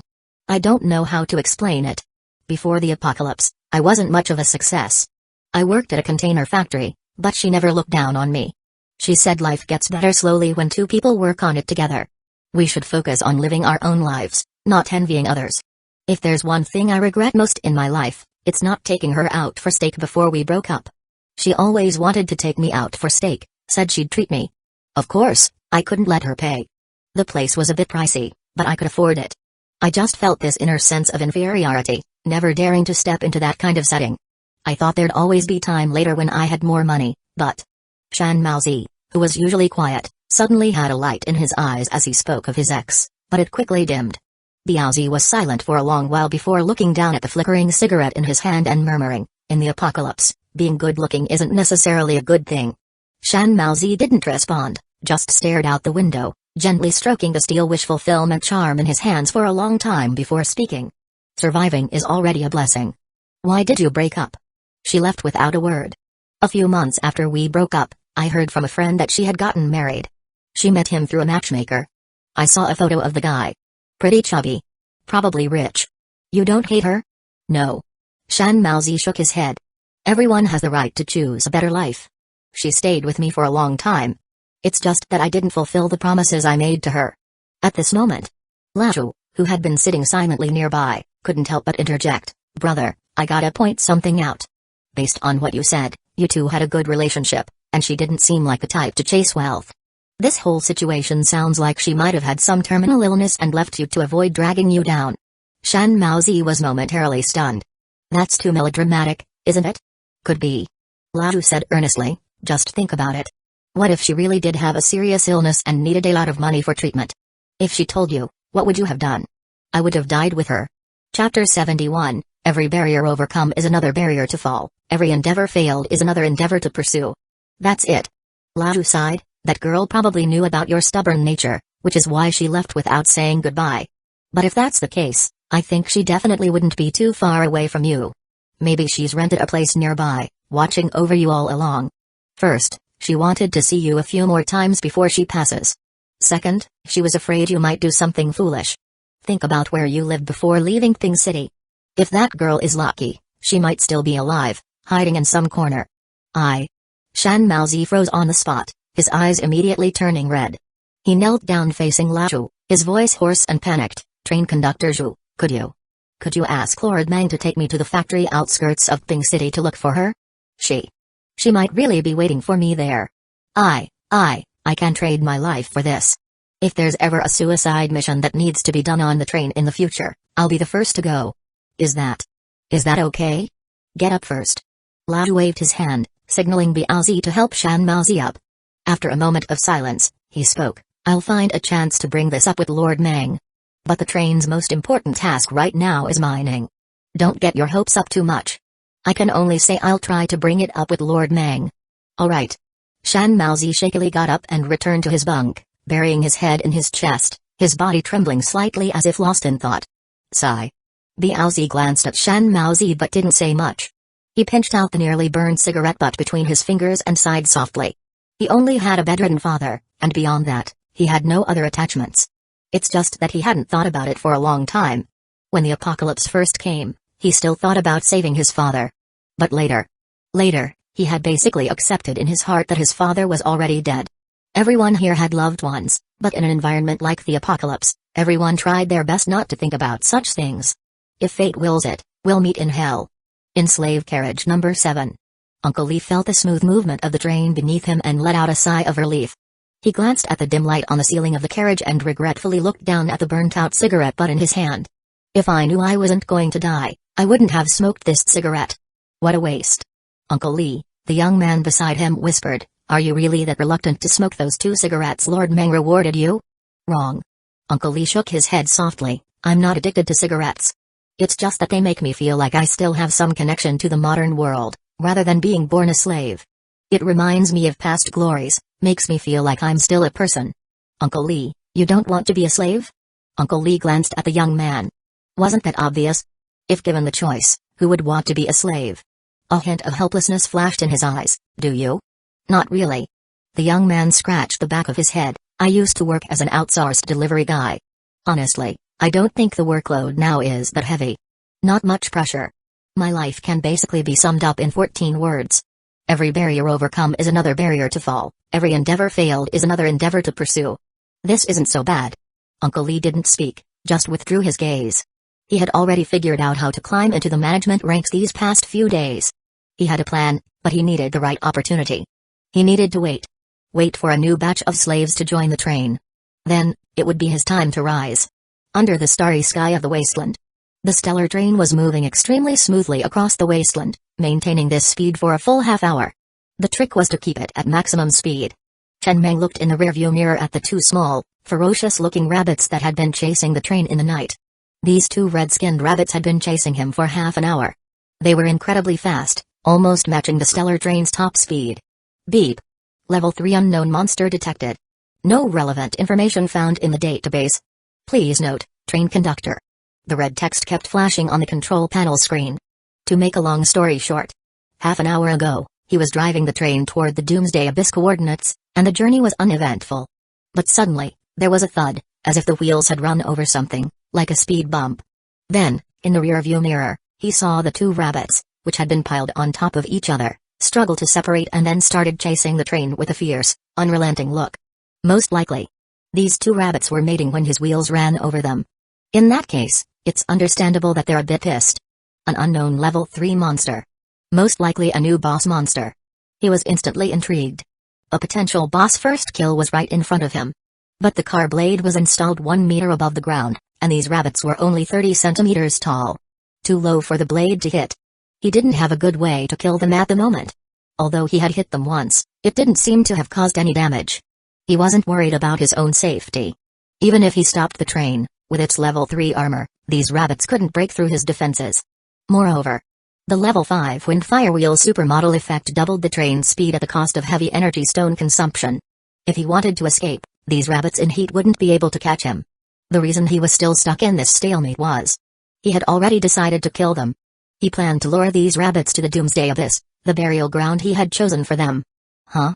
Just then, Chen Meng, sitting in the control room, noticed that the 2 rabbits, perhaps realizing they couldn't catch up, had stopped chasing and were mating again. Not chasing anymore? That won't do. Without hesitation, Chen Meng turned the train around and rammed into them again. Of course, this time, being prepared, the rabbits dodged it nimbly.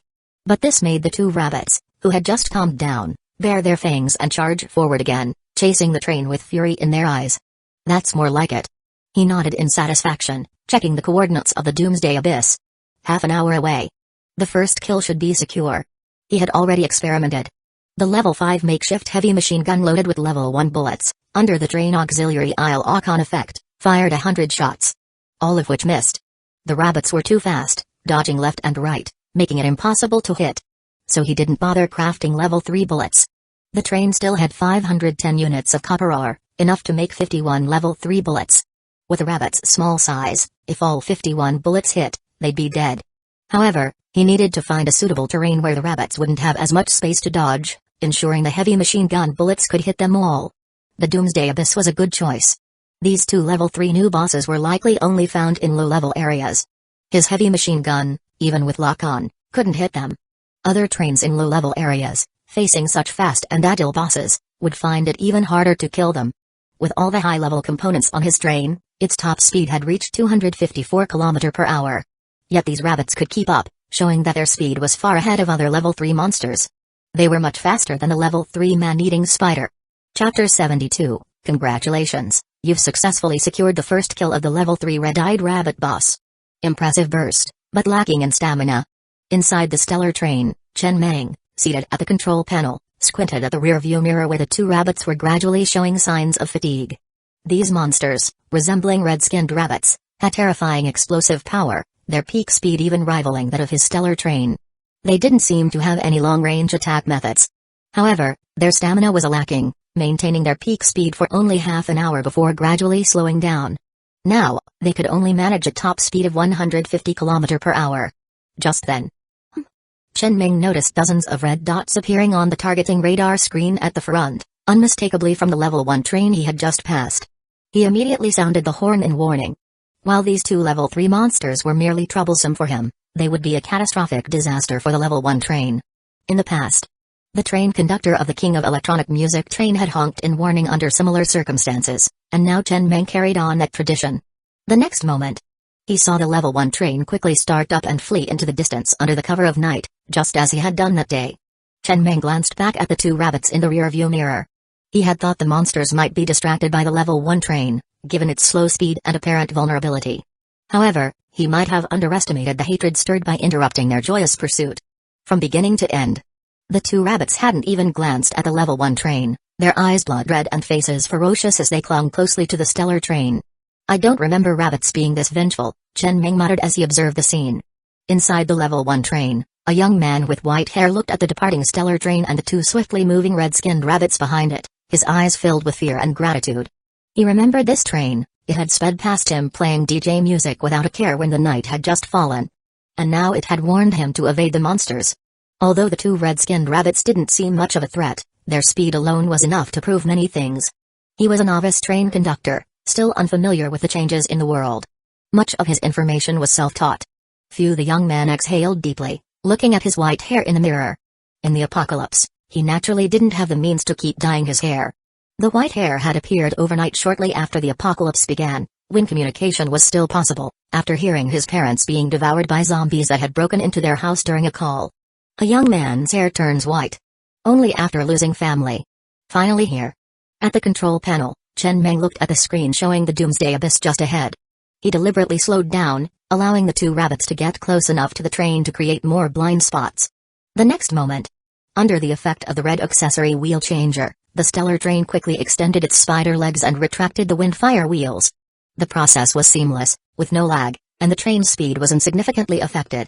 Then, the mechanical legs at the front of the train suddenly began to transform rapidly, with several nozzle-like structures appearing on their surfaces. In the night, they shot out 2 thick strands of spider silk. The spider silk, like agile serpents, quickly landed on either side of the Doomsday Abyss, firmly adhering to the ground. Like a ladder materializing out of thin air. The train, without losing speed, climbed the spider silk spanning the Doomsday Abyss with its mechanical legs, as naturally as a spider climbing its web. In the blink of an eye, it was over the Doomsday Abyss.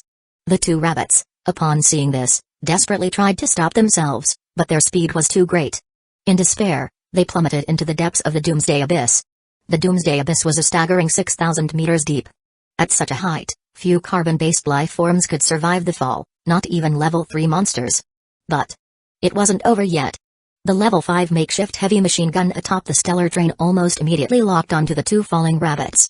The train auxiliary eye quickly calculated their trajectory, and the gun roared, flames spitting into the night like fireworks.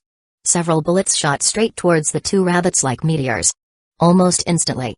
Bang, bang at the sound of the gunshots, Chen Meng saw the two rabbits explode into a mist of blood mid-air, and the items they dropped were instantly sucked into the train carriage by a powerful magnet. Then, several lines of crimson text quickly appeared on the stellar train's control screen. Congratulations, you've successfully secured the first kill of the level 3 red-eyed rabbit boss. You may choose one of the following first kill rewards. These crimson lines scrolled across the screen several times, but that wasn't all. Soon, a line of text framed in gold slowly appeared at the top of the screen, accompanied by fireworks blooming around the edges, and a voice echoed in his mind. Or rather, it echoed in the minds of every train conductor in the Iron Ridge Wasteland. That night, countless train conductors were awakened by this voice. Iron Ridge Wasteland Regional Broadcast, congratulations to the stellar train for successfully securing the first kill of the level 3 red-eyed rabbit boss, becoming the first train in all regions to kill a level 3 red-eyed rabbit. Phew. Inside the stellar train, Chen Meng, seated at the control panel, looked at the scrolling text at the top of the screen, took a deep breath to calm himself, then lit a cigarette, took a long drag, and couldn't help but chuckle softly amidst the swirling smoke. He was now very grateful. Grateful that he had named his train Stellar and not something like Overthrow Everything. The name Stellar sounded sophisticated and classy in the regional broadcast. If it had been Overthrow Everything, it would have been quite embarrassing. After upgrading the spider legs to level 13, the second supermodel effect obtained was the ability to shoot 2 strands of spider silk up to 100 meters forward. These strands could last for up to an hour, allowing the train to travel smoothly on them. It was this supermodel effect that allowed his train to span the Doomsday Abyss like a spider. However, each use consumed 100 units of spider silk. That day, the dwarf man had coincidentally given him an extra 200 units of spider silk, enabling him to use this method now. Chapter 73, 40-tube Cherry Blossom Rocket Launcher. Every monster has its own characteristics. For example, the red-eyed rabbit is extremely agile and fast. Its heavy machine gun struggles to hit targets even in open spaces, even with automatic targeting. He once experimentally fired 100 rounds of level 1 bullets, and all of them missed. However, in freefall, it loses almost all its agility. The train auxiliary eye easily predicted its trajectory, and nearly all the level 3 bullets fired hit their mark. He spent 300 rounds of level 3 bullets just to blow off the 2 arms of that level 3 zombie. But killing these 2 level 3 red-eyed rabbits only took 51 rounds of level 3 bullets. Although they are both level 3 monsters, their defenses are vastly different. Of course, size is also a crucial factor. Chen Meng steered the train down from the spider silk and, using the spider legs, descended the cliff to the valley floor. Satisfied, he smiled as he looked at his harvest this time. This trip was truly bountiful. Through these days of frequent immersion in the train radio, he had gained a lot of understanding about this world. In this world, few trains actively go out to kill bosses. A significant reason is that the effort and rewards are not always proportional. To kill a boss, a large amount of iron ore is required. Essentially, the train's attacks are entirely sustained by iron ore. Another reason is that the development of the train primarily relies on basic mineral resources. The blueprints and special items dropped by bosses are not bad, but even without them, the train can still develop steadily. They are more like bonuses or ways to increase the train's potential. Many trains reserve their iron ore as a critical resource to be used only in emergencies. They only activate firepower components like heavy machine guns in dire situations and usually avoid provoking bosses. The best choice when encountering a boss is to flee. Constantly changing locations in the wasteland to avoid monsters and mine is the survival strategy for many trains. In fact, it's a necessary but unfortunate choice. He had worked hard for 5 days mining iron ore, only to exhaust it all in one night. Those level 3 heavy machine gun bullets are indeed not something ordinary people can afford.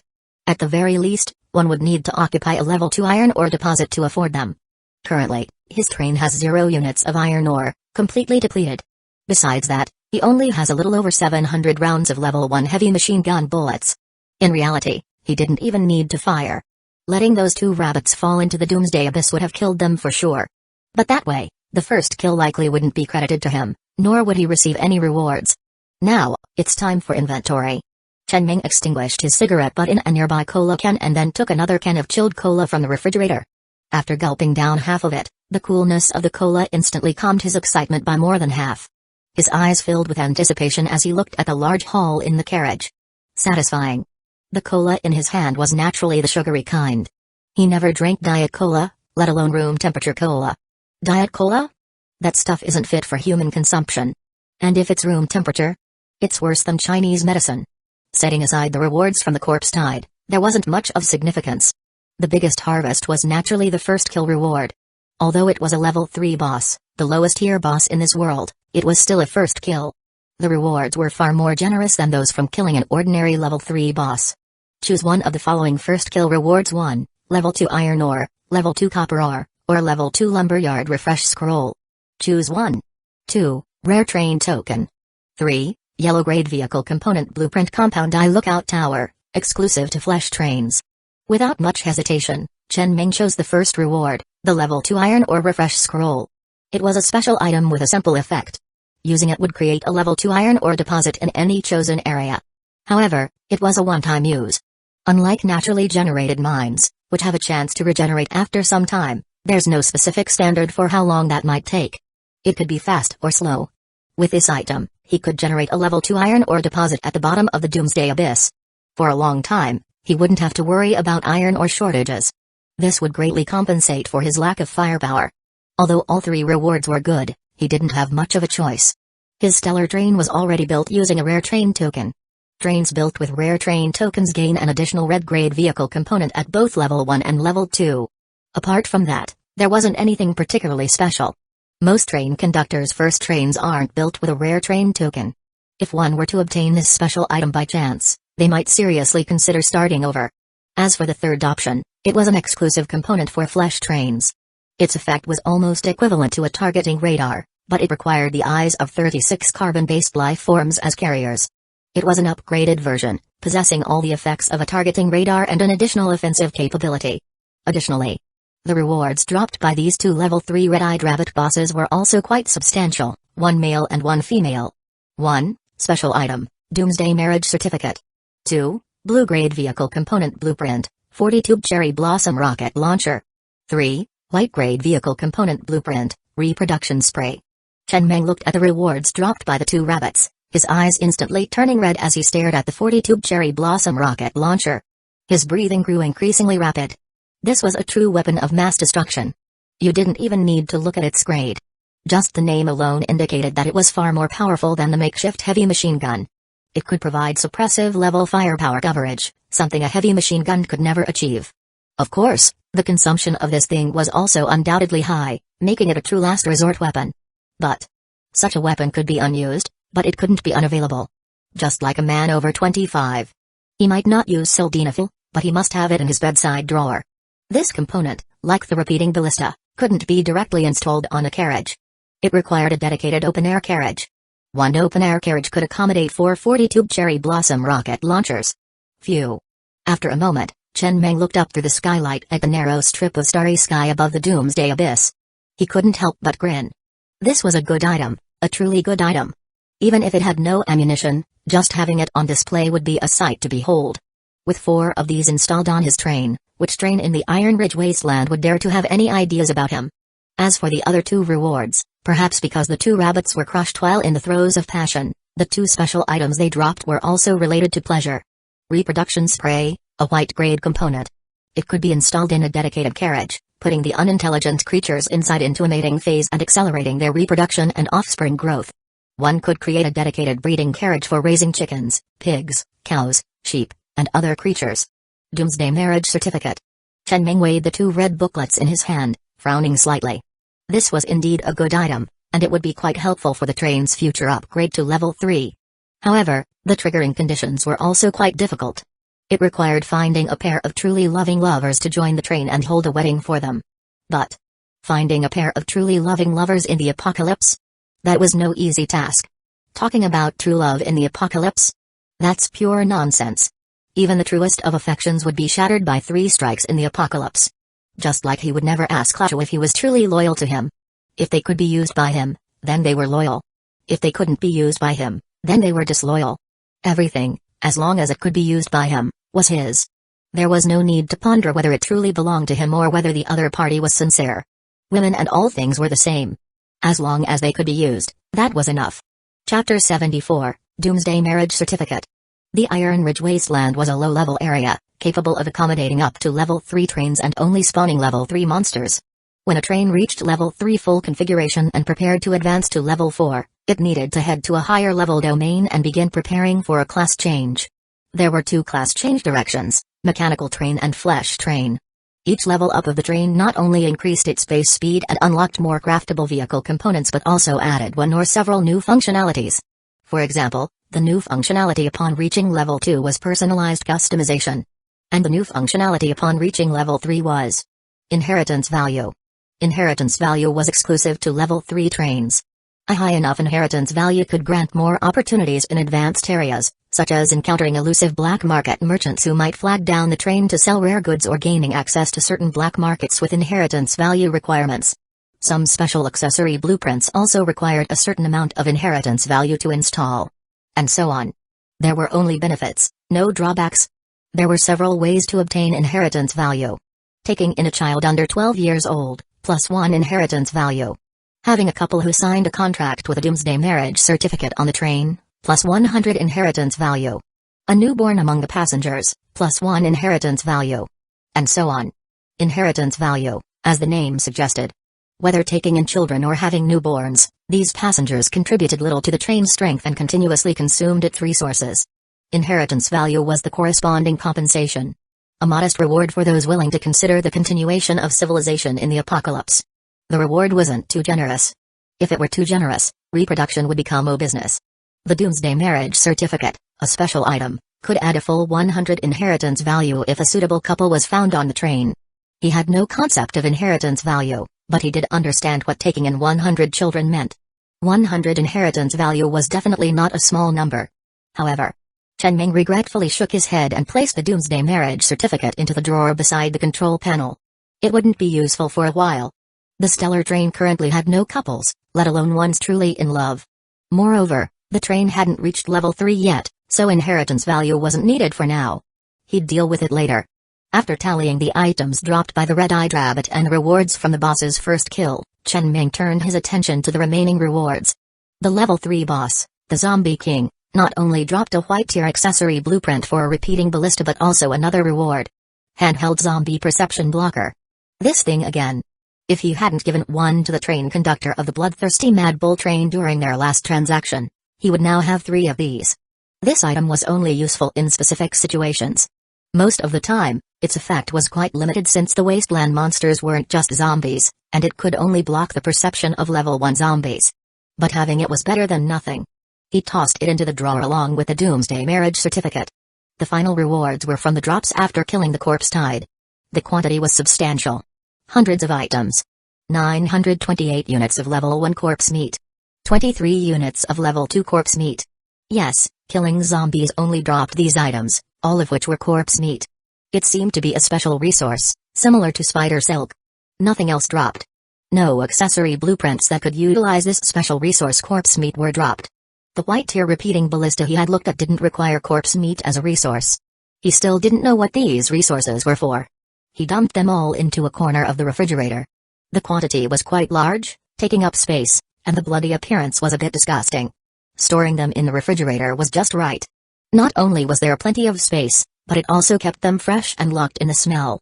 The odor wouldn't escape the refrigerator, nor would it affect the taste of his chilled cola. Perfect? With that, the rewards from tonight's journey were fully tallied. It was a bountiful haul, and he was quite satisfied. In this world, killing monsters wasn't the mainstream method of development. Except for flesh trains. For mechanical trains, the most important resource was iron ore.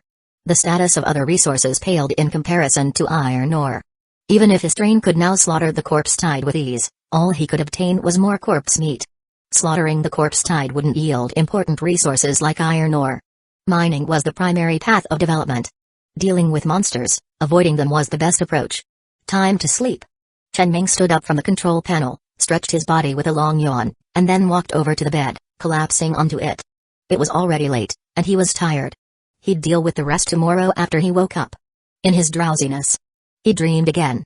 This time, he dreamed that his train had hundreds of carriages, with 100 of them being open-air carriages, each equipped with 4 40-tube cherry blossom rocket launchers. The train was stationed in the wasteland, surrounded by hundreds of thousands of monsters roaring and charging. Dark clouds blotted out the sun, and the ground trembled. He merely sneered, waving his hand, and countless rocket launchers with orange trails instantly filled the sky. The piercing sound of their flight echoed across the heavens. When the countless rockets landed among the monsters, flames soared into the sky, as if the gods were unleashing their wrath upon the world. When the dark clouds dispersed, everything in sight was in ruins. And the powerful magnet embedded in the train's front, which he had upgraded to level 100, emitted a strong white light, quickly sucking up the items dropped by the dead monsters into the carriages. At that moment, he faintly heard an untimely sound. "Brothers, get ready, we're here to mine. Mining takes effort, mining requires hard work. Hey ho. I'll call out 1, mining requires focus. Yo ho. I'll call out 2, mining requires teamwork. Yo ho. I'll call out 3, swing your arms wide." In the morning, Chen Meng, successfully woken up by the noise, had finished washing up and stood expressionlessly by the window inside the train, looking out at the bustling scene outside. The sky was already bright, and the slaves had started working. However, today was a bit different. The goblin slave, Doba, was leading the work chant. His voice was so loud it had seeped into the train, waking him from his pleasant dream. Doba swung his pickaxe while shouting the chant at the top of his lungs, and the other goblin slaves followed the rhythm, swinging their pickaxes and responding with equally loud voices. Chapter 75. Do you think he dares to speak loudly in front of me? The entire scene looked quite orderly and harmonious. All the goblin slaves swung their pickaxes at the same time, and at the same rhythm of the chant, they brought them down, creating a visually pleasing and somewhat surreal artistic atmosphere. As for the human slaves, perhaps influenced by the atmosphere, they gradually joined in the rhythm of the chant, responding loudly in unison. "I'm gonna shout an 8, mining needs to be steady. Gong hei." Chen Meng stood expressionless by the window, observing for a while before taking a sip of water to moisten his mouth, sighing lightly, and picking up the walkie-talkie on the control panel. "When lunch is served, give Doba a special treat." He was genuinely worried. Shouting like this all day, his slaves would surely get parched. They should drink more water. Doba really had an eye for work. It made him feel a bit embarrassed.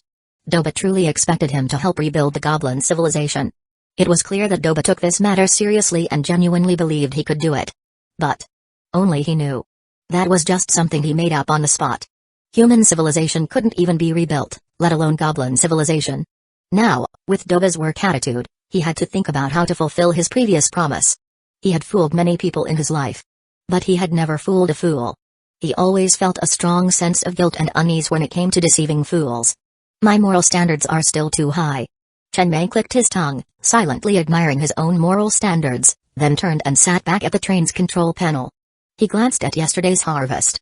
Many blueprints required iron ore to craft, so he'd have to wait until today's mining was done. He had nothing to do at the moment. So he opened the train radio to continue lurking. Ever since the last trade, he hadn't spoken in the train radio, but he had been silently watching others chat. However, today's train radio seemed different from usual. Military books in 12 volumes, each volume had his name. The word Stellar Train appeared on the public screen a bit too frequently. Nearly everyone discussing him, and it had been going on since last night, with thousands of messages already. Good lord. Chen Meng looked at the scene in front of him, murmuring in a daze. He just got a boss first kill, that's all. Was it really necessary to discuss it for thousands of messages? Were these people really that bored? Couldn't they focus on something more important? Phew. He took a deep breath, lit a cigarette, and took a bottle of iced cola from the refrigerator. Then he scrolled back to last night's chat records, preparing to go through them one by one, to see how everyone was evaluating him. Some were surprised, some shocked, some jealous, and some were analysts.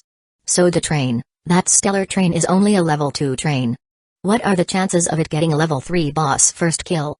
Most likely, it took advantage of a situation, like when a level 3 train and a boss were both severely injured, and stellar train swooped in to claim the kill. Pure dumb luck. Chen Meng casually glanced at this message in the train radio, not getting angry over it. A man who gets angry over someone's unfriendly comment is childish and immature. He just took out a small notebook from the drawer and wrote down the name Soda Train. He even added a bracket with the note, malicious speculation. He also saw the train conductors of Bloodthirsty Mad Cow Train and King of Electronic Music Train speaking up. These two train conductors were quite interesting. The train conductor of the Bloodthirsty Mad Cow Train was extremely excited, though it was unclear what he was so worked up about. He kept saying he had seen the train conductor of Stellar Train in person, had traded with him, and kept praising him, saying he had a heroic aura from the very first encounter. It was clear this guy's vocabulary was limited. He used all the compliments he knew in his life, and even repeated them several times. Chen Meng felt a bit embarrassed just reading it. He just got a first kill, it's not like he became invincible. There was no need to praise him so much. But perhaps the guy's exaggerated praise had provoked the displeasure of a level 3 train conductor. Zen Train, enough already. Bragging all night about a level 3 boss first kill. If you're so great, have him bring his train over and let's see if he can take me on. Do you think he dares to speak loudly in front of me? Chen Ming extinguished the cigarette butt in the cola can and calmly started writing in his notebook again. Zen Train, arrogant tone, wants to challenge me with his train, and asks if I dare to speak loudly in front of him. There'll be a chance. Before heading to the advanced regions, he would definitely take his train and confront this Zen Train. If he doesn't turn your train into scrap metal, he'll take your surname. What a tough guy. As for the dwarf man train conductor of King of Electronic Music Train, he was even more bizarre. He kept rambling in the train radio, saying that he and Chen Ming were like-minded. Who the hell is like-minded with you? That woman he gave you, he never even touched her. He just handed her over from the bloodthirsty Mad Bull without a second thought. What kind of lunatic is this?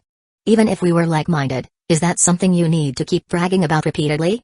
Why don't you just make a plaque with those words and hang it on the front of your train? Ward off evil and pray for blessings. Are there any normal train conductors left in this wasteland? Have all these people gone mad under the pressure of the apocalypse? After going through all the chat records one by one, Chen Ming put the notebook back in the drawer. He only noted down the names of these two trains. Most people were still quite friendly. Well, there's no need to offend people for no reason by saying something harsh.